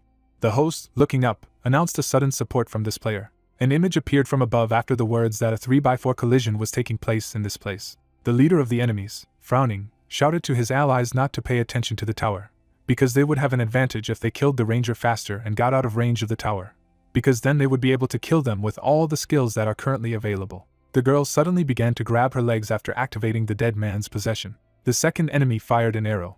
The assistant swung his hammer to attack after using the Holy Judgment skill. Shia's eyes widened. Suddenly, the ally blocked all these blows. The health value above her head dropped to almost 0 when she asked the rookie to cover for her. Rushing forward, she asked to rely on her. The archer's eyes widened after that. The fighter immediately attacked her with her knee. The opponent's body flew back. Her eyes changed color to blue. Shia put a crossbow to her head. Smiling, she explained that she was actually more confident in close combat. At this time, the tower began to attack the rest of the opponents and immediately received kill notifications. The leader began to run away when the host announced that both players of the Viper team had died under the tower's attacks, and so they lost by a score of 2-1. Deokjun, smiling, noted that this was still not the end. 2 players surrounded the opponent. The game cards appeared again, and the words of the host were heard that this man, who entered the enemy's jungle, was trying to commit a murder near the tower, and therefore the player Matthew, who was near the building all this time, suddenly found himself in a 2-on-1 battle. The fighter immediately frowned. The referee, holding the microphone to his face, announced the death of this player, and noted that at one point this team reached incredible heights. Immediately afterward, the faces of all 5 team members were shown, and he was heard saying that they were showing the audience a real game, and even making them think that last year's results were a lie. The robot's eyes were wide open. Sitting on a chair, the assistant noted that his master was really doing well, while the assistant answered in the affirmative and asked if he had never watched his games, and added that a little earlier his character had made a turning point, which is really incredible. The robot, looking somewhere ahead, said that he was glad that he was helping the team. The professor silently watched the course of the battle. Looking at Gangion's character, the teacher realized that he was pressing on the enemy's towers from the very beginning and getting rid of them, and if the player had not survived, the game could have ended very quickly. I also looked at the assistant and thought that she saves her teammates in every dangerous situation, because she reduces the damage aimed at them. After that, I paid attention to their leader and realized that it was he who managed to create this whole situation. The man, imagining a spider web, thought that this plan was created incredibly quickly and extremely situationally. Imagining this man pulling the strings, the professor realized that he knew exactly how to win, and no matter how many times he had a chance to watch him, his tactical abilities were always amazing. A smile appeared on his face after thinking that these 3 might just be relieving last year's sadness. Immediately after that, the battlefield appeared and the words were heard that this team was pressing the enemy without any obstacles, because they still managed to take the advantage from below, and thereby quickly break through the line and begin to enter. One of the towers had already been destroyed. The frightened face of the enemy leader appeared after the host's words that the players were already attacking the central barracks. Deokjun glanced at his comrade and called out to him. Standing nearby, the fighter asked if he remembered how they lost to the same people last year, while the teammate asked if the leader meant how he cried after the end of the match, while the fighter replied that he did not mean that. Ganghyun turned his head after being asked if he had a chance to remember the spectators they saw at the end of the game, and then replied in the affirmative. The 3 of them stood in front of the stands when the coordinator said that it was a quiet and cold stadium that did not make happy exclamations and was not happy at all, and that moment seemed like hell, and even he found it difficult to restrain himself. Still standing still, the leader explained that most of all he did not like to lose, and not only to the team that stands in front of them, but also to the academy and the audience, while the interlocutor asked the question that they were also opponents. Deokjun, frowning, said that was why he was going to make sure that they had no choice but to shout joyfully. Crossing his arms over his chest, the man suggested that the team end the game with a 5-on-5 battle. Raising his hand, Dante answered the question of which team he thought would win by saying that the protagonist team was the team that finished last year, so they didn't stand a chance. Tilting his head, Asta expressed confidence that the underdog team is not able to beat the people who took second place in the last competition. Opening his mouth, the thug said that he considers the enemy team to be the favorites in this match. Looking away, the girl had no doubt that the opponents of the main character would win. Lowering his head, the schoolboy said that the rivals would win. Standing still, the lady said that the opposing team would prevail. Holding a microphone in his hands, the host shouted that they were pressing them without respite. Looking at the guys, the commentator explained that this was the guys' team. The fighters rushed to the attack, and the referee could not understand how they managed to start storming the tower in front of the barracks at one moment. Looking at the stones flying in different directions, the organizer announced that the enemy's tower was collapsing. With bared teeth, Royd listened to the words that his team had only the barracks and Nexus left. Covered with sweat, the young man was sure that everything could be turned upside down if they managed to win the battle. Imagining the attack scheme, the captain decided that he needed to use an ally waiting on the other side, and then begin the initiation. Holding the hammer in his hands, the lizard understood that if they started by killing a ranged enemy, they would definitely be able to win the fight. Looking from under his brow, the monster thought that his target was a mage who was wounded at the beginning of the game. Noah looked around. Opening his mouth, the main character asked his girlfriend to look back. Kicking the monster in the face, she shouted words of praise to her friend. Using a fire spell, the protagonist asked not to call his action surveillance. Spreading his legs wide, the guy used a spell called a wall of fire, after which a notification appeared that the player had made an elimination. Furrowing his brows, the head was unhappy that this brat was so good despite being the weakest player in the lane. Looking at the young man, the enemy noticed that after the start of the duel, the atmosphere around this man had changed. Opening his mouth, Noah ordered himself to concentrate, because he had caught only one opponent. Putting his staff on his shoulder, the main character could not understand what the enemies were up to. The ground was falling from under the feet of the players. Pushing off the stone, the protagonist guessed that he needed to find a safe position in order to attack as much as possible from afar. Moving forward, the guy was confident that he would do everything possible to win. Blue crystals pierced the enemy's body. Wide-eyed, Royd saw that his ally had been eliminated. Representing the enemy team, the villain reasoned that they were careless before the battle, because only 2 new players raised the level of the team to new heights. King looked down on him, and the captain of the opposing team was confident that they would easily defeat such a weak team. Stretching out his hand, the leader considered his opponents to be scoundrels. Noah was behind his friend's back. The Khan held his bow in his hands. Watching the magician cast the spell, Royd realized that they were much stronger than he had imagined, after which the protagonist was credited with 4 kills. The protagonist has put his weapon behind his back. The team members stood next to each other. Opening his mouth, Ganghyun was surprised that his comrade had committed a quadruple kill. Clenching his fist, Deokjun asked his friend what he was doing. Looking at the enemy, the hero's team shouted that they needed to catch him in order for their ally to be credited with killing the entire team. Royd furrowed his brows as he listened to the words that he would be held while their friend dealt with him. Baring his teeth, the scoundrel was furious at the idea that their comrade would simply hit him with his baton. The players rushed to attack. Stardust rested on the table. Opening his mouth, the host announced that the entire team had been killed by 1 player. A flying island hovered in the air. Opening his eyes wide, the robot was surprised that a 5-man murder had occurred. Putting his hand on the creature's head, the young man explained that such an achievement was very difficult to obtain. Noah raised his head, and the host announced that he was recording the murder of the entire team. Making surprised expressions on their faces, the participants listened to the words that the guy's team was destroying the enemy's barracks. Furrowing his brows, King watched as the boys destroyed the twin towers and made their way to Nexus. Clenching his fist, the professor listened to the information about what was happening on the field. Looking at the bright rays of light, the judge announced that the main structure of the enemies had been destroyed. The main character grabbed his helmet. Smiling, the protagonist hoped that thanks to his achievement, everyone would forget that he was killed first. The guy's eyes widened. Getting to his feet, the young man felt that the joyful shouts of the audience were heard all over his body. Ganghyun looked at his friend. Standing still, Noah suggested that in the future you often enjoy this spectacle. The friends hugged. The opponent knocked on his camera. Looking at the arena, Stardust announced the victory of the protagonist's team. Holding a microphone in her hand, the girl asked if it was interesting to watch the opening ceremony. Closing her eyes, the lady announced that now they would interview the best player who made this game interesting. Making a confused face, Noah greeted the audience. Smiling, the lady suggested that he was worried because he was being interviewed for the first time. In turn, the main character thought that people from all over the world were watching him. Looking ahead, the lady said that after the collision, the protagonist's team won this fight, asking that he was confident in winning over the opponents who took second place last year. In turn, the guy replied that the guys did a good job, adding that he thought that they would win. In the end, the interlocutor said to the Tom that he had received his first death, his first victory, and even the first pentacle of this competition, adding that he had already achieved many championships. Asking if he could tell about his impressions. Making a strange face, the young man replied that he liked it. In turn, the miss said that he could relax a little. Holding out the microphone, the girl asked if she could ask him to warn the other teams that would meet with them. The man's face was stunned as he thought about what it meant to warn, adding that most likely, what he was going to say now would be the motto of their team. The guys appeared. The player did not show his eyes. Opening his mouth, the master thought that no one in the academy or in the world should underestimate them. Biting his tongue, Noah managed to say only one word. The main character covered his mouth with his hands. The creatures were smiling.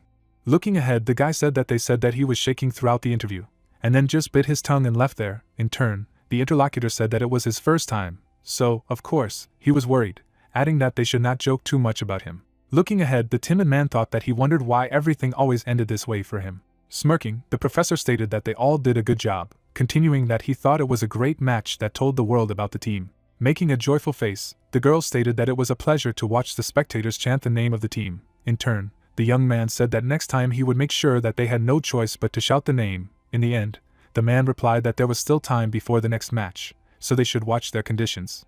A white door appeared. Turning around, the man heard a familiar voice.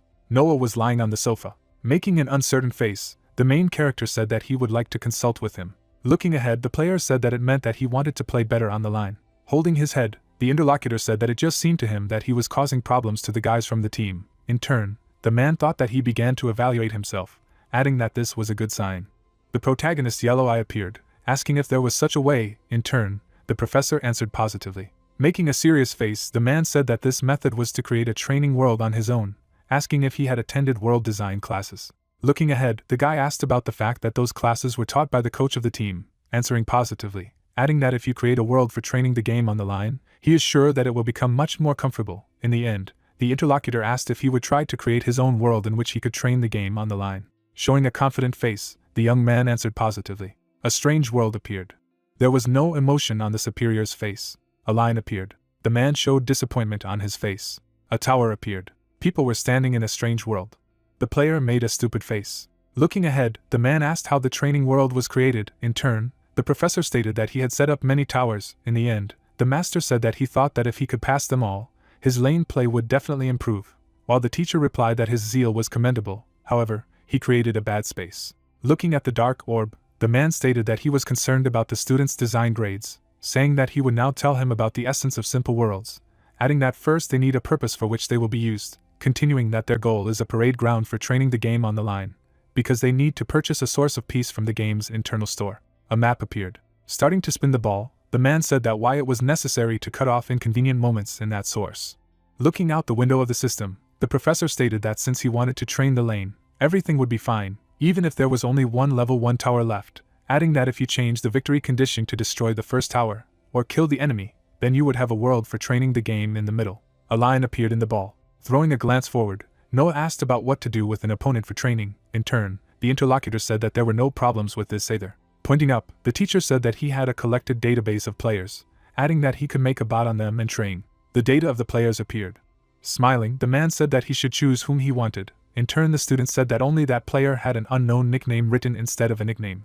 A hero with one red eye appeared. Knitting his eyebrows, the man said that the fact was that the information about the nickname had disappeared, adding that he did not recommend those data, because they were old. In turn, the main character asked that he did not have to confront one player. Smirking, the protagonist asked that he could then choose that hero first, adding that he would defeat that guy today and move on to other saved data. The professor looked ahead.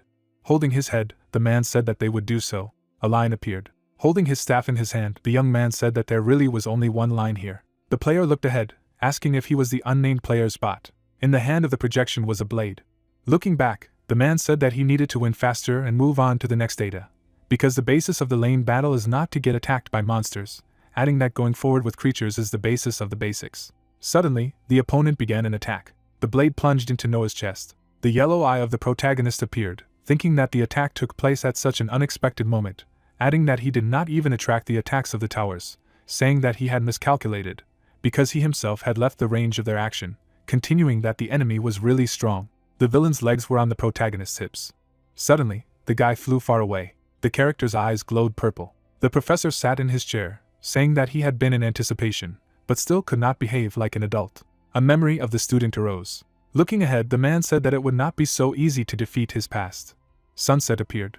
Night was visible in the sky. Devices for the game appeared. Holding a helmet in his hands, the protagonist said that he had played as many as 79 times in the morning, but could never injure him by asking what kind of style of play it was. Lowering his head, the guy stated that he was too different from what he had learned, adding that he was the strongest of all the battles on the line that he had ever seen, wondering who the unknown was. The card was attached to the door. Looking ahead, the young man said that he had told the professor that he would finish during the day, adding that if Carrie found out, he would make fun of him, saying that he had to defeat him, if only because of his perseverance. Making a surprised expression on his face, the man heard an unfamiliar voice. Holding his clothes on his shoulder, the player asked that he had been training until the morning. In turn, the master thought that he was really frightening. Smiling, the guy said that Deokchan's friend was really different. In turn, the interlocutor asked that he knew Deokchan. In the end, the stranger answered positively, adding that he was already in his second year of study. Putting his hand on the interlocutor, the young man stated that the first pentasil in the competition was a good result, adding that now he has become a fan, continuing that now he and Deokchan have a quarrel, so they do not have a very good relationship now, while Noah said that he assumes that he also quarrels with friends. Smiling, the man said that he wanted to make peace with the fact that there had been a misunderstanding, but he did not listen to him at all, asking that he was very stubborn. Grinning, the main character asked if he really thought so. In turn, the interlocutor asked that he didn't grumble a lot. A slightly frightening image of the player appeared. Turning away, the stranger declared that Deokchan was not changing at all.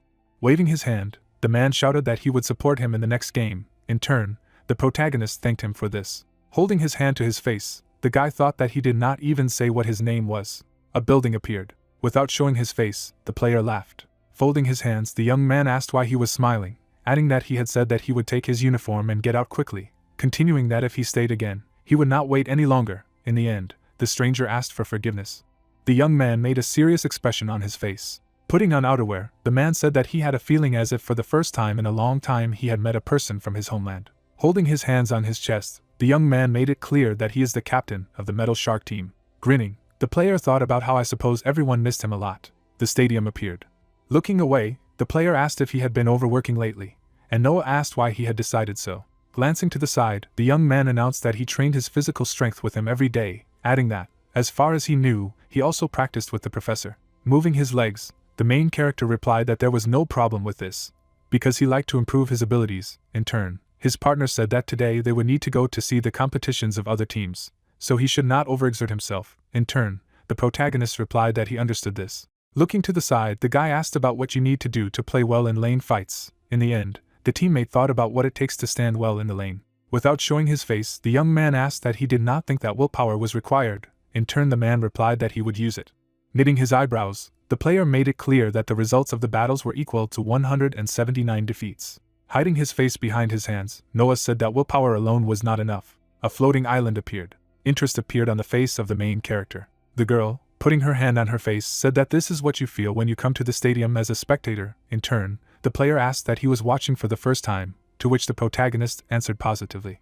Looking ahead, the man said that they should watch carefully, because today's match must be watched. Turning around, the guy supported this thought. Holding a microphone in his hand, the host greeted the spectators who had gathered to watch the match, introducing himself, adding that the day of the last match of the first week had come, continuing to remind them that after the end of today's game, they would have a 2-week break. The stadium appeared.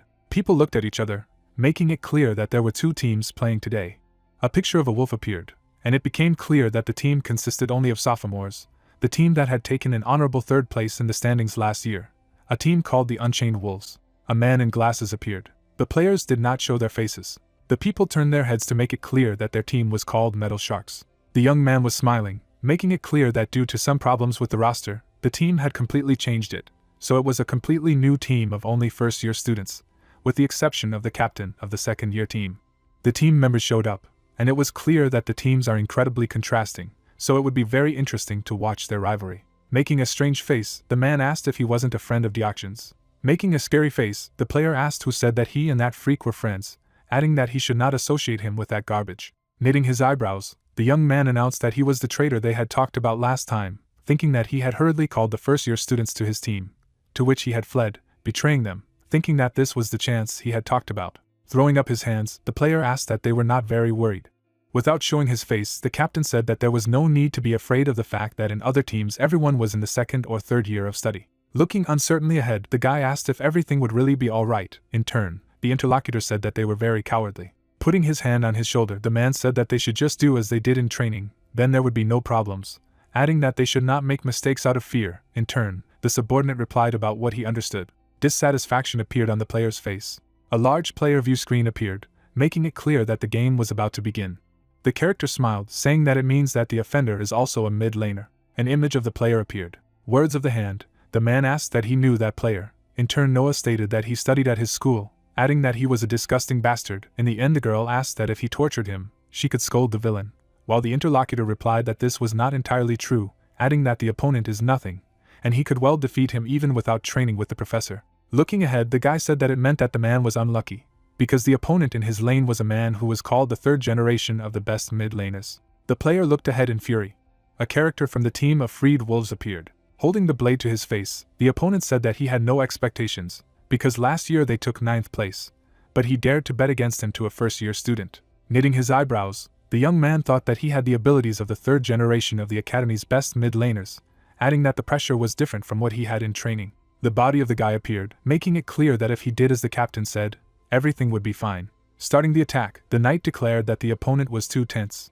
The enemy continued to attack, and it became clear that he was going to kill the enemy alone. Aiming his sword, the hero said that first he needed to make the first kill. Dissatisfaction appeared on the freshman's face. The man was surrounded by wolves. Turning around, the captain announced that he would prove to Deoxyn that they were the ones who were wrong. 2 faces of a man appeared, asking if he should make a fuss. Suddenly, the student's face appeared. The blade was next to the eye. The sword passed by his face. The guy suddenly counterattacked. Having received a blow, The knight thought that the movements of his opponent had suddenly changed. A foot in armor appeared. Attacking with his sword, the man asked about the level of synchronization. A horizontal blow rang out. The hero continued to beat. A white essence appeared from his opponent's eyes. Making a surprised face, the guy asked about the fact that the player was losing in physical training. Knitting his eyebrows, Noah thought that this was simply impossible, adding that he could not be his offender, asking that he had really leveled up so much during this time. The blade was right at the neck. The enemy appeared behind the man. A yellow face appeared, and it became clear that it was very sudden, because the player was killed by a single first grader. The assassin stared at the blade. The girl hit her opponent. People looked forward, making it clear that this team was superior to the opponents on the lines. The captain's eyes turned green. The man had a helmet on his head, and it was obvious that the men had begun to destroy the towers one by one, advancing towards Nexus. A face with glasses appeared. A strange symbol appeared on his neck. The building begins to crumble, making it clear that Nexus has been destroyed, because something that no one could have imagined has happened. The helmet was in the hands of a man. The young man was smiling, keeping his hand in his pocket. The hand clenched into a fist, and it was clear that the rebellion of the teams at the bottom of the standings continued. Dissatisfaction appeared on the faces of the team members. Feet appeared. Carrie kicked. Smiling, the girl said that it seemed to her that in the last game she was too inactive. In turn, the guy said that she should be more serious. In the end, the lady replied that she was serious, adding that she was good only in close combat. A look of displeasure appeared on the young man's face, thinking that the last week's Metal Shark duel they had been watching, and after it, for some reason, he began to worry. Players appeared. The character punched, making it clear that the player was attacking right in front of the opponent, cutting through their weak point. Knitting his eyebrows, the man thought that he would definitely not lose to the captain. An illustration appeared, which gave information that the team called the Immortal Devil Kings had won. A leg appeared, and it was clear that a team of White Owls were fighting against Vipers. With his hands in his pockets, the player stated that they met earlier than he thought, adding that it was a time of revenge. A purple eye appeared. Looking ahead, the young man asked about the fact that the opponent was not among them. Making a serious face, the girl asked a question about how he seemed to be looking for a newcomer from their team. The lady held a blade in her hands. Looking ahead, the lady said that even if this was the case, he would not be able to meet him, because he was a substitute in their team. People were looking at the screen. The player went on the attack, and it was clear that the team of freed wolves had won. There was bewilderment on people's faces, making it clear that the team called Colorful Mermaids had won. The player knitted his eyebrows. Suddenly, a huge shark appeared, and it was clear that the metal sharks were destroying the opponent's nexus. The captain smiled, marking the victory of metal sharks. The rating of the second week of the tournament appeared. Windows appeared. The Immortal Devil Kings fought against a team of metal sharks. Looking at a piece of paper, the young man announced that their third opponents would be that team. Knitting his eyebrows, Noah thought about the shark team and his offender. Anger appeared on the guy's face. Glancing to the side, the girl assumed that he was already immersed in thoughts of the traitor. Putting her hand in her pocket, Carrie said that she didn't care if he was a traitor or not, adding that she had never met him, continuing about how, to be honest, it was a little wrong to define something after listening to only one side, saying that although she was trying to understand, it was more difficult for her than she thought. People were looking at one point. Smirking, the lady suggested striving for victory, adding that in any case, if they win, everyone present will be able to get what they want, asking if this is true. The man lowered his head down. Turning around, the guy asked if it was clear from his face that he was thinking only about the traitor. Making serious faces, the players answered positively. The dormitory of the players' faculty appeared. The can flew out of the machine. Throwing the bottle, Noah said that he should catch it. In turn, his partner thanked him. Looking ahead, the main character asked about who his team would face this week. In turn, the interlocutor replied that they would fight with White Owls. In the end, the protagonist said that it would probably be difficult to defeat the team that took first place last year. The player appeared, making it clear that he would be a substitute, because he fell into depression. Without showing his face, the guy asked if this was true. In turn, the player said that whether he was strong or not, it would be possible to find out only by colliding in battle. Without showing his face, the man said that he should go away if he bought what he wanted. In turn, the young man asked what the problem was. Looking away, the hero saw the offender, thinking that he did not need to be afraid, because he lost to him, adding that here he would feel like a winner. With a smirk, the warrior asked if he had heard that they would be fighting against them in the next game, adding that he had leveled up his abilities a bit, going on to say that of course, it was no match for him who had made the first pentakill in the competition. His finger pressed a button. Showing a confident face, Noah offered to play well. The opponent looked at the outstretched hand with contempt. Knitting his eyebrows, the main character asked that he really ignored him. The protagonist gritted his teeth. A lamppost appeared. Sitting on the bench, the captain asked what he wanted to know. Looking ahead, the subordinate asked if they could at least not use it during the game against the next opponent. In turn, the player asked if he said that because he was afraid to use an assistant. Lowering his head, the young man answered in the negative. Putting his hand on his head, the guy asked what was the matter if he was not a coward, adding that he had said that there was no person in the academy who would know about the assistant, continuing that he would do everything for them and win, saying that they would defeat everyone and change their lives together. After all, the assistant's chip implanted in the body is not recognized by the game's security system. The player was standing in front of the creature. Looking away, the man listened to the fact that if they behaved low, no one would know. Grinning, the captain suggested not to complicate the situation. A sense of guilt appeared on the team member's face. Knitting his eyebrows, the man said that there was just a guy whom he would like to defeat honestly. Surprise appeared in the eyes of the interlocutor. Without showing his eyes, the leader said that, after all, human psychology is a simple thing, adding that after a person gets what he wants, he changes. Holding the jar in his hand, the guy asked that he did not think that he was able to defeat rivals without the help of an assistant. In turn, the villain replied that he was confident in himself. In the end, the captain said that it was not just a team. Turning around, the young man said that he did not seem to understand something, adding that he had come up to this place not because of his abilities, but because of an assistant. Raising his hand, the man told him not to forget the reason why he had abandoned everyone and recruited the first-year students, thanking him for the drink. The enemy clenched his teeth tightly. Keeping his hands in his pockets, the captain asked him that he was still too young, and that was why he was so obsessed with the past. Suddenly, surprise appeared on the man's face. People looked at each other. The young man knitted his eyebrows. The young man's face was stunned. Raising his hand, the leader greeted his opponent. Without showing his face, the player said that at the next game he would prove that he was mistaken. Turning around, the captain said that the common problem of people is obsession with the past. A photo of the players appeared. Surprise appeared on people's faces, asking if everything was fine with the friend, because he had large bags under his eyes. Pointing to the phone, the guy said that everything was fine, because he just needed to prepare something. Without showing his face, the man stated that as a countermeasure to the battle with the metal sharks, he had prepared a pattern analysis and several combat techniques, adding that he would now send them. Looking at the phone, the player thought that he really prepared all this in one day, said that it was incredible, because absolutely all the habits of the members of the metal shark team are described in detail here. Without showing his face, the man stated that the guy's persistence was boundless. In turn, the student thought that he had gone a little too far, adding that he thought that he had sorted out his feelings.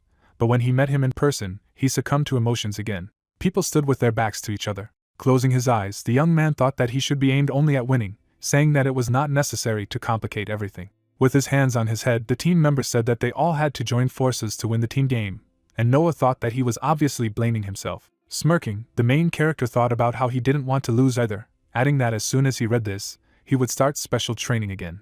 A line appeared in the game. The monsters fought among themselves. Suddenly there was a cut. The opponent attacked. A purple hero appeared, and it was clear that the longer he confronted the Nameless, the more clearly he felt what exactly he lacked in the game, because it was the skill of timing. A leg appeared. The protagonist dodged the blow. Knitting his eyebrows, the guy thought that the Nameless man would benefit from the timing that suited him anyway, adding that he was weak in lane battles because he couldn't read the moments that were beneficial to him, continuing that in this case, he would try again and again until he read this moment. Fire appeared in his hand. The young man began to attack. Holding the cup in his hand, the professor asked what had happened, asking that he had been fighting with the Nameless man all this time. Looking away, the young man said that out of 712 games, there were 712 defeats. Without showing his eyes, the man stated that 700 losses in 2 weeks was a serious result. In turn, the disciple asked who the Nameless one was. In the end, the man replied that he did not even know, because this information was very old. As he raised the cup to his mouth, the teacher thought that he was glad that his data was winning, and asked why he was so calm, because even after retirement, his competitiveness did not change. Looking ahead, the professor thought that if he had 700 meetings and lost each one, he must have experienced great stress, and Noah said in turn that he had learned something. Raising a thumbs up, the main character announced that today he received a one-sided benefit for the first time, adding that if he continues, he may even be able to win. There was no emotion on the man's face. Smiling, the man listened to the question of why he was smiling. In turn, the teacher thought that it seemed that he had found the character's real weapon after all. The protagonist's face showed a question. A flying island appeared. Holding a microphone in his hand, the host announced that today the battle of two special teams begins, inviting the players. There was a way out. A team of rivals appeared. The professor stood next to the students, making it clear that two teams last year took first and second place in the standings from the end, but this season strong teams won and are the leaders. The arena appeared. The captain wore glasses. The guy knitted his eyebrows. Smiling, the girl said to show a good game, as always. Stretching out his hand, the man said that he hoped for her. Grinning, the leader said that he would consider that he understood him during the last conversation. Anger appeared on the villain's face. Without showing his face, the man answered positively. The presenters appeared, making it clear that the game had begun. The demon was fighting with a shark. The man stood alone. The player did not show his eyes. Carrie, who appeared in the window, asked why he was sighing when even the monsters had not yet appeared, wondering if he knew that he could not play under the control of emotions. Making a stupid face, the guy said that it was not often that she could hear her grumbling, given that she was always angry first. In turn, she suggested that once she got here, she would be calmer if she beat her rivals. Without showing her face, the lady said that such additional heroes can be easily scattered. Smiling, the lady offered to put a lot of pressure on the bottom line in the game. In turn, her partner agreed. As she launched her attack, Miss asked if she should start. Opponents appeared. Surprise appeared on the host's face. A ruined tower appeared. Carrie was lying on the ground, making it clear that less than 7 minutes into the game, they were already destroying the bot lane tower. The girl was lying in a blackout. The lady opened her eyes, saying that her friend had lost in physical training. Smirking, the sorceress said that it was easy. The girl's eye was purple. The captain, without showing his face, said that they should think that they would go through this game without straining. Looking ahead, the man ordered everyone to use an assistant from the start, adding that they should crush their opponents. A strange symbol appeared on his neck. The player struck and it became clear that the opponent was the victim of a solo kill, so the enemies announced their victory in the top lane as well. Shock appeared on the faces of the audience, making it clear that the balance between the teams began to collapse. The girl smiled. Surprise appeared on the guy's face. Holding his finger to his mouth, the captain stated that the goal of this game was to win by a huge margin and capture all the lines, adding that they would defeat them before they could recover. The demons stared at the water. Shock froze on the host's face, saying that not all the lines had fallen yet. A map of the game appeared. The professor looked ahead. A central line appeared, where the battle between the players unfolded. Noah knitted his eyebrows. The offender was at a loss. The man looked ahead without showing his face. Anger appeared on the leader's face. Making an angry face, the host asked how this was possible, adding that there was hope left on one line when, it would seem, the team was at a disadvantage. People were looking ahead. The girl ran away. Anger appeared on the leader's face. The man was looking out the window of the system. The players fought a fierce battle. The offender, knitting his eyebrows, remembered the captain's words, thinking about what he thought he would agree with such a statement. Because he could defeat a guy like Noah on his own, said that he had studied the opponent's fighting style, adding that he was not used to playing on the line, therefore, taking advantage of this moment, he would be able to win, continuing to that you need to be careful only with synchronization, which can increase the speed of reaction, saying that because of the loss, his plan to become a pro gamer was completely destroyed. A monster cut rang out. In the hand of the main character was a staff. The protagonist looked ahead. Magic appeared in the guy's hand. The hero's face was visible. The young man's eye exuded an orange light. The man swung for a blow. The fist was close to his face. There was a blow. The offender flew far away. Opening his mouth wide, the young man thought that he could defeat him and repay the insult. The captain's face appeared. Starting to run, the leader said that it was not that he did not assume this, but did not think that he would actually do so, asking what he had in common with his opponent, since he behaved like this. Grinning, the man said that it didn't matter, because everything would be decided anyway when he went and sorted everything out. Darkness appeared. Holding the sword in his hands, the player announced that he had found him. A flash of light appeared. Lowering his head, the hero thought that if everyone else wins, the forester will definitely aim at the central line. Making a serious face, the young man declared that he would never pass to the middle. Licking his hand, the opponent said that he, as always, reads moves perfectly. Standing up, the assistant said that the players were nearby. Putting his hands on his hips, the man asked if the two had finally met, and the robot asked if they had a special relationship. Lowering his head, the man stated that they both entered here as students with a recommendation, adding that they also took first and second places. In turn, the gadget asked about what it meant that they were friends. In the end, the man said that it seemed that those guys knew each other before arriving at the academy, continuing about the fact that last year they were selected by their professor as students on the recommendation. Although in the end the person changed the team. A battle of people appeared. The robot's face showed bewilderment, asking which of the two was in the first place. Multiple blows rang out. Smiling, the assistant stated that it must have been Deoxys. Suddenly, the guy knocked the blade out of his opponent's hands. The sword was spinning in the air. The dagger got stuck in the floor. Grinning, the villain said that after all, he was not inferior to anyone in the game, because since childhood he had always lost. In turn, the young man said that he was not interested in how he shared his memories. After showing a purple hand, the enemy asked about what he was sharing memories, saying that it was a little upsetting, thinking about what the other person was feeling, and suggesting that he could play with him a little. A blade appeared in a purple glow. The player suddenly turned around. The sword flew back, and it was clear that this ability was called the homecoming instinct. A wound appeared on the guy's face. Starting the attack, the enemy said that this was a taboo for eternity. Smiling, the captain said that he sometimes remembers those times, in a city where the garbage in which resembled the highest mountains. Adding that together, they then found a broken game console there, repaired it, and often played it, continuing that then they dreamed of becoming pro gamers. Children appeared. The guys sat on the floor, making it clear that this was the only good memory from that city that looked like hell. A player appeared on the TV screen. Knitting his eyebrows, the young man said that he ruined this time, adding that he left the team without any discussion. Blocking the attacks, the leader said that he was too correct, so it was obvious that if he had not said his intention to leave, he would have opposed it. The hand took the opponent's wrist. The man swung for a blow. The blade plunged into the enemy's shoulder. The hero stood over the loser. Holding the blade in his hands, the player asked him what he was saying he would oppose, but he still had to tell him. With an angry expression on his face, the warrior asked why he had left the team, betraying the professor who had found their talents, adding that they could expect to win in that team. Looking ahead, the captain declared that he was strong after all, questioning that he had not intentionally killed him in order to talk. A health window appeared, which was at a minimum. Shifting the blade to the other hand, the enemy asked him that he did not think that everyone had personal circumstances, adding that he had already given the reason why he left the team. The blue eyes of the opponent appeared, saying that he was seizing the chance. There was a blow. A cut appeared, making it clear that the player's right arm had been chopped off, and it would take 10 seconds to recover. The guy's eye appeared. Without showing his eyes, the young man shouted the name of his opponent. The man's foot was approaching the enemy. Suddenly, a chip appeared around his neck. A hand appeared. The leader blocked the attack by holding out his hand. A stunned look appeared on the hero's face, thinking that it was karate. A man appeared against the background of the enemy. A knife appeared. The villain began to attack. Having received multiple cuts, the player thought that he had leveled up so much during this time, having learned martial arts. The opponent was approaching forward. The face of the enemy appeared, and it was clear that the game was only a tool to achieve a certain goal, and if it was necessary for the realization of their dreams, he must throw everything away. The man, holding out his hand, asked if he wanted to change the world with them. The girl's face appeared. The lady looked happy. The villain stabbed his friend with his blade. The children were sitting near the TV. Looking ahead, the opponent thought about how it turned out that now they can't go back to the old days of happy team play. Smiling, the guy wondered if the others would notice this small chip. Looking in front of her, the girl replied that this would not happen, because the device is configured so that it can interact with the player's brain waves before they are transmitted to the intersection program. Presenting dark silhouettes, the lady added that the chip contains data from several thousand high-ranking players, as well as movement patterns of athletes and martial arts fighters, so the system will make the best decision at the right time. Raising his hand, the young man made a remark that the name of the program that helps in the game was too long.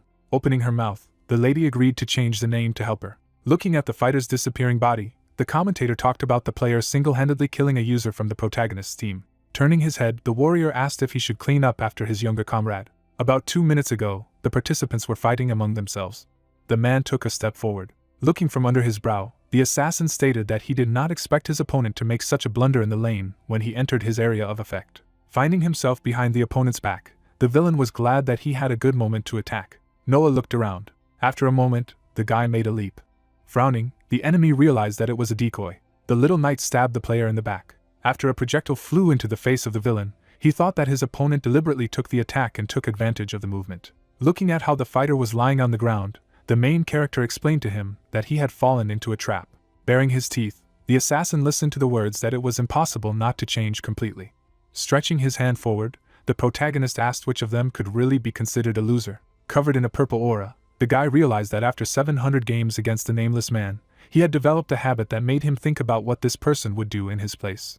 Looking down, the young man knew that now was the time for the minions to come out. Dodging the blows, the young man reflected on the fact that if his opponent was the nameless, then he would have already died, so it was impossible to play like this. The professor watched what was happening.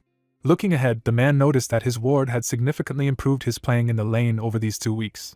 Swinging his staff, Noah couldn't understand how he felt about fighting a stronger enemy so often. Smiling, the main character felt how easily he confronted the enemy. Veins swelled on the murderer's forehead. With his mouth wide open, the fighter shouted that his opponent should not relax.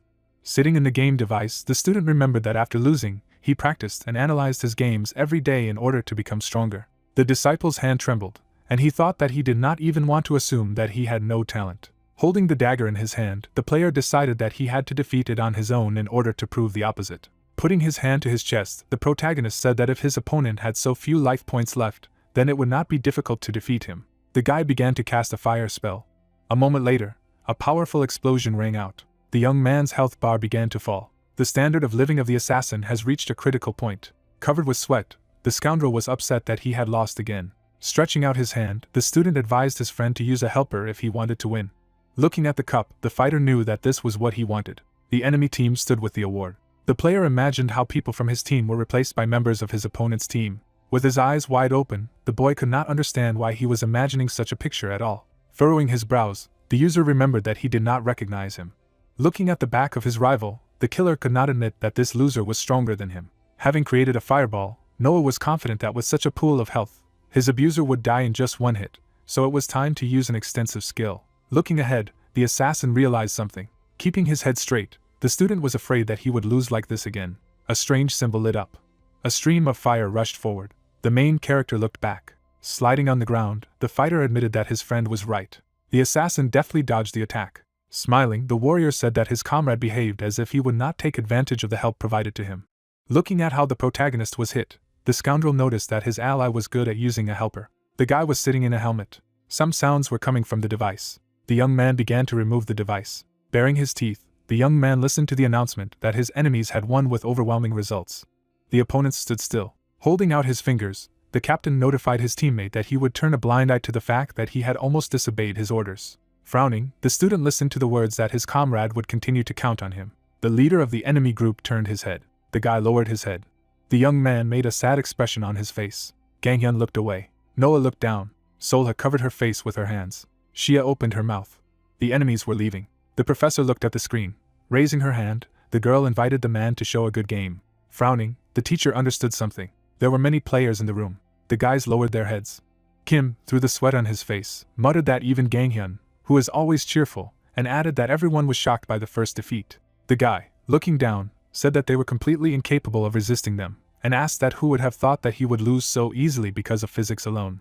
The girl clenched her fist angrily. Noah, parting his lips, said that this game was a little strange, because from the very beginning he had proven to himself that he had caught the flow. The main character remembered how he was surrounded by a powerful aura, and said that at some point, that idiot became too strong.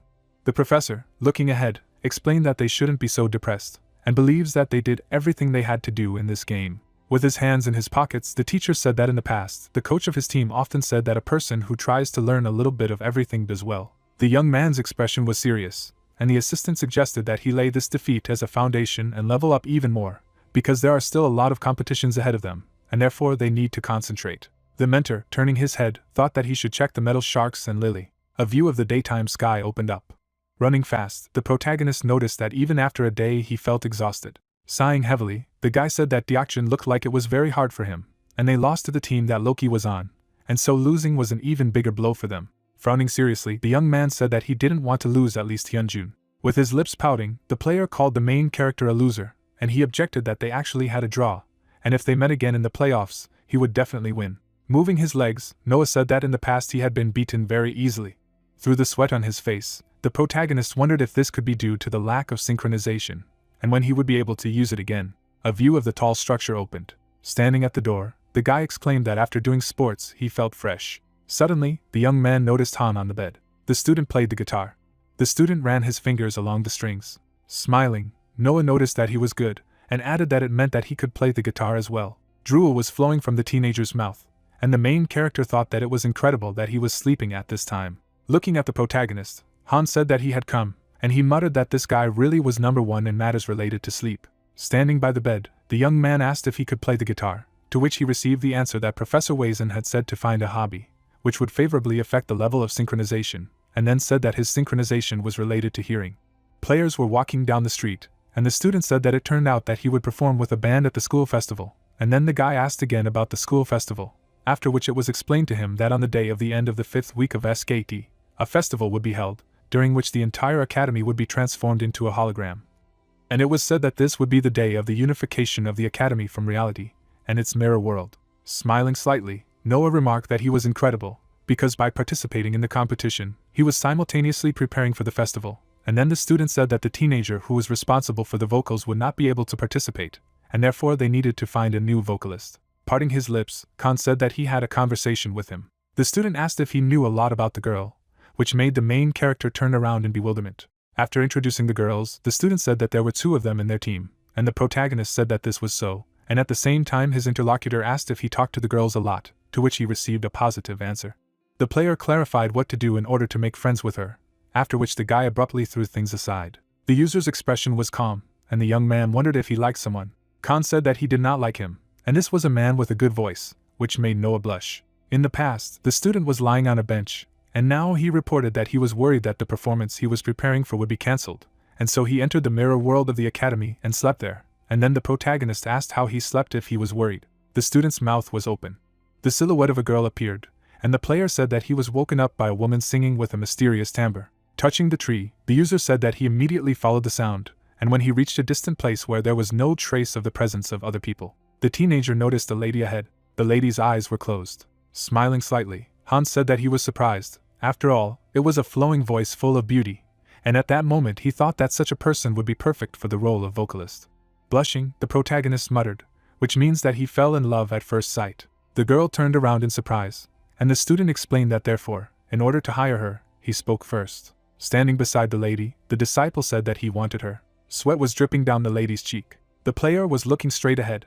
Suddenly, the singer ran away. Lowering his eyebrows, the guy exclaimed that anyone would run away after such words, and then the user said that he thought that she would not want to talk to a stranger for a long time, and therefore he said briefly, and his interlocutor added that it was too short. The teenager's expression was confused, and he said that he did not think that the inexperience in communication that the professor was talking about would harm in such a situation, and he would like her to sing at this performance. Khan asked if he could help him a little, if not against, and at the same time, Noah stretched out his index finger and asked him again. Suddenly, the player's legs appeared.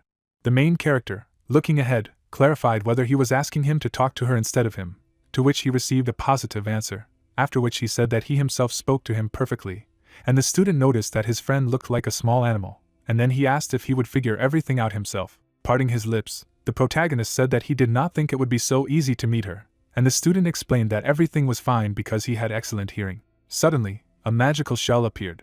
I could see a hamster nibbling on a nut. A couple of lovers stood by a tree, and it was heard that everything would be all right. The guys, shuffling their legs, discussed who would win on this SKT. Suddenly, the girl's face appeared. The lady raised her hand. Abruptly rushing from the spot, the player said that he had found it from the other side, which made the guy very surprised. In the distance, a glint of light could be seen. The user slid his feet on the ground. Sighing heavily, the young man asked how he could run away, and his companion said that it was there. Noah's gaze was surprised. The lady, putting her hand on her chest, sang loudly. The girl walked between the trees. Smiling, the protagonist muttered that he thought he understood why Han was talking about it so seriously. The lady stretched her arms to the sides, and at the same time the protagonist said that looking at her singing full of happiness, you can feel how the soul is healed. The guy thought that the music was incredible, and then the student, grinning contentedly, said that it was a song sung by her voice. Suddenly, the young man frowned seriously. The lady turned sharply. Keeping his hands in his pockets, the student noticed that her song was beautiful. The player happily raised the corners of his lips. The girl opened her mouth. Suddenly, the lady blushed. Noah looked at his comrade. The lady, putting her fingers to her mouth, asked why they followed her and tortured her. Lowering his eyebrows, the main character muttered that this was a misunderstanding, and he was sure that now she misunderstood them, and it was also likely that now he, who came as a link, should take the first step. Spreading his palms in different directions, the protagonist asked to listen to him and said that there was some misunderstanding. The girl opened her mouth in surprise. The lady clarified that he wasn't an ARC player from the BKD team, to which he, stretching out his index finger, asked if she knew him. The lady replied that she follows SKT, and therefore knows him well, and added that he is known for having committed the first murder in the competition, the first to die and biting his tongue hard, after which the guy, squinting, thought that she could not mention the last 2 points. The singer, happily opening her jaw, exclaimed that now she sees that the second person is a member of the CR team, and is also a fan of Shia, and then the young man said that it seems to him that the misunderstanding has been dispelled, and therefore let Han speak, because it feels like they are not similar in characters. Sweat was dripping down the student's cheek. The student apologized for scaring him last time and said that he was inexperienced in dealing with people he saw for the first time, and at the same time, the girl, scratching her head, said that everything was fine. Suddenly, the player reported that the last time he accidentally heard her sing, which made the lady blush. Standing in front of the lady, the user noticed that he was strongly impressed, and believes that she has a wonderful timbre of voice that can cheer people up. Putting his palm on his chest, the teenager asked if she could perform as the vocalist of their group at the festival, if she did not mind. Looking at his comrade, Noah muttered that he was literally confessing his love to her. Parting her lips, the singer asked if he offered her to perform in front of other people from the academy, to which she received a positive answer. There was a glint of light in the girl's pupils. Happily clenching her fists, the lady exclaimed that it seemed interesting, and therefore wanted to try. Touching the elf's shoulder, the main character said that everything turned out well, and then the lady said that she had one condition. Grinning, the singer said that in no case should they look for her in reality. Looking down, the girl said that she would like them to follow this condition. Khan lowered the corners of his lips and remarked that he didn't care if she could perform with them. Raising her hand, the vocalist suggested that we meet here tomorrow at 1 o'clock. Rays of light fell on a strand of pink hair. Turning around, the girl said her name and asked to address her informally next time. A view of a huge structure opened up. The protagonist, walking down the corridor, said that the girl was much more colorful and talkative than they thought. The student said that it was strange, and then the guy, turning his gaze to the side, noticed that it was true, because she asked not to look for her in reality, and added that this was a strange request. Looking ahead, the student wondered why she felt the feeling he had experienced a little earlier with the help of synchronization. The young man lowered his eyebrows sharply. Clenching his fist, Noah clarified that maybe Haruru was an NPC or a ghost that did not exist in reality, and at the same time, his comrade revealed that he was reading too many manhwa. A view of the city opened. A black microphone appeared. The girl, with her mouth wide open, sang loudly. Then the lady closed her eyes. The lady's expression was pleased. The singer lifted the corners of her lips. Raising her hand, the vocalist exclaimed that she could not believe that she could rehearse for the sake of performing in nature, and added that after all, the intersection is the best, and everyone treats her well, and she can also sing in a great mood. The guy, standing in front of the girl, asked if her name was Haruru, and said that she really had a beautiful voice, and thought that on the day of the performance, everyone in the academy fainted, and then the student asked Han where he found such vocals. Blushing, the young man said that they were very lucky that she agreed to help, and clarified whether she had tried to perform with the group in the past, to which he received the answer that probably everyone would be surprised if he said that it was her first time. Opening his mouth wide, the teenager said that he would like to make friends with her even more, after which he asked if they could exchange numbers, and the lady noted that this was a little difficult. The student, touching his chin, said that they were going for a short walk, and invited the singer to go with them. Sweat was dripping down the vocalist's cheek. Suddenly, the player said that he had already said that he had promised Haruru not to meet her in reality, and then the guy, scratching his head, apologized, and the user added that he wanted to sleep as always, and therefore would also miss the walk. Looking at the girl, Han asked if they would go. The elf turned his head sharply when he heard how he was addressed. Standing behind the student, the lady asked if he would walk with her. It seemed like the guys were moving their legs. Smiling happily, the singer said that they had rehearsed their number very diligently, and then the student said that it was true, but it was already time for sleep, and the vocalist thanked him for suggesting a place where she could enjoy singing. Looking ahead, Haruru said that she would like to ask something, and at the same time, she wondered if what he had said yesterday was sincere. The player's expression was serious, and the girl noticed that her singing lifted her spirits. The user said that it was like this with him, which made the lady blush. A moment later, the singer turned her head. Walking forward, the vocalist said that she felt his straightforwardness, after which Han apologized if it bothered her, and she exclaimed that it did not bother her. Fingers crossed, Haruru said that the commentators had written that he was looking at the soul of the other person from the inside, and then asked if he was able to know what she was thinking. The student said that he wanted to sleep, and offered to return, and then the girl, closing her eyes, noticed that she had not really thought about this, and the student explained that these were his thoughts. Through the sweat on his face, the player asked if he could also ask something. The lady opened her mouth in bewilderment, and at the same time, the user wondered why she had set such a condition. A lamppost could be seen, and it was evident that he did not intend to look for her against her will, but he was interested in her all the same. Suddenly the singer tilted her head down. The vocalist, smiling, said that she was a ghost who had died in the intersection, and therefore she did not have a physical body. The teenager's expression was thoughtful. Imagining the bright lines, Han muttered that he heard the sound of that strange heartbeat again. Standing in front of the girl, the player noticed that only when they talk about reality, fear and fun, positivity and negativity, become a rhythm with mixed opposite feelings. Looking ahead, the lady asked to listen to her. Sweat was dripping down the user's cheek. The student asked if she had also reread the manhwa, since she was talking about ghosts, after which the singer, closing her eyes contentedly, asked a counter question if it was true, and the student could not understand what could be real for this person. The main character's gaze was confused, and he did not know what to do. The guys opened their mouths in surprise. Deokjin pointed at Chia. The players looked at each other with displeasure. Gang Hyun put his palm on his forehead, and wondered if everything would be okay with their team. A view of the flying island opened up. An image of the confrontation between the two teams was shown. The host, holding a microphone in his hand, said that the competition had begun, and asked the analyst what his forecast for this fight was. Virtual reality capsules were visible, and it was heard that he believed that this time the latter would give their best, and all the third-year students, the key figures of the CS side, graduated, and only students without gaming experience remained there, and therefore they have only defeats on this SKT. Users were sitting in the game buildings, and it was said that, on the contrary, Although BKD lost MA in the last game, the performance they demonstrated in the first and second games was excellent, and if there are no significant changes, then BKD will be able to win.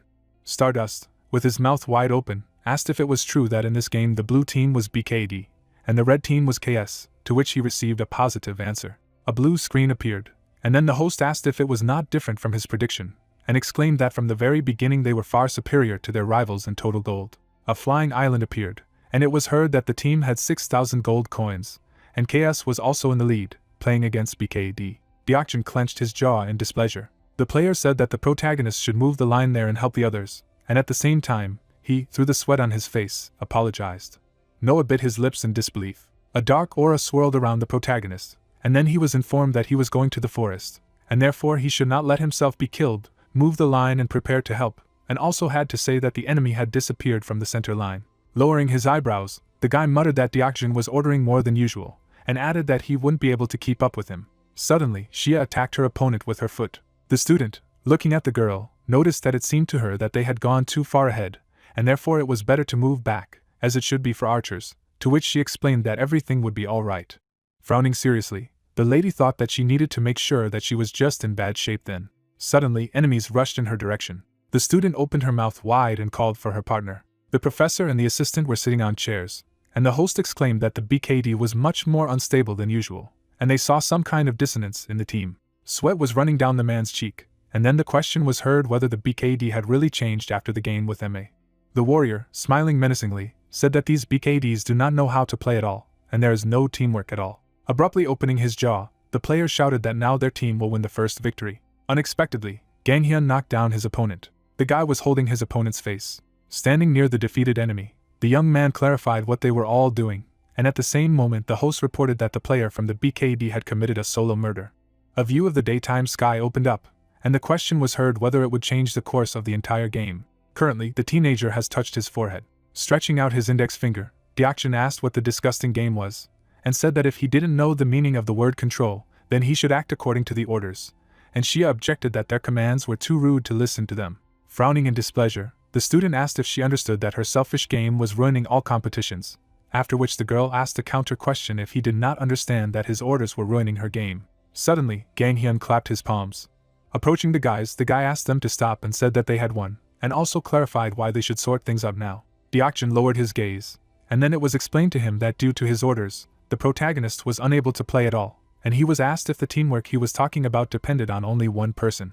The lady's expression was confused, and she was asked if she was trying to beat everyone in physics or playing with a team, and if she wanted to beat her opponent in physics and mind. Crossing his arms, the young man asked if the two most troubled people quarreled, and then Soha clarified what he began to command like a captain, to which Noah replied that it turns out that he can also talk like that. The guys lowered their heads, and the teenager noticed that, as the professor said, they need to try to evaluate their game objectively.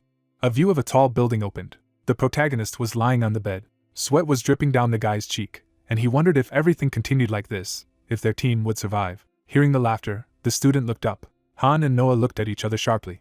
Computer chairs were visible, and you could hear what had happened. The player, sitting on the bed, said that he thought that since they had a high percentage to win, then the atmosphere in the team should also be good, but there was a split between the participants, and he thinks that it hit all aspects, and at the same time, the main character said that this game could also be easily won, but they barely took the victory. Squinting sadly, the protagonist said that even if the relationship between his teammates had deteriorated, there was nothing he could do, after which his comrade asked if he didn't think it would get better anyway. Raising his palm, the teenager noticed that they were playing with 5 of them, and suggested imagining them as fingers. Looking sideways, Han explained that in order to take something or do something, you first need all 5 fingers to work together, and then clarified that isn't it obvious that if one finger decides to do things its own way, then everything will go wrong, and the guy exclaimed that the picture is getting weirder.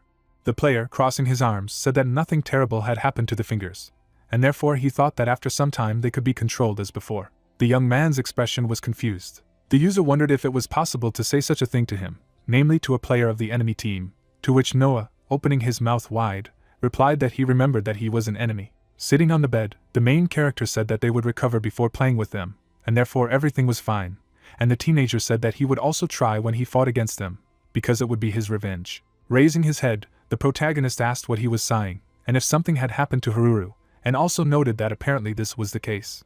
Looking down, the student replied that it was actually nothing. Imagining how the girl holds a microphone in her hand, the student said that she communicates well with the guy, and the rehearsals of the group are going well. Raising his eyebrows, Han said that everything was progressing well, but he felt that he was the problem, and added that he had promised that he would not look for Haruru in reality. In the past, the lady had lifted the corners of her lips, and said that she wished they would do what she asked. Putting her palm on her chest, the singer asked not to look for her in the real world. The player said that the more time passed, the more interesting he became in what she really looked like, and then the young man lowered his eyebrows in bewilderment. The user opened his mouth thoughtfully, and Noah wondered if this guy was really in love with her. A glint of sunlight could be seen between the trees. The blue slugs, their eyes rounded, squeaked loudly. Shia was swinging her legs. The girl pushed away unusual monsters. The lady frowned seriously. Armed players appeared, and the student said that after arriving at the academy, she thought that she would not lose to anyone in physical strength, but she gave the victory to some secondary characters, and she could not understand it. The remains of enemies lay on the ground. The student clenched her jaw sharply and asked why she should stay in the BKD if she would lose in physics. Shia kept her hands in her pockets. The girl, through the sweat on her face, said that she had also had a fight with the auction. Suddenly, the lady noticed a plastic card. The player took an ID card in his hand and asked the student to stop. The user, approaching the student, said that she dropped it. The teenager opened his jaw in surprise. Shia looked at her interlocutor in bewilderment, and wondered if she would even thank her, and looked at her phone. A moment later, the young lady put the phone to the player's face. On the screen was written a question if she was Shia from BKD. Keeping his hands in his pockets, the user replied that this was true, and could not understand why it was the message. The girl blushed sharply. Putting her hand on her chest, the lady announced that she was her fan. The student raised her eyebrows sharply when she read that she was being asked for an autograph. Suddenly, a tin can fell out of the vending machine. The student handed Shia's drink. Sitting on the bench, the player was surprised, after which the young lady explained that this was a return gift for finding a student card. The girl noticed that she always wanted to talk to her as her fan, and then the user, through the sweat on her face, said that it was very unusual that she called herself a fan. Biting her lips, the student muttered that she was cheerful and wondered if there was any particular reason why she was talking through the phone. Raising her eyebrows, Shia asked if she had been the same since her freshman year, and what her name was. The lady poked her fingers at the screen. After a moment, the student smiled. Her expression was joyful. Lifting the corners of her lips, the girl told her name. The player, looking in her direction, read the nickname of the interlocutor. Then the user turned his head. Crossing her palms, the student asked if she could see that game as well, to which Haruru replied positively and added that although it was a pity that they lost, they would have a lot more games in the future, so they should not worry. The student's gaze was confused, and she wondered if she didn't look pathetic. Clenching her fingers, Shia said that she was terrible, and added that she was a marksman, but her long-range hit percentage was very low, and relied only on her physical strength, and went ahead, but died and led the team to defeat. Clenching his jaw, the player said that he had a fight with the auction, and did nothing but be a bad influence on the team. Suddenly, the singer handed the phone to the student. Smiling, the vocalist explained that she became her fan precisely because she liked this trait in her. In the game, the user grabbed the opponent by the hair, and Haruru wrote that it doesn't matter how many enemies are in front of her, but she does not retreat and only moves forward. And although the result of such actions is not always good, she thinks that at such moments she shines the brightest. Closing her eyes contentedly, the girl said that she therefore had no choice but to support her. Shia blushed sharply. Touching her chin, the lady noticed that she was interested in something, and asked if Heroes of Time could do without a gunner. The singer said that she thought that melee combat was more suitable for her, and then the player, lowering his gaze, wondered if it was really necessary to go to the bottom position with a ranged character. There was a glint of sunlight between the trees, and at the same time, the vocalist apologized and added that she knew almost nothing about the game and said something stupid, and the user thanked her because it helped. Sitting on a bench, the student clarified why she was talking through the phone, and whether she had a sore throat. Sweat was dripping down Haruru's cheek. Raising her hand, the girl said that she would only tell her, and wondered if she could keep it a secret. A huge structure was visible. Noah scratched his cheek. Sitting opposite Deokjun, the main character wondered why he called him, and did he mess up somewhere again. The player's expression was serious. The student lowered the corners of his lips. The user suddenly apologized, causing the protagonist to raise his eyebrows in surprise.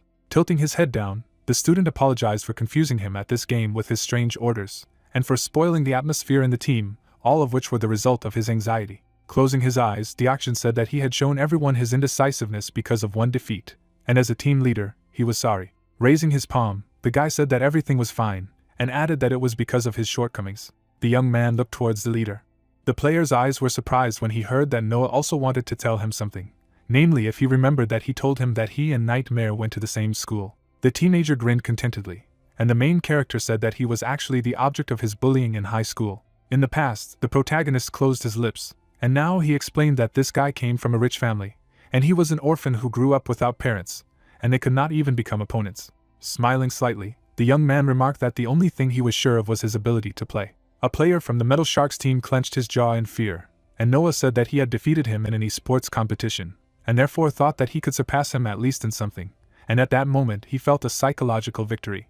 Sweat was dripping down Deokjin's cheek, and at the same time, the main character said that this time he lost the only battle he could win, and although they were angry, he also found it terribly annoying. The protagonist exclaimed that, however, the result was not yet clear, causing the student to round his eyes in surprise. Clenching his fist contentedly, the guy said that now his score was equal, and given that he took first place when entering the academy, his score with Loki was also equal. Looking down, the student listened that they only had a draw with them, and they would win all the remaining fights, break into the playoffs, meet MA again and definitely defeat them. In the past, the professor raised the corners of his lips and said that if he cared, then let him meet the main character, and perhaps all his worries would disappear, and the player understood what he meant when he told him to meet him.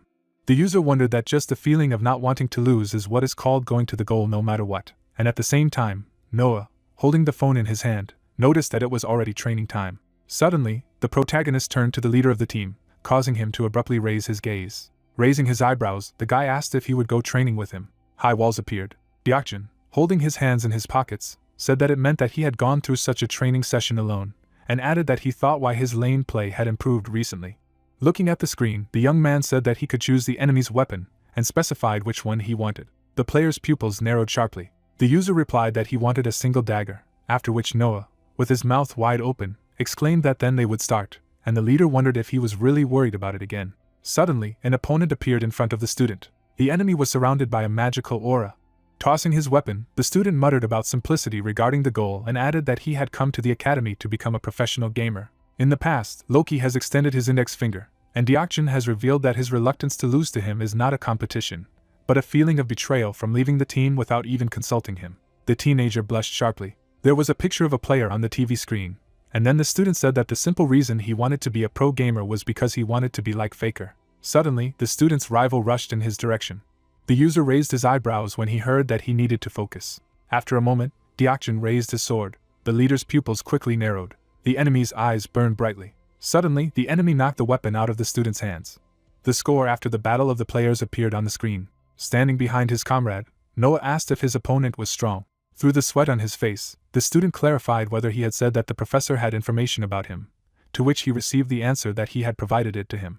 An unusual energy swirled around his opponent's body, and at the same time, Deokjin thought that his movements had been a little earlier, and he couldn't say for sure, because he had only seen it once. The leader asked to let him play a few more times, and at the same time, the main character, opening his mouth wide, exclaimed that now it was his turn.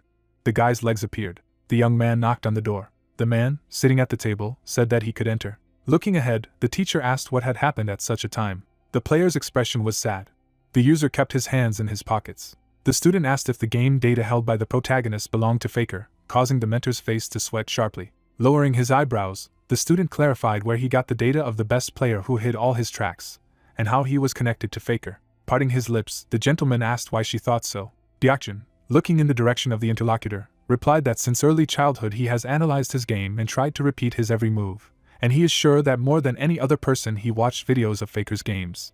Two forms of the world's best user appeared, and the leader noted that the longer he practiced with the nameless data, the more convinced he was that he was Faker. Stretching out his palms, the student said that he intended to buy them at auction for any fabulous money, but the seller never showed up, and this is the most precious data that cannot even be bought. Opening his mouth wide, the disciple said that the fact that they were in his possession also meant something. The guy's eyes widened in surprise. Suddenly, the professor brought his index finger to his mouth. Frowning seriously, the teacher said that if he was interested, he would tell him. Putting his hand on his chest, the young man said that he would definitely keep it a secret. Suddenly, a team of players appeared. The mentor lifted the corners of his lips. Keeping his hands in his pockets, the man said that in the 5th round, the unicorns of victory would oppose them, and if everything went as usual, they would be able to surpass them. The gentleman noted that he thought that during the last game they understood the importance of communication and teamwork, and hoped that this time they would show a different side of themselves, and at the same time, the robot smiled and exclaimed that let the power come with them. Lowering his eyebrows, Noah muttered about communication and teamwork. After looking at the serious Deokjin and Shia, the protagonist wondered if they would be okay. The girl frowned in displeasure. Suddenly, the lady raised her hand. Opening his jaw, the player asked if he could play as a militant this time. Turning his gaze to the side, the protagonist thought that she was like arrows, and they always stood below. Crossing his arms, the user said that she had so far formally continued to play for him, but that she felt that this role was not very suitable, and was still unsure of her long-range attacks, but continued to fight, relying on her physical strength. Leaning down, Shia said that she was well aware that playing as a militiaman from below made it harder to hold the line than the shooter, and the short distances in the second half of the game made it even harder, but she thought that close combat would help her show all her abilities. Through the sweat on her face, the girl said that she was not doing it for her victory, but for the sake of their team's victory. The lady said that she no longer wanted to drag her friends to the bottom, after which the professor, biting his lips, realized that she herself had found the answer to everything. The player looked down in confusion. The teacher remarked that he thought it was a good idea, which made the user raise his eyebrows in surprise.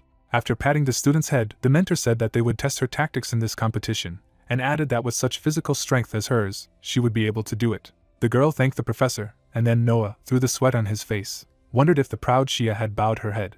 Looking at the serious Deokjin, the protagonist couldn't understand why he didn't say anything against it. The lady opened her jaw happily. The leader blushed sharply. The guys, lowering their eyebrows in bewilderment, thought that this was strange. A view of the flying island opened up. Suddenly, a sharp spear appeared. The student quickly dodged the attack. A moment later, the player punched his opponent in the stomach. The opponent's pupils turned white from the pain. The host exclaimed that this was the fifth murder of Shia from the BKD, and at the same time, she clenched her fists and screamed loudly. Stardust, sitting at the table, said that the girl got back on her feet, overcoming the difficulties of the previous game, and today she was really good, and the tactic of putting down the militia worked. Haruru was holding a plaque with a picture of the lady in her hand, and at the same time, the commentator said that Shia was supposed to be the MVP of today's game. The protagonist lowered his eyebrows in displeasure. A bright flame could be seen near his palm, and he shouted that today she really was unstoppable, and could not accept the fact that she alone looked the best today. In front of the guy fought short warriors. The archer drew the bowstring, and the young man wondered where the opponent from the center had gone. With his mouth wide open, Noah exclaimed that his opponent was missing and was asked which way he went, after which the protagonist thought that he would be scolded by Deokjin again. Sweat was dripping down the protagonist's cheek, and it was clear that he didn't have to panic. The leader, attacking the enemy, reported that he had just found him. The player turned his gaze sharply to the side. The user asked to leave it to him, and asked the guy to push the center and take their victory, which made him cry with joy. The student put his foot on his opponent's back, and Noah muttered that he was very cool. The apprentice was holding daggers in his hands. Turning around, Deokjin asked if he had seen it, and added that he still couldn't tell if it was a dream or reality. The professor and his assistants were sitting on chairs. The leader blushed suddenly. The teacher narrowed his eyes thoughtfully. Through the sweat on his face, the assistant wondered why he thought Deokjin was looking here, and he was surprised that the professor was actually Faker. A lot of shells flew towards the tower, and at the same time the presenter reported that the BKD was pressing them, and their will was not shaken after the fight with MA, and they were telling everyone about the revival of their outstanding performance. A view of the night sky opened up.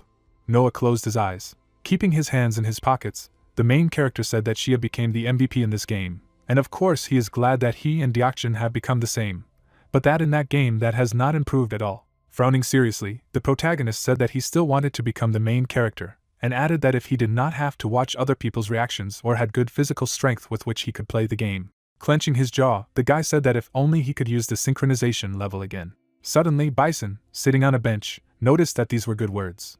With his mouth wide open, the young man asked who he was, and the man said that he didn't think he didn't know him, and at the same time asked if he was good friends with their Han. Noah asked if he meant that he was Coach Han, after which he grabbed his chin and replied positively. The main character asked what he was doing here, and then the professor, smiling, said that he had come to meet him. The protagonist asked why, and then the man narrowed his eyes. Touching the guy sharply, the gentleman said that he could no longer endure it.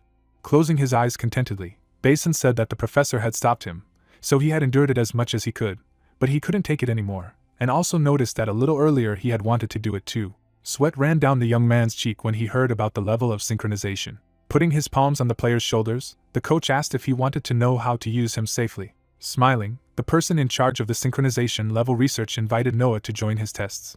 The protagonist's eyes widened in alarm when he was told that they would help him use him again.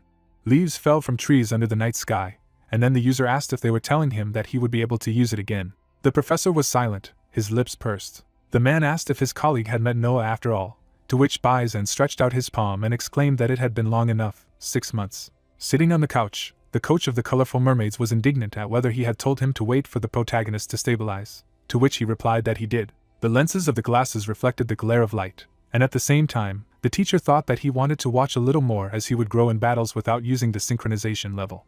The mentor suggested that this guy had not been so bad lately, after which he clarified why he wanted to use synchronization, to which he put his hands on his feet and shouted that because, but his interlocutor realized that it was obvious that he would make the reason for the desire to become an ace and help the team. The player furrowed his brows angrily. Bending his torso forward, the protagonist said that he wanted to become better than Shia, because he still did not like that he was taken away from the role of the main character. Looking straight ahead, the professor wondered if that was his reason. Holding the young man's head, Baizen exclaimed that it was almost impossible for him to do so.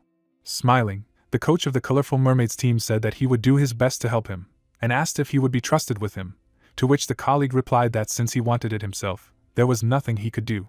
The teacher of the academy carefully observed the interlocutors and said that he trusted him as a user and counted on him. Noah smiled broadly and realized that he could use the synchronization level again when his mentor made a condition that until they finished, he forbade him from using it in competitions. The main character sat in a capsule for virtual games. Suddenly, he transformed into the appearance of his own character. Standing in the middle of the laboratory, the guy did not understand what it was. Turning his head back, the person in charge of the synchronization level research explained that it was a world that he had created for the purpose of researching the synchronization level, and then added that he had added many attributes to it that were necessary for the research. Pointing his finger at the large screen of the system, the mentor noticed that there was also an opportunity to watch a video from his entrance exam, to which the player wondered why there were only the most uncool entries. A synchronization level scale appeared next to the man, and then he decided to get to the point and explain that the reason for the instability of his synchronization level is that compared to the synchronization of ordinary users, who change slowly, the changes in his level are too abrupt. The protagonist clenched his jaw in bewilderment when the interlocutor clarified whether he said that the psi triggers a change in his synchronization level, and what he thinks in this case, what is the condition for its increase. A memory appeared in which the user stood behind the best fighter and invited him to fight him. And now he thought about how when he fought him, there was something that caused the level up. The disciple smiled and asked if it was true that although his opponent was D rank, he was still recommended. Then the outstanding student struck a blow to the chest. Putting the shield in front of him, the young man realized that his stance was destroyed. In the past, Noah began to fall on his back after the attack. A satisfied grin appeared on his opponent's face. At the same second, the best player grabbed the main character by the neck. Pressing him against the wall, the examinee clarified whether it turned out that he had thrown words to the wind because of such a weakling. Adjusting his hair with his fingers, the young man admitted that he thinks that in the future he needs to pay more attention to the too low assessment of people. The white-shirt disciple furrowed his brows angrily. Noah looked down abruptly. Clenching his hand into a fist, the protagonist said that he thought it happened because he remembered the face of a guy he didn't like, to which Bison suggested that it could change depending on the opponent, and asked him to try to disable the option to fix the synchronization level by 100%. The guy rounded his eyes in alarm when he was offered to conduct an experiment using a fake. Han's silhouette was enveloped in a blue glow. Holding his chin, the professor noticed that the synchronization level was 207%, after which he added that it seemed to him that the synchronization would not increase against him. The best student was wearing a brown cape, and the coach of the Colorful Mermaids team said that for some reason, there was no change with him now, because the level was 240%. Shia was looking ahead when suddenly the protagonist saw that the value had changed by 340% and didn't understand why it was going up, and his teacher said that something was changing with her. Deokjin lowered his muscular arms down, and the professor said thoughtfully that with him, the value had dropped to 204%. Royd lowered the corners of his lips, and with him the level returned to normal. The eyes of a user with the nickname Jinus were white. Looking down, Bison cried out in surprise. Noah's jaw clenched tightly in anger. In the shadows, the face of a masked player could be seen. There was protective equipment hanging on the guy's shoulder, and the level of synchronization with him was 450%. Placing his hand on his side, the teacher remarked that this was the best indicator he had ever had, and then clarified how he was related to Nightmare of the Metal Shark team. Lifting his chin, the protagonist revealed that this man had bullied him in high school, and then added that every day he saw him, he called him a loser, so at least he didn't want to never lose. Holding his chin, the mentor thought that now he understood that the level changes depending on emotions. Giving a thumbs up, the player exclaimed that his old enemy was someone who thought the skull mask looked cool, and the person in charge of research didn't understand what kind of emotion he could feel towards his teammate and opponent. The protagonist furiously furrowed his brows as Bison mused that if these emotions determine his level of synchronization, then the feeling that maximizes his synchronization could be an awareness of an opponent, a thirst for victory, or even a fighting spirit. Inside the laboratory there were large flasks with liquid, and the professor decided that he needed to know everything in a little more detail. after which he suggested that we proceed to the next study. A view of the office building opened up under the night sky. The tired user was lying on a pillow, resting both hands on the mattress. Han noticed that his neighbor looked tired, and that he had heard something from his mentor, and then clarified if it was true that they were conducting various experiments that related to the level of synchronization, to which he received a positive answer. Holding the needle between his fingers, the coach of the Colorful Mermaids team asked if his level of synchronization could be affected by the pain, and the young man said that they had been doing different things and had been kept there for 5 days, even though he thought the man was just an uncle, but in fact he was frightening because he was obsessed with research. But suddenly he wondered if he was. Does his teammate mind that the coach of his team helps him with training? Looking down from the second floor of the bed, the guy replied that he didn't mind, because he wanted to fight him in his best condition, and besides, there were no people in their team who would chase fun, to which he muttered that after all, each team has its own color. Sticking his head to the side, Noah asked if the preparations for the concert were progressing well, to which his neighbor replied that they got along very well, that it seemed to him that now there was no need to rehearse anymore. The protagonist asked what about Haruru, when suddenly Han jumped down to the floor and said that she sang well, but the interlocutor explained that this was not what he was talking about. The player tilted his head back when a friend asked if he had been able to find a reason why he wanted to meet her in real life. The guy turned away from his friend and replied that he had no idea about it. Lowering his eyebrows in alarm, the student exclaimed in his mind that he liked Haruru, and resented how insensitive he was. The young man ran his finger along the floor, and the protagonist did not understand whether it would turn out that after the end of the performance, they would not be able to meet at all, if he just wasted time, because he could not even watch calmly, because it was too stuffy. The silhouettes of the characters stood with their backs to each other, and Noah wondered if he should take and bring these two together. A view of a dark space opened up. Suddenly, people began to take steps. Colleagues in black suits confidently moved forward. Smirks appeared on the faces of the guy and girl. Spreading her hands to the sides, the lady noticed that they had not seen each other for a long time, and then asked if her interlocutor had been doing well all this time. The man of the riddle held a chess piece in his hand and greeted his subordinates. The chief asked if things were progressing properly, to which Lily tilted her head slightly to the side and replied that she thought they were done with the assistant's assurance, and also that no person from the Academy's security team had guessed about his existence. Putting his hand to his neck, Loki stated that he was done with the involvement of all the members of the Metal Sharks when asked how the recruitment of new people went.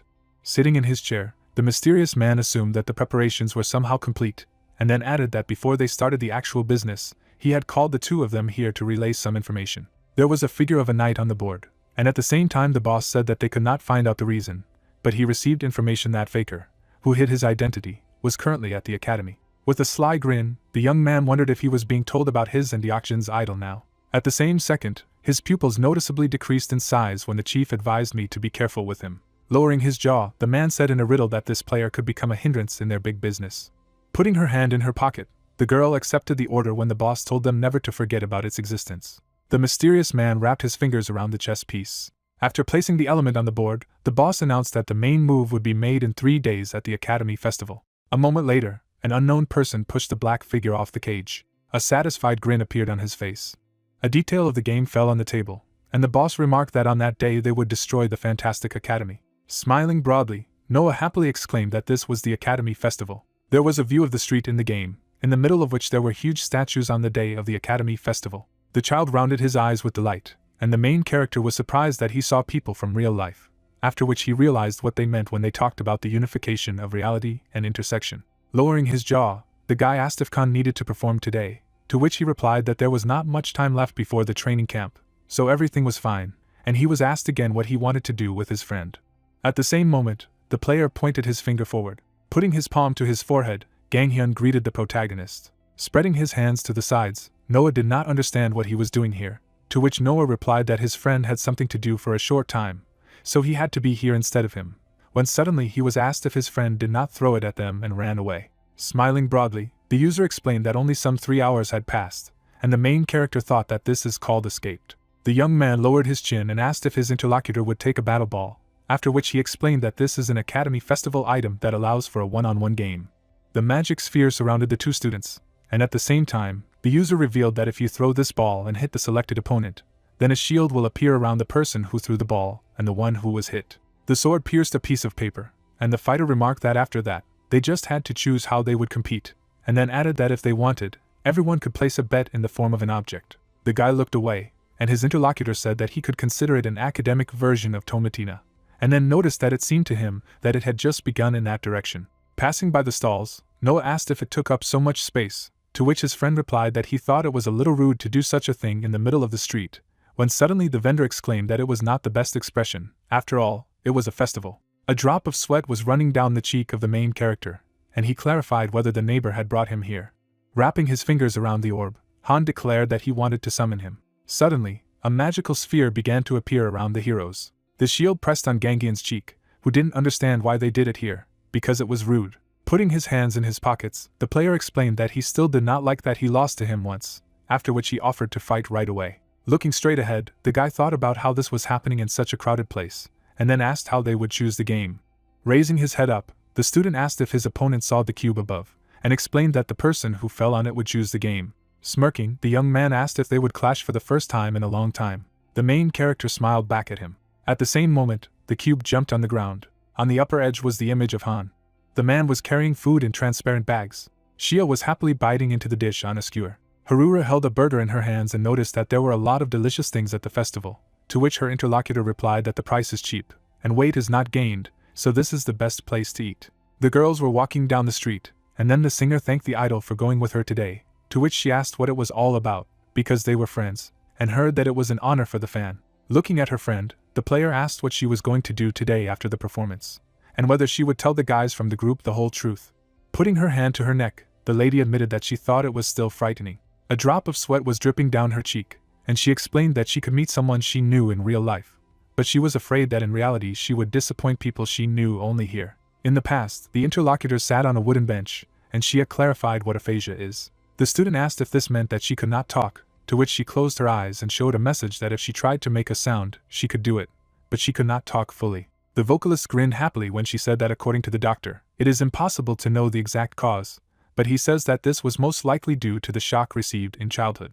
Tilting her head down, Haruru explained that those people were probably meeting her because of her voice, and then asked if they would be disappointed if they saw her like this in real life. Looking down, the girl suggested that it would be better to continue to be friends with them in this place and not see them in ordinary life. Holding the food forward on the skewer, Shia was indignant at what this disgrace was. Holding the bags in her hand, the player stated that she had met her in all worlds and did not see much difference, after which she added that she was the same in reality and in the intersection. Putting the dish in front of her, the student advised her to tell if they said that they were disappointed, because she would punish them so that they would not say such nonsense again.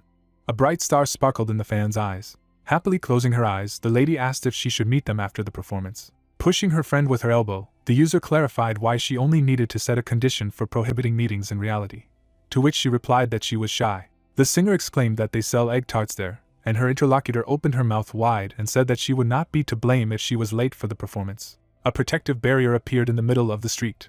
The magic sphere began to disappear abruptly. Noah pressed his hand to the floor. Gritting his teeth tightly with anger, the main character cried out in alarm. The player stood behind Han and shouted that it was unbelievable because he managed to finish the rhythm game at the most difficult level with SSS plus rank, while the guy remarked that it was very mean to choose a game in which the opponent was worse. The student offered to play again, when suddenly his opponent stretched out his palm forward and said that this was the only fight. So now they had a draw, since each had one win and one loss.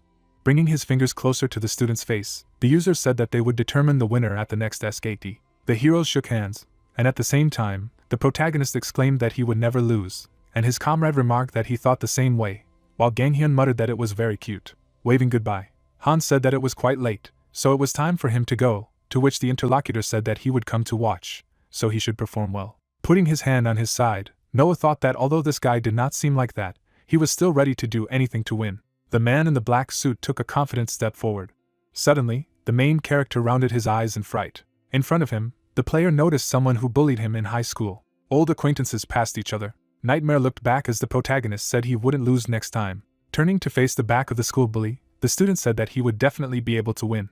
The young man abruptly lowered the corners of his lips. One of the student's eyes was hidden under the mask of a skeleton, and at the same time he repeated the words of the interlocutor, after which he added that there would be no next time, and said goodbye to him. A man was running down the road in the middle of the Academy Festival. As she made her way through the crowd of people, Harura mused that there were so many recreational activities that she didn't even keep track of the time, even though she should have gone earlier, as Shia had said. The girl found herself between tall buildings, and at the same time she thought that there was almost no time left before the gathering, so she needed to take the shortest road. In the alley stood strangers in multicolored costumes. The shadows of the beast-masked heroes were falling to the ground, when suddenly one of them asked the elder if they should stop before it was too late. The villain was wearing a hair mask, and he asked if his partner was talking about it again, and if he had forgotten that they were now acting together. A teammate in a mouse costume folded his hands in front of him, and the leader asked them not to forget that if they failed this task, they would also be in danger. The vocalist quickly ran past the alley when the bully spoke about the fact that they should only think about the fact that their target was the director of the academy. Suddenly, Haruru's eyes widened when she heard that Jimmy would gain power over the entire academy. Suddenly, the girl shifted her gaze towards the strangers. The villains sharply turned their heads towards the singer. The lady clenched her teeth tightly and cried out in pain. At the same second, Shia's fan collapsed to the ground with a crash. Then the vocalist looked back. Taking up the bear's mask, the hooligan clarified whether she had heard. Raising her eyebrows in alarm, Haruru replied in the negative. Standing in front of the interlocutor, the girl muttered that she did not hear anything. The man with the monocle lowered his jaw and sighed heavily. Resting his hand on his cheek, Sailor said that he could not believe that he, as luck would have it, was entrusted to oversee the festival. Sitting in the chair, the professor remarked that he was not lucky at all, to which his colleague replied that he was also there, so he could take a little break. The person in charge of the design of the worlds asked if Lily volunteered today, after which he added that youth is a miracle, to which she put her fingers to her chin and said that her partner was also young. Looking to the side, the mentor was thinking about whether he could consider it as a date, or something similar to him, when suddenly the system reported that a player's shot was detected in the A7 area, and then the observers asked if they were fighting there. The teacher decided to look at the A7 area, and on the screen you could see how people in animal masks surrounded the singer.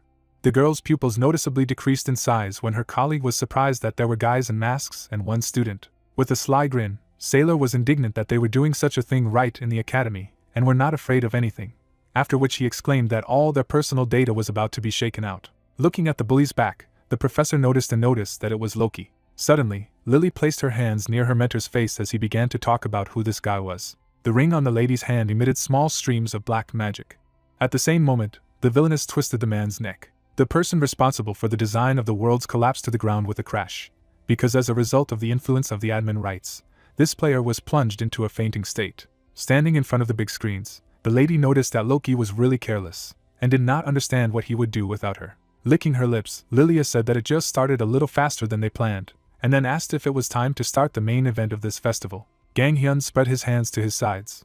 In the box there were black battle balls. In an instant, the magic spheres were filled with a red glow. Members of the music group stood next to the instruments. The guy asked if anyone could get through to Haruru, to which the other lowered his jaw and replied that it seemed to him that they no longer had time to rehearse, because she had never been late before. Looking at the system screen, Han thought that the signal was coming, which meant that it was still in the world of intersection, but for some reason it was not responding.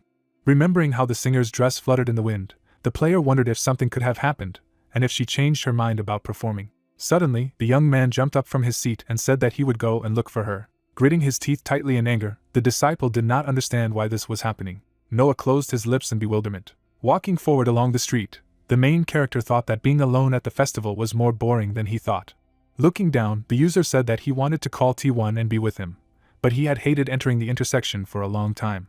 At the same second, the student turned his head to the side when he heard loud screams. Approaching the crowd of spectators from behind, the protagonist did not understand whether any event was being held here. Sitting on the ground, the girl begged for help. Wrapping both hands around the body of the trembling man, the player stated that they were just playing a minigame with a battle ball, but as soon as the game ended, her friend had a seizure.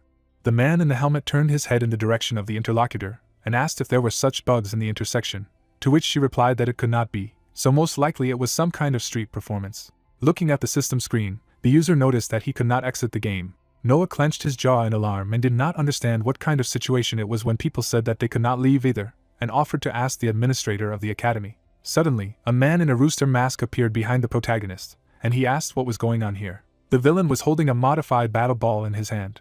At the same moment, the stranger stretched the object forward. The ball quickly approached the player's neck. There was a view of a turtle soaring in the sky. On its shell there was a powerful castle. The director of the academy sat on the throne. Squinting his eyes, the old man noticed that this was true. Streams of black magic enveloped the back of the chair, and the leader said that as she had said, the academy was in disarray. The girl was standing behind the interlocutor, who suggested that what she was doing now was not a joke, after which he added that he could not even think that she would be able to arrange something like this. The manager called out to Lilia, adjusted her hair with her palm and said that she also had no idea that she would so easily checkmate. Placing her hand on her side, the lady said that the academy's security was much weaker than expected, to which the headmaster replied that there were no more guys in their time who were doing such madness, and then asked if she had yet managed to get her hands on the rights to rule the world. The villainess closed her eyes and explained that she had forbidden the exit from the game and had only slightly tweaked the system. The black ball was lying on the floor, and the lady gave an example that in the case of the battle balls, she managed to change all the modes to combat and add a loser. Suddenly, the old man's pupils decreased in size when the interlocutor noticed that he might think that such changes did not make sense, and then wondered what would happen if the pain sensations of what was happening inside the world were increased by 100%. Turning her head back, the supervisor asked if she didn't know what would happen if she did so, to which she replied that there was a very popular article that if you die in a world of intersection with 100% sensitivity, then the brain will get confused and die in reality, and the man did not understand why this was so. Spreading her hands to the sides, Lilia said that it was because she wanted to see chaos. Grabbing the throne with her fingers, the girl said that now her comrades are using battle balls at the guests of the festival. The man in the mouse mask clenched his fist tightly, and the villainess remarked that it was pointless to hope that her comrades would lose. A bandit in a bear mask was following two players. Loki threw the orb up, and his partner explained that they had already prepared and identified the loser. Dragging the throne to the cliff, the lady said that if many people were sacrificed, then the whole world would discuss this incident, after which she clarified whether the hacking of the great security system of the academy would not be a huge shock to everyone. With her mouth wide open in anger, the director did not understand what she would get if she did this. Kicking the fence, the villainess said that it was clear that the main course would be something else. Leaning the old man over the abyss, Lily explained that this was the death of a crossing system administrator and game master named Jimmy. The leader's crown flew down, and then the interlocutor said that this would be the first step for them. Suddenly, the director of the academy resolutely closed his eyes. The girl's eyes widened in alarm when the man suggested that this meant that there were other abnormal people like her. The ring on Jimmy's finger emitted a magical glow, and then he wondered if she thought she could easily take his life. A bright flash of light appeared on the balcony. Closing her eyes, Lilia screamed loudly. Behind her were large wooden doors. At the same moment, an old man in a business suit appeared behind her. Raising his glasses, the headmaster of the academy noticed that weaklings judge for themselves, and then asked if she thought that he could not entrust the professors with the management of the world without any insurance. Putting his fingers forward, the leader said that he would tie her up. The villainess stood on the edge of the cliff, and her interlocutor added that he would slowly listen to everyone she was talking about. The lady closed her lips in alarm. A moment later, a sly grin appeared on her face. Lily abruptly released a barrage of red magic in front of her. Jimmy's jaw dropped in disbelief. The girl's palm was wrapped in black streams, when suddenly the system reported that the administrator's order had been launched, and until the administrator's powers stabilized, all his orders were cancelled. Her pupils bulging in fright, the director of the academy did not understand how she had managed to do it when her rival remarked that being the same administrators, they could mutually compensate for orders. Taking a step forward, the villain said that she had spent 3 years duplicating the key of the Passepartout. Holding the battle ball to the old man's face, the lady asked if he had always liked games. Grabbing the jacket with both hands, the manager asked if she should know that she would not be excluded, although she had changed the rules in it. Taking off the blindfold, Lilia said that of course she knew everything about the digital meaning of pain. Grinning maliciously, the girl suggested that he start a deadly game, in which life would be at stake. The man with the gray hair had board games flying in front of him, and he was the man who was called the god of the battle of moves. But before the advent of virtual reality, he had never lost a game of strategy games like chess, baduk, and changi, so many called him a master of the game. A gleam of light was reflected in the lenses of his glasses, and after all this, he was called the director of the Great Science Fiction Academy, who quickly assessed the situation. Looking at Lily in front of him, Jimmy realized that judging by her overconfidence, there was a high probability that she had a secret trick, and since a battle ball could not predict who would choose the game, and it was not clear what she had fixed in it, then the probability of winning was negligible. Pressing his fingers together, the manager thought that this was a dangerous situation in which he could be checkmated, and moreover, he made a choice when he estimated that he could not cope with the situation alone. The old man ran his hand over his beard. Shifting her gaze to the side, the girl wondered what he was thinking about. Pressing the ball to the chest of the interlocutor, the villainess said that the game would begin in any case. Suddenly, a protective sphere began to rise around the heroes. The man dropped his hand abruptly. He had a ring on his finger, and his choice was to tell the people outside. At the same moment, a magic moth flew out of the jewelry. The bright eyes of a man in the shadows appeared. Noah and his character stood with their backs to each other, and the player wondered where he was, even though he was sure he was at a festival. Tightly grasping the battle ball with his fingers, the guy thought that after the battle with him, all his plans had changed, so he could no longer wait for the next fight, and with the help of this object he would be able to wash away this shame. Standing in the middle of a crowd of people, the user did not understand where he was. Glare of light reflected in the young man's pupils. Noticing the protagonist behind the crowd of observers, the best student realized that he had found him. A man in a rooster mask approached the player from behind, and the guy decided that this time he would explain to him that everything was his. Suddenly, the bully raised his hand up. At the same second, the stranger touched Noah's back with a ball. The academy student abruptly stopped the bandit. Furrowing his brows angrily, the player declared that it was his father. The young man instantly squeezed the sphere with his fingers. The magic barrier pushed the main character in the back. The user collapsed to the ground, and other people resented the fact that there was someone who used battle balls even in such a situation.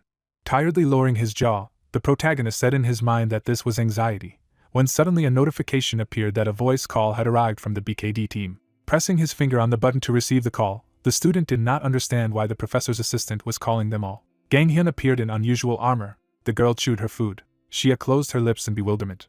Deokjin's pupils bulged out in fright. Protective equipment hung on the shoulder of the assistant. Frowning menacingly, the assistant shouted that there was an emergency, so everyone should listen to him carefully. The user turned his head to the side when told to avoid any skirmishes from now on, and especially the use of battle balls. A drop of sweat ran down Noah's cheek when the interlocutor said that the professor had contacted him and told him that the mirror world of the academy had been attacked by a terrorist group, which had increased the level of physical sensations during the game inside the battle balls to 100%.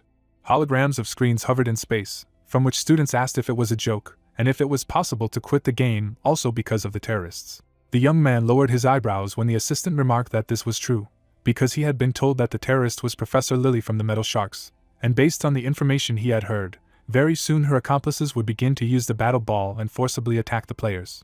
A flashback appeared in which Loki put his hand in his pocket, and the user wondered if his friend was involved. With his mouth wide open in anger, the student asked where the professor was. A man in a white coat was standing in front of a huge tree, and it turned out that he had gone to deal with this whole situation. The teacher raised his head and noticed that the gate was closed after all. Looking at the top of the tree, the man began to talk about which way was left. Deokjin's jaw clenched in fright, exclaiming that his mentor was with the terrorists. Shia grinned, wondering what to do when the assistant explained that in any case, until the professor sorted everything out, they had to evacuate the guests to the square and hide. Pressing her hand to her leg, the girl said that it seemed to her that she had now managed to meet with one of the terrorists. A call to Haruru appeared on the system screen while the assistant asked the lady not to fight him for any reason and run away. Pressing her finger on the hologram, the student muttered that her friend was not responding. The man in the mouse mask was holding a battle ball in the palm of his hand. Pressing her fist to her hand, the user said that everyone says that they attack people in this way, after which she screamed that if they hurt her fan, she will not leave it just like that. There was a view of the open-air building, when suddenly someone shouted that everyone needed to evacuate. Noah lowered his jaw in fury and stated that there were problems in the world of the academy, so under no circumstances should he use the battle ball and follow him to the square while the evacuation was taking place, to which a person from the crowd remarked that he thought that the inability to get out was actually a bug, and the girl added that she had goosebumps. Shifting his gaze to the side, the protagonist thought that, as the professor's assistant had said, it would be better not to tell them about the sensitivity percentage, when the player wondered if this was also a bug when the lady fainted. Touching the barrier with his palm, Noah tried to call out to the two participants in the game, and at the same time he thought that he had too little information about the terrorist group, and did not understand whether everything would be okay with Shia, and whether she would fight the villains. The guys stood inside the sphere opposite each other, and the main character shouted that they should not hurt each other in any case, and not start a fight until the administrator came. Clenching his jaw in displeasure, the best student exclaimed that everything was very confused, and the guy on the street said that he would bring someone to help. The man was wearing a rooster mask on his face, and at the same time, he thought that he was going to hunt him, but he didn't expect to meet an outstanding user here. The stranger furrowed his brows angrily and remembered the moment of the fight with this guy, after which he said in his mind that he remembered perfectly well how he was insulted when he lost to him during the selection exam for admissions, so he would never be able to forget those calm, but defiant eyes. Approaching the face of the young man, the terrorist decided that now that he had an assistant, it was no more than food for him, and then invited him to play. The rooster's mask was half hidden in the shadows, and at the same time its owner asked if he was cowardly because of such nonsense. The best student silently lowered the corners of his lips when he was told that he wouldn't be able to fight anyway. Khan tilted his head down in exhaustion. The guy was standing in the middle of the street. Raising his palm to his chin, the student thought about how it had been too noisy for a while, so he couldn't hear Haruru. Various phrases flew into the elf's sharp ear, and then he realized that although the exact state of affairs was unclear, it was perfectly clear that it was dangerous. Clenching his jaw, the young man wondered if his beloved had been in a commotion. Holding on to the handles in the virtual game pod, the player decided that he needed to focus and look for sound in even deeper places. Blood flowed from the boy's nose as he wanted to concentrate even more. The girl's face was covered with abrasions, Suddenly, Han turned his head back. Looking at the narrow alley, the user felt unstable breathing, a helpless heartbeat, which means that someone had lost consciousness. Pressing his palm to the ground, the student did not want it to be his girlfriend. At the same moment, his pupils noticeably narrowed with anxiety. Between the houses lay the singer in a fainting state. Beautiful elastic bands were tied on her hair. The young man raised his eyebrows sadly. Leaning his head on his hand, T. Odin began to laugh. Lying on the table, the robot said that after all, nothing charges as much as watching a drama. The wire from the back of the automatic machine was plugged into the socket, and then he noticed that even after arriving at the academy he did not worry about electricity bills at all, after which he added that it was still good that he followed Noah. Going up to the window, the cyborg did not understand what was so good about such festivals. Looking at the crowd of people, T1 said that they had combined reality and intersection, and then added that the former was much better, so he didn't understand why everyone was so dependent on virtual reality. Suddenly, the players began to disappear in the teleportation beams. After a while, only a few people remained on the street. Holding on to the windowsill with his hands, the robot asked if the people who were reflected by the holograms had disappeared, and if there was any failure in the connection. Turning his head back, the automatic machine asked if there was an electrical failure, although the drama continued to run, so it seems to him that this is not the case. The cyborg sadly lowered the corners of his mouth, and said that this was not something that should worry him, so he decided to continue watching. A masked man appeared in the area where the administrators of the mirror world of the academy were located. Sitting in the chair, Loki admitted that he could not even think that Professor Lily would personally go after the director. The light of the screen fell on his face, and then he noticed that it was still hot, after which he added that this place was in their hands, and the leader would soon be captured, so things were going well. Suddenly, the guy shifted his gaze to the danger notification. A man appeared on the screen with a package on his head, and the terrorist said that he had not finished the sentence when the guest showed up. People in white coats were walking down the corridor when suddenly the man explained that judging by the commotion outside, it seemed that Professor Lee was telling the truth. Looking away, Sara stated that she could not believe that Professor Lilia was the main culprit who had created this situation, and that Professor Sailor, who was on shift with her, should be safe. Holes were cut on Duncan's mask for the eyes, and at the same time he noticed that if the pain was increased to 100%, then they should also become more careful. Stepping on the floor, the villain said that he did not believe that such famous professors of the academy had come here. Holding the battle ball in his hand, Loki said that he thought he had to greet them properly. Standing behind his partner, the person in charge of the coding assumed that this was the same accomplice Lily they had been told about, and his colleague said that he would take care of him, and he should normalize the work of the control center. Spreading his arms to the sides, the guy asked if they knew that it was impossible to invade the territory of the battle ball from the outside, and then added that as long as there was this game, they would not be able to pass this corridor. Master didn't know if he was going to use it to block the way, to which Sora gritted her teeth and told him not to worry. Running her palm over her shoulder, the academy graduate said that she would win. The hooligan in the hair mask stretched out his hand and asked how everything would turn out. A view of the main square of the virtual reality world opened. Han sat on a wooden bench with Haruru. The girl lay humbly on his legs. Sadly lowering the corners of his lips, the guy thought that it did not look like she would wake up. The vocalist's eyes were closed. Stroking his beloved on the head, the player did not understand what had happened, when suddenly he was loudly called. Gynus furrowed his brows angrily. Clenching his fists tightly, a member of the Colorful Mermaids team stated that he could not imagine that his comrade was on a date in such a difficult situation, although it was very disrespectful, to which he replied that it was not a date, and the interlocutor still continued to talk like some kind of aristocrat. A drop of sweat was dripping down Han's cheek when suddenly his partner exclaimed that he had just met a great one. With his mouth wide open in anger, the user explained that he was a crazy psycho who was addicted to the game, and also went off the rails, after which he added that this happened almost immediately after the noise began.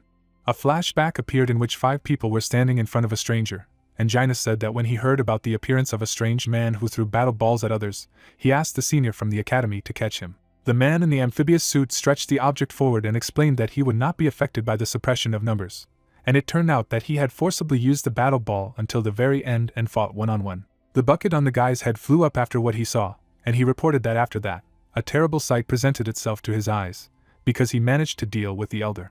Closing his lips, the elf could not believe that the same thing had happened to Haruru when his interlocutor remarked that it was also strange that everyone who had lost to this psycho had lost consciousness and could not wake up. Drops of sweat ran down the snowman's cheeks, and then he cried out that he was sure that the psycho was connected with the chaos here, when suddenly he was asked if it was true. Deokjin lowered his eyebrows in bewilderment, and explained that he was talking about the fact that the attacker with the battle ball was wearing a mask. Sitting on the bench, Han clarified if he was a member of Noah's team, and Gynus said that he was quite confident in his own words. Gritting his teeth tightly with anger, the player realized that this was Professor Lily's colleague, about whom his mentor's assistant had spoken.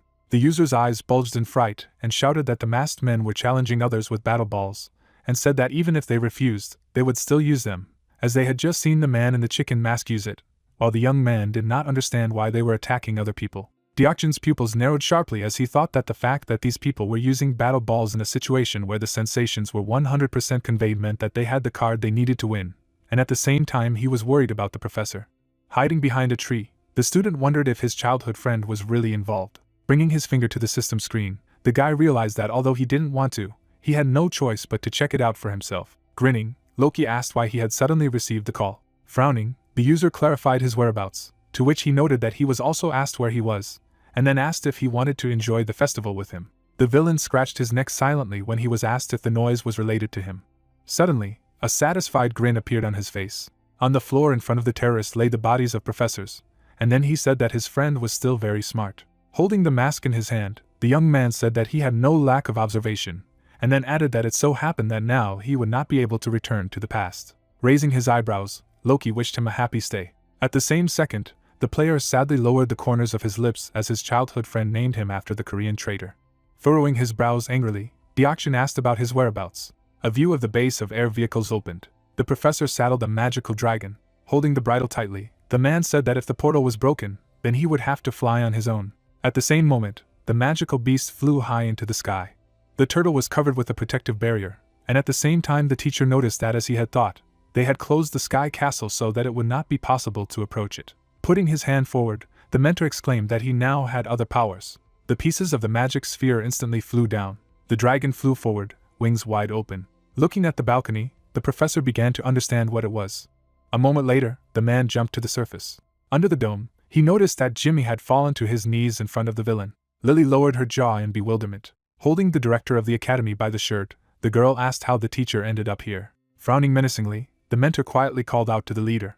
The terrorist thoughtfully shifted her gaze towards the enemy. The old man's hand hung immobilized above the ground, and then the lady noticed that his ring had disappeared, which meant that at the very end he had made an interesting move when he handed over the power of attorney to the manager. Throwing the master of the game on the floor, the criminal admitted that she could not believe that the last way for the director to save anything was Professor Lee. Gritting his teeth in annoyance, the man said that it was a strong confidence when Lily stated that it didn't matter, because he wouldn't be able to stop her either. The girl bulged her pupils in fright when she was asked if she still used the assistant. Putting her hand on her side, the villainess clarified whether he knew about this, to which he replied that it was not only about this. With her eyebrows lowered angrily, the terrorist did not understand how it was, while the teacher said that they were called a prism, or rather a terrorist group that was gradually increasing its influence. An object began to appear near the man's palm, and at the same time he was asked if he really knew about everything, but he still did not pay attention to it, to which he replied that he began to suspect them not so long ago. Transforming into a battle suit, the tutor explained that it had been since they had stolen the victory from his students with dishonest techniques. Frowning menacingly, the professor said that it seemed to him that he still had a lot to take away from Lily. A leg appeared. Sitting in an armchair, the opponent asked that he had come after all. A player appeared. Looking ahead, the man asked why the NAK easily said where he was. In turn, the enemy replied that he thought that it was necessary to say goodbye, looking into the face, adding that he had a suggestion in order to ask if he would like to try to change this world with them. Knitting his eyebrows, the guy asked what kind of nonsense he was talking about. Smirking, the opponent said that he had properly felt in the city how much this world is overflowing with illogicality, dirty and nauseating environment, children left without food, adding that no matter what crime occurs in the city, officials remain observers, so compared to his hometown, it is hell, continuing that they will destroy their system and reboot the world, therefore. The first step will be the collapse of the academy. The children were sitting by the fence. The man covered his nose with his hand. Making a serious face, the guy said that he was just trying to justify his actions, asking that he betrayed the team for this. In turn, the opponent asked the question that he was still not able to change this straightforwardness. The player was sitting in a chair. Gritting his teeth, the man asked him to come to his senses. The hero launched an attack. There was no emotion on the villain's face. The young man twisted the attacker's arm, declaring that the world is changing, adding that he saw how he used the new technique at the last competition, continuing that it was thanks to the game assistant. Lowering his head, the player asked how low he wanted to fall. Without showing his face, the opponent said that he could not defeat him as long as he had an assistant. Asking what he thought, he already knew that now the level of pain inside the world had changed, continuing that by continuing to fight, he would only get more torment. Looking down, the guy said that if he accepted the offer, he would stay alive. In turn, the opponent asked why he was so obsessed with him. Turning around, the young man asked if he still considered him his friend. The opponent made a stunned face. Suddenly, a red ball appeared. Waving his hand, the villain asked what he knew would happen after using it. In turn, the guy said that they would have to fight a mortal battle, which would end only after one of them lost. Making a strange face, the young man said that after all, he could no longer watch him do evil. The mirror world of the academy appeared. The man was lying on the ground. Making an angry face, the guy said that he could not believe that he felt pain inside the game. Putting his hands in his pockets, the player asked if he had fallen from just one blow to the stomach, adding that after increasing the sensation score to 100%, the reactions began to differ. In turn, the young man asked about what he said that the indicator was increased to 100%. Without showing his face, the man asked if he was afraid of pain, adding that he was not going to end so easily, because this is a game of 2 touches, where you need to touch your opponent twice in the same place. The man was lying on the floor. A chip appeared, making it clear that a mark appears on the place that was wounded. Attacking that area again, an electronic current appears, and it wins, due to the fact that during the impact the sign moves to another place. It is necessary to attack the same place twice in a row. An illustration appeared, in which there were 2 guys. Looking ahead, the opponent said that there is a decision that whether to finish that game or not is in the hands of a stronger player, that is, him. The man's face showed surprise when he heard that he was not afraid of pain. Making an angry face, the guy said that he did not like the fact that he thought he was stronger. Standing on one leg, the enemy declared that these were only his thoughts. Looking down, the young man was expecting a kick. The trajectory of the blow changed. The blow hit the head, making it clear that a clean, perfect Brazilian blow flew into his face. A mark appeared on the young man's face. Multiple blows rang out. A person defended himself from the pressure of an opponent. The guy's red eye appeared, thinking about why he should be beaten by a rodent like him. A hamster appeared. Looking ahead, the man asked what they were saying that his son could not recognize faces. Looking ahead, the young man said that he simply did not need to know them, adding that he needed to know only those who were inferior to him. Smiling, the young man stated that he could still feel the atmosphere around them and take them for animals, and the chairman wondered if his outstanding ability to react had caused him to lose interest in the others. Closing his eyes, the man asked that this was not a problem, asking if he thought that thanks to this he would gain the mood of the strongest in order not to lose to anyone for anything, while the father replied that it was too a pity to hide such a talent only in one world. Stretching out his hand, the man offered to watch, adding that until he lost, he would not interfere in his affairs. Making a scary face, the man said that if he was defeated, he would reboot him, and he would begin to study everything from the beginning, adding that he should accept that the world is big, continuing that he should show respect for everything and be interested in it. The young man turned. His father's smile appeared, asking that a genius like him would be able to do this, a seemingly impossible system of mind. The player received a blow to the torso, making it clear that when he got into the Fantastic Academy, he experienced what is called a loss for the first time. Horror appeared on the young man's face, and it became clear that that defeat had made his self-confidence false, then becoming distrustful of himself, creating doubts. The guy's body began to crack. The main character appeared, and it was clear that from that moment he clearly saw only the face of the protagonist, because despair due to the fact that that guy is the winner, and he is the loser, as his father said, having experienced this on himself. His ego was shattered. Noah sat on the throne, making it clear that the guy could take revenge on the main character if he rebooted himself.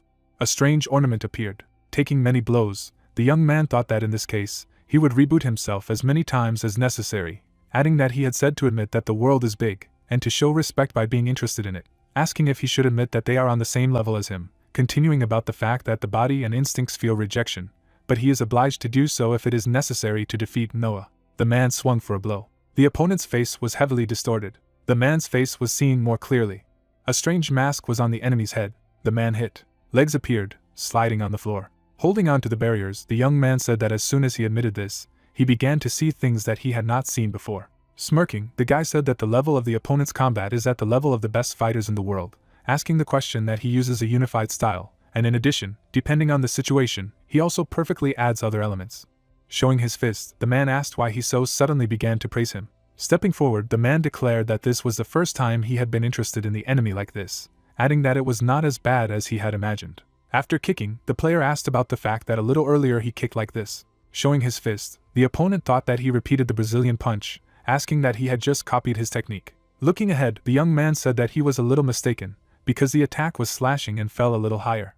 Adjusting his clothes, the guy thought that it would be necessary to correct them. In turn, the man said that he had suddenly changed, adding that for some reason he began to worry, so he needed to end the game as soon as possible. A blow appeared right in the face. Standing up, the man thought that he had taken the blow with his other cheek, asking if he was not afraid of pain. Putting his hand on his head, The man asked what he was about to finish. Looking ahead, the player said that if he had anything else, he should show it, adding that he would take everything he had, thinking about what his father meant when he talked about living in a spacious world, and went on to say that all those people are something for his experience. Coming close to the man's face, the hero said that he admits that he is still stronger than him. Smiling, the man said that someone had said earlier that what does not kill makes you stronger. Asking that, he said that the game would end if you hit the same place twice in a row, offering to fight and find out what would be faster, his leveling or the opponent's victory. The enemy was looking ahead. The legs of a man appeared. There was a red ball in the player's hand. Throwing the object, the opponent asked how long she would continue to run away like this. Smiling, Carrie asked him what he thought would be willing to fight someone like this, adding that she already knew that the feeling of the game was 100%. Running ahead, the girl thought that the professor's assistant had told them to evacuate people to the square, saying that she did not know how many people there were, but they needed to take them as far away from the square as possible. Suddenly, surprise appeared on the lady's face. As he walked back, the enemy said that he thought there was no need to waste time on the lady, since she was nothing at the competition, but now she was running away quite well, adding that she could consider herself lucky. Suddenly, something flew into the back of the villain's head. Without showing her eyes, Miss asked him where he was going, suggesting that he play a little more. The opponent's head began to tremble. Starting to run after the girl, the man said that he would definitely kill her. People stood on top of the structure. Looking ahead, the opponent asked about the fact that she seemed to have stopped running away, suggesting that in this case he would not even have to use the ball. Standing on the iron structure, Carrie said that they were originally supposed to enjoy her friend's concert today, adding that of course, if only they hadn't made all the fuss. Taking off the mask, the enemy said that it made no difference what happened to her friend, adding that she had better worry about her future. Surprise appeared on the girl's face. Grinning, the villainess asked that she remembered her and how she was crushed by her at the competition, unable to resist. Looking ahead, the man said that she would regret forcing her to take off her mask, because this is equivalent to declaring that she would lead the brain to death. In turn, the lady asked that she was the attacker. Suddenly the enemy's eye opened wide. Swinging her leg, the lady said that she just wanted to repay her for that loss. Blocking the blow, the opponent asked about the fact that she lost that time, but she is still not afraid, adding that the sensations are 100% transmitted. The villainess knitted her eyebrows. Kicking her opponent, she said that she was only a hopeless girl. Covering her face with her hand, the villainess thought that her movements were too troublesome, adding that she could frighten her by saying that no matter what she did, she would not win. The lady knitted her eyebrows. Holding out her hand, the opponent stated that she is now using the assistance program, because it reacts according to the situation, based on the data of the best player in the world, asking what she thinks she can win against the assistant.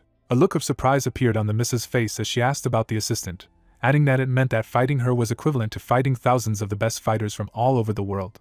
Smirking, the opponent replied positively, adding that she was not the opponent she could defeat. Making a happy face, Carrie asked if it was true. Taking hold of the biceps, the girl said about the best players in the world, adding that in the academy she could not lose to anyone in physical strength. In turn, the offender thought about what was happening here, asking that she was not only not scared, but had become even calmer. Making a confident face, the lady said that she was a little cheered up, because she had told her something interesting, so she would also tell her a story. Looking ahead, the lady said that she was born in the worst city, because there are no adults who protect children, adding that everyone takes care of their own well-being, continuing that in order to survive, they had to fight with adults.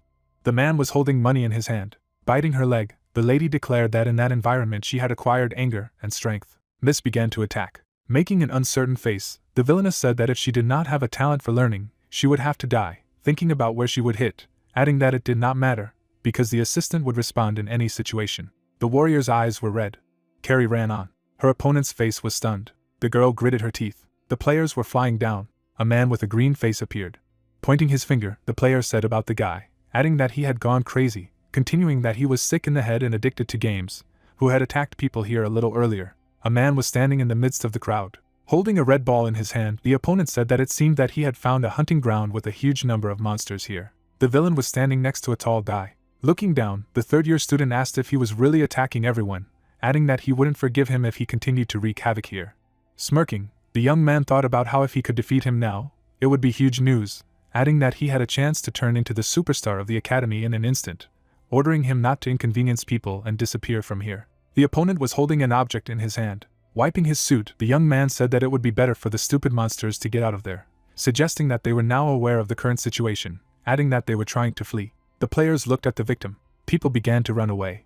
Taking off his mask, the guy thought about what if not now, when he would be able to feel such a feeling of superiority, saying that, after all, the assistant was the best. Without showing his face, the man asked if he had become interested in something here. Pointing with his hand, the player asked a question about the fact that the girl also lost consciousness through his fault. Putting his hands in his pockets, the villain announced that he had recently seen her, asking what would happen if so. The hero did not show emotions. Looking ahead, the opponent asked what he could do at all. A huge blue barrier appeared. A cube appeared that rolled on the floor. The object contained a picture of people. Without showing his face, the enemy said that the right to choose had passed to the garbage, adding that regardless of the game, the assistant had information about all the best players in the world. In turn, the guy chose the 485th game, which was called the Rhythmic Pandemic. Gesticulating, the offender asked what he really thought that if he chose to play to the rhythm, it would not be related to the level of sensitivity, because the electric waves that occur during a loss in the game will kill his brain. In turn, the young man said that he would choose music. Making a displeased face, the man thought that he was always confusing him. The opponent's stunned face appeared when he heard that the name of the game was A Rhapsody of Sunset and Ashes, saying that he had chosen a song that no one had yet played. Making a confident face, the man announced that he would pass it. By pressing the buttons with his hand, the player announced that the game had begun. Hands appeared. Multicolored squares appeared. There were more and more figures. The villain watched the keys being pressed. Making a shocked face, the opponent thought about the fact that the notes were pouring out at a tremendous speed, adding that parts with inappropriately appearing sequences made his fingers curl, asking if the data of the best players could really withstand it, continuing that everything would be fine if he lasted longer. The enemy was looking at the hands of man. The enemy's eye appeared. The player pressed the keys, making it clear that he pressed them correctly more than 1,000 times. The guy did not show his eyes. Suddenly a blue eye appeared. The hero looked ahead, thinking that if he expressed his thoughts a little better, and understood his own feelings a little better, adding that if he could offer her to walk at the festival together, then the situation would change. The girl was lying in a blackout. The man was in a training machine. Blood appeared on the chair. The man touched the player's body, that he thought that he would definitely make sure that he would not dare to regret anything. The man began to cry. Without showing his face, the captain asked what he was doing, because he had used a red ball, asking that he wanted to die. There was no emotion on the boy's face, saying that while it him off terribly, the fact that he reacted sharply every time people talked about it probably meant that he still considered him a friend. Surprise appeared on the villain's face. Keeping his hands in his pockets, the young man asked why his friend had deteriorated so badly. A yellow glove appeared, making it clear that it was 7 years ago. The boy was sitting by a mountain of garbage. The man was holding a red cloth in his hand, and it was clear that the miners from the city were not even given a chance to study, because all they learned was the daily need to sort through the waste thrown away from other cities and get paid for it. A lot of garbage appeared. There were eyes in which there was no hope. Suddenly the boy leaned forward. The friend picked up his partner. Looking ahead, the child asked if he was okay, asking how about resting today. The man, putting his hands on his belt, asked what they were doing there, adding that if they pretended to be sick, they would not see the money today. Knitting his eyebrows, the guy asked how he could talk like that because they had just rested a little, asking that he didn't seem to be faking it, adding that they wouldn't get anything today because it was disgustingly dirty here. Gritting his teeth, the man said that he was crazy. In turn, the partner said that he should endure, asking that he did not remember how that kid almost killed them with a stone from the wall that time. In the end, the man said that some psychos had become attached to them, continuing to say that he would like to look the boy's parents in the face, although it will not work, because they threw him out of the house. The children were in the trash. Sweating, the young man said that he shouldn't have done it. Smiling, the partner said that he had found one interesting thing there, inviting him to pass. The guys looked down. The legs of a person appeared, making it clear that this console was a very old model. In turn, the child asked if it would be possible to launch it. Looking to the side, the young man asked if it was worth checking it out. A TV screen appeared. Making a strange face, the player announced that he had lost again, asking how he played so well. A blush appeared on the boy's face. He said that the games would not feed him, so there was no difference in that. In turn, his friend said that now it might not happen, but when they became adults, everything would change. Surprise appeared on the guy's face. Smiling, the partner asked if he knew Faker. In turn, the child answered positively, adding that he was not a very famous pro gamer. Looking ahead, the man claimed that he is so famous that even someone who has no particular interest in gaming knows him, adding that thanks to his many merits in the gaming field alone, he not only makes money, but also has a huge impact on people. A character appeared in light colors. Smiling, the guy said that he believes that such a person can leave such a city.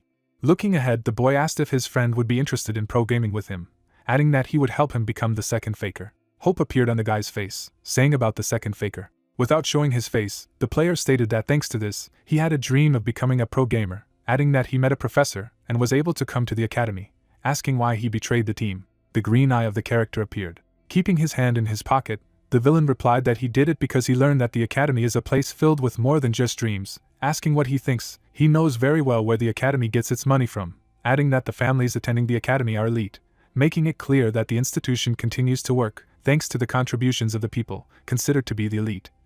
And the first rule they set in this place was that students who came from bad cities spoiled the academy. A lot of people appeared. Without showing his face, the enemy said that they were calling for the expulsion of those who did not spoil the image of the academy in society. Knitting his eyebrows, the opponent said that from the very beginning, their dreams could not be realized here, adding that for this reason, he grabbed the outstretched hand of the organization to destroy the rotten system of the academy, offering to change the world with them. The guy's face was stunned, saying that he seemed to understand a little. Putting his hand on his heart, the opponent stated that he wanted to create the world they wanted to see. In turn, the young man thought about why they had become so emotional, thinking about each other, adding that, although it was a pity, he thought that using this fact was the only way to stop his friend. With his hands in his pockets, the man ordered the system to throw the cube. Anger appeared on the villain's face. Spreading his hands, the opponent asked if he was serious, adding that he said that one of them would die. In turn, the hero said that he should not worry, because this is not the game that he imagines. A cube appeared with an image of a guy on it. Without showing his face, the young man offered to play game number 32, called Pac-Man, thinking that in this game you need to run away from a monster chaotically wandering through the labyrinth, adding that the one who collects more jewels will win. The enemy was looking up. Putting on a confident face, the young man announced that from that moment on, they began a fight in which life and death were at stake, adding that as a result of the analysis of the losers inside the game with such a coefficient of feelings, 8 out of 10 people fall into a coma. People stood next to each other. The monster's mouth appeared, making it clear that the survival rate was 20%. Turning around, the man declared that, of course, he would bet his life on victory. A monster appeared. Without showing his face, the young man said that victory would be won if he fell into a coma with a probability of 80%, and if he did not have a 20% probability, victory would be his. While near the creature's mouth, the player stated that if he could win, then he would apologize to everyone and receive a punishment. Horror appeared on the villain's face, saying that he should stop. Grinning, the hero offered to play together after that. Stretching out his hand forward, the opponent said that it was necessary to stop it. The man's face was stunned. Suddenly, the barrier began to disappear. Drops of sweat appeared on the face of the enemy. A soaring turtle appeared. A big barrier has emerged. The girl was breathing heavily. The man looked at his opponent. Looking ahead, the lady asked what was going on, thinking that she was sure that the assistant had been activated. Holding the blade in his hand, the professor asked her about what she had said, that it was a collection of first-place data from all the games that reacted instead of her, adding that this meant that the way to break the program was simple, as long as you became stronger than the people who took first place in the games. With a grin, the lady said that this was how it was, saying that the professor was faker. The character's face appeared. Holding the sword on her shoulder, Miss thought about why the man had told her to be careful, adding that it wasn't that she couldn't stand up to him with a helper, but that she should change her strategy. The girl wiped her face with her finger. The sword was in the hand of the master. Noah appeared. Looking ahead, the main character realized that there was no one on the square. Suddenly, something caught the protagonist's attention. The man knitted his eyebrows. Pointing to himself, the player asked about the fact that he did not even see him. Making an angry face, the man said that the villain had come here to attack people with a red ball, but his partner single-handedly defeated him and lost consciousness. The guy looked at the ally who was lying on the bench. Holding his hands in his pockets, the villain asked what had happened here. The enemy looked ahead, asking if he had done it. The young man did not show his face. Gritting his teeth, the warrior turned his head. One of the opponents was lying on the ground. The hero frowned. The enemy, looking ahead, realized that he had not even expected to meet this man here. Turning his head, the enemy assumed that the young man must have brought down this man, but could not understand how he managed to do it. The opponent was looking somewhere ahead when the protagonist asked him if they were really attacking everyone with battle balls. Standing opposite, the guy told him to get it. Slightly bowing his head, the hero spoke about the fact that they need to clash once. The opponent put his hand in his pocket. Rubbing his head, the soldier noted that this brat could not understand where his place was until the very end and added that he would still kill him. This ball appeared in the young man's hand. Everything around began to be covered with a blue barrier. They were still facing each other. A kind of cube appeared after the words that it would be a system for throwing dice. The guy, frowning, said that he had already heard such a speech and seen such a costume. The enemy was still standing in front of him. The cube fell to the ground after his question about whether it was Hyunjun. The fighter's eyes opened wider after the words that the game would take place in the arena of the world of the heroes of time. Spreading his hands, the opponent asked if this was enough for an answer. The arena around began to change and the words of the system were heard that there was a download of data about the avatars of this game world and told them to choose a weapon and profession. Then the hero asked a question about how he became like this. The opponent, raising both hands, replied that he should not know this. The young man, also taking up arms, said that it was true, for it was evident that he had been like that from the beginning. The enemy was immediately right in front of him. The hero's face was still serious. His mouth was closed. Opening it, the man exhaled. The opponent's eyes immediately opened wider. His hand stopped in place. The protagonist blocked his lunge and explained that this time he would fight with all his might. The guy, opening his eyes wider, turned to the professor. Standing behind, the player asked how this experience relates to the ability to control the level of synchronization. The player also asked if the player is afraid of burning out if the level rises too much, and immediately explained that he just needs to find the trigger that causes it to go down. Standing in front of a crowd of people, the scientist said that he summed up this experience by the fact that his catalyst was the player Hyunjun, and then it can be assumed that the inhibitor may also be nearby. These people appeared after the professor's words that his proposal was to check all the people he knew, because perhaps this was the right person. Some of the laboratory's devices appeared when it was said that they continued to conduct experiments with Bison after that. The man, smiling, said that they had found an inhibitor after all. Sweat ran down the protagonist's face. Standing in front of the girl, the scientist noted that she had recently increased her level of synchronization, which is really interesting. Her angry face appeared and the words of the interlocutor were heard saying that he could not even imagine that her evil appearance would serve as a reverse trigger. But although it was not perfect, it could definitely be his temporary remedy. The guy, still looking ahead, assumed that this was due to the fact that this girl was beating him. They continued to exchange blows. The opponent gritted his teeth violently. The young man dodged each of his attacks with lightning speed. The opponent's leg was already approaching his face. The person will continue to inflict countless attacks. The hero continued to evade them. His face was serious when the message appeared that 600% synchronization had been reached. His gaze was directed upwards. Sweat ran down his face. Immediately after, the person introduced Shia's angry face and his synchronization percentage dropped to 320. The enemy, dodging the attack, understood that this person was reacting at the speed of the helper data.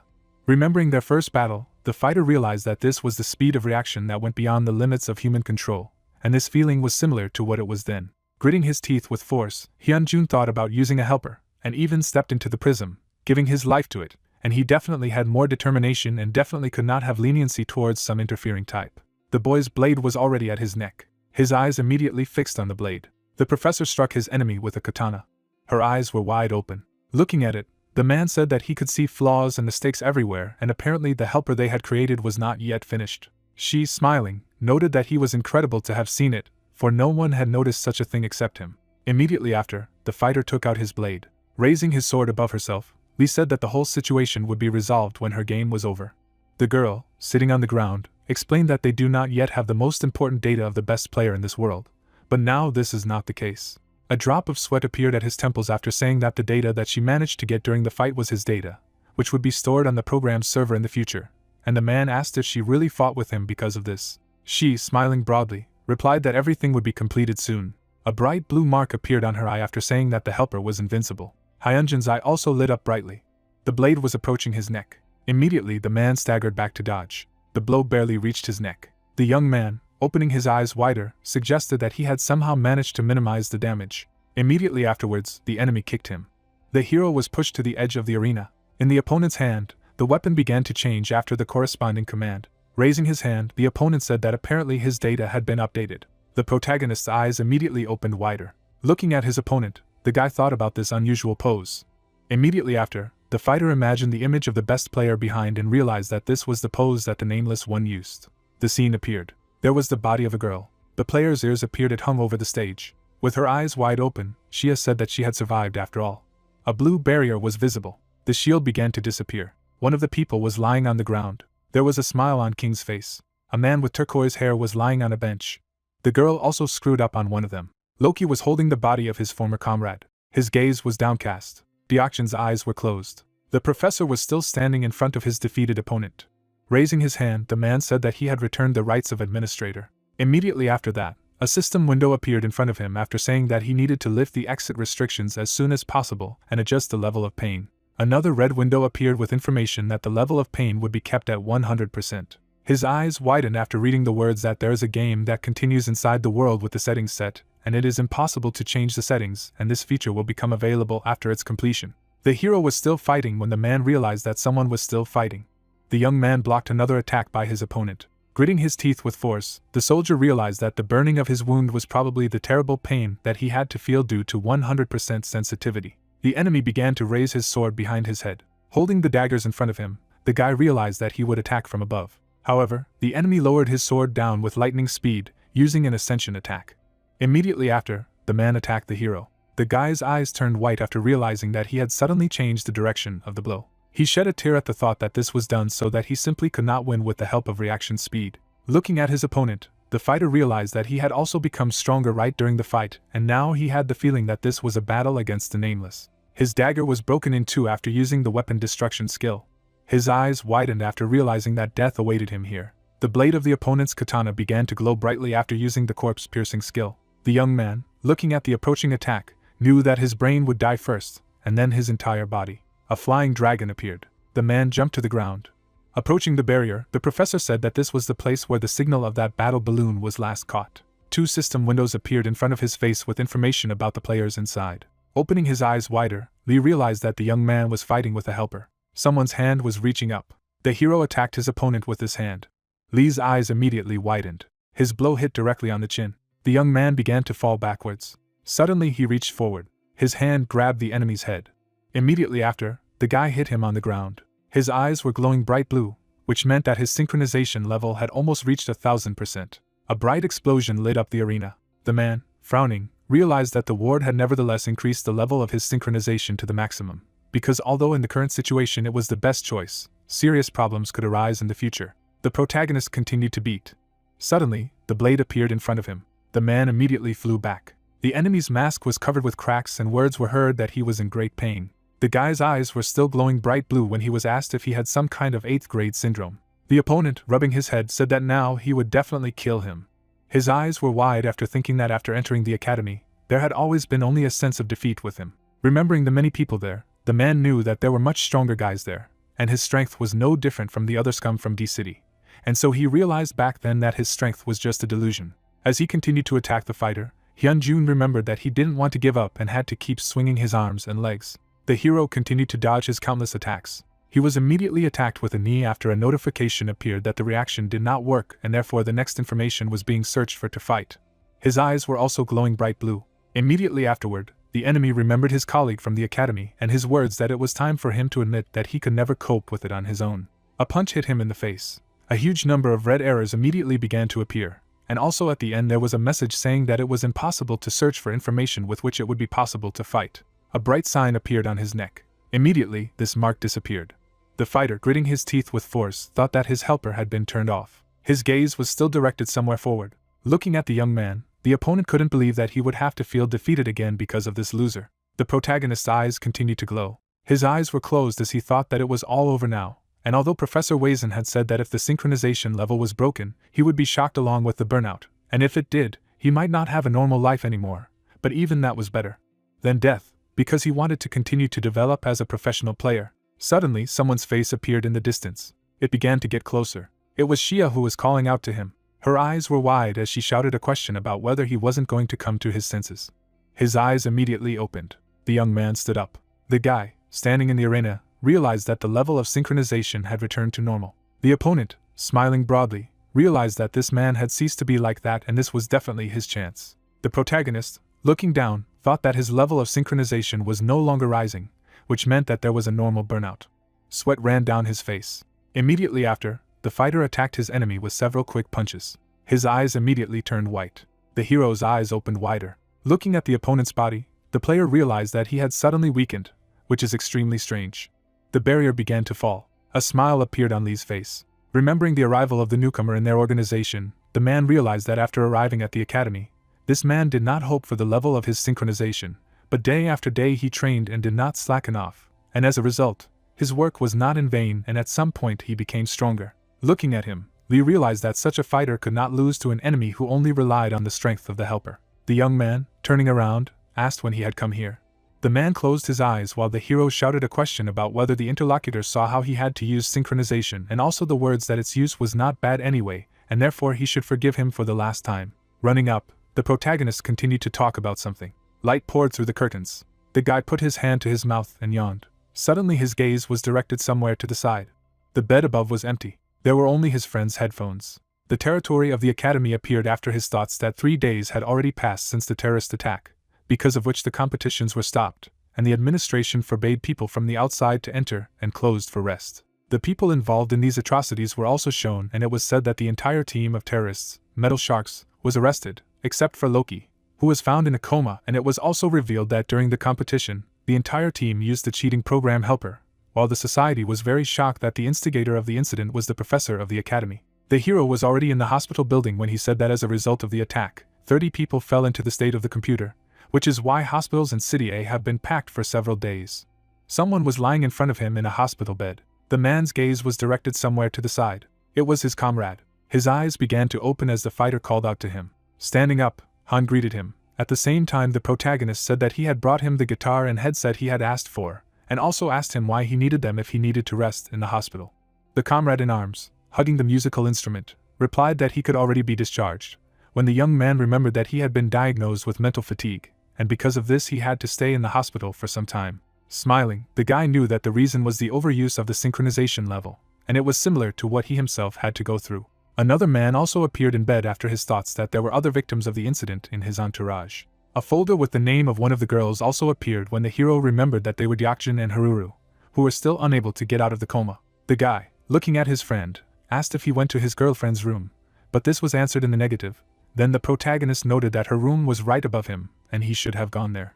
The hero smiled when the interlocutor said that something inside him was coming up with excuses and using them as a reason not to go. Looking at the guest, Han said that he was going to see her, because he no longer wanted to regret it. The young man, opening his eyes, thanked him for this. His phone received a call from a girlfriend. Bringing it to his ear, the fighter heard a shout asking where he was now, and the young man replied that he had visited the hospital and asked what had happened.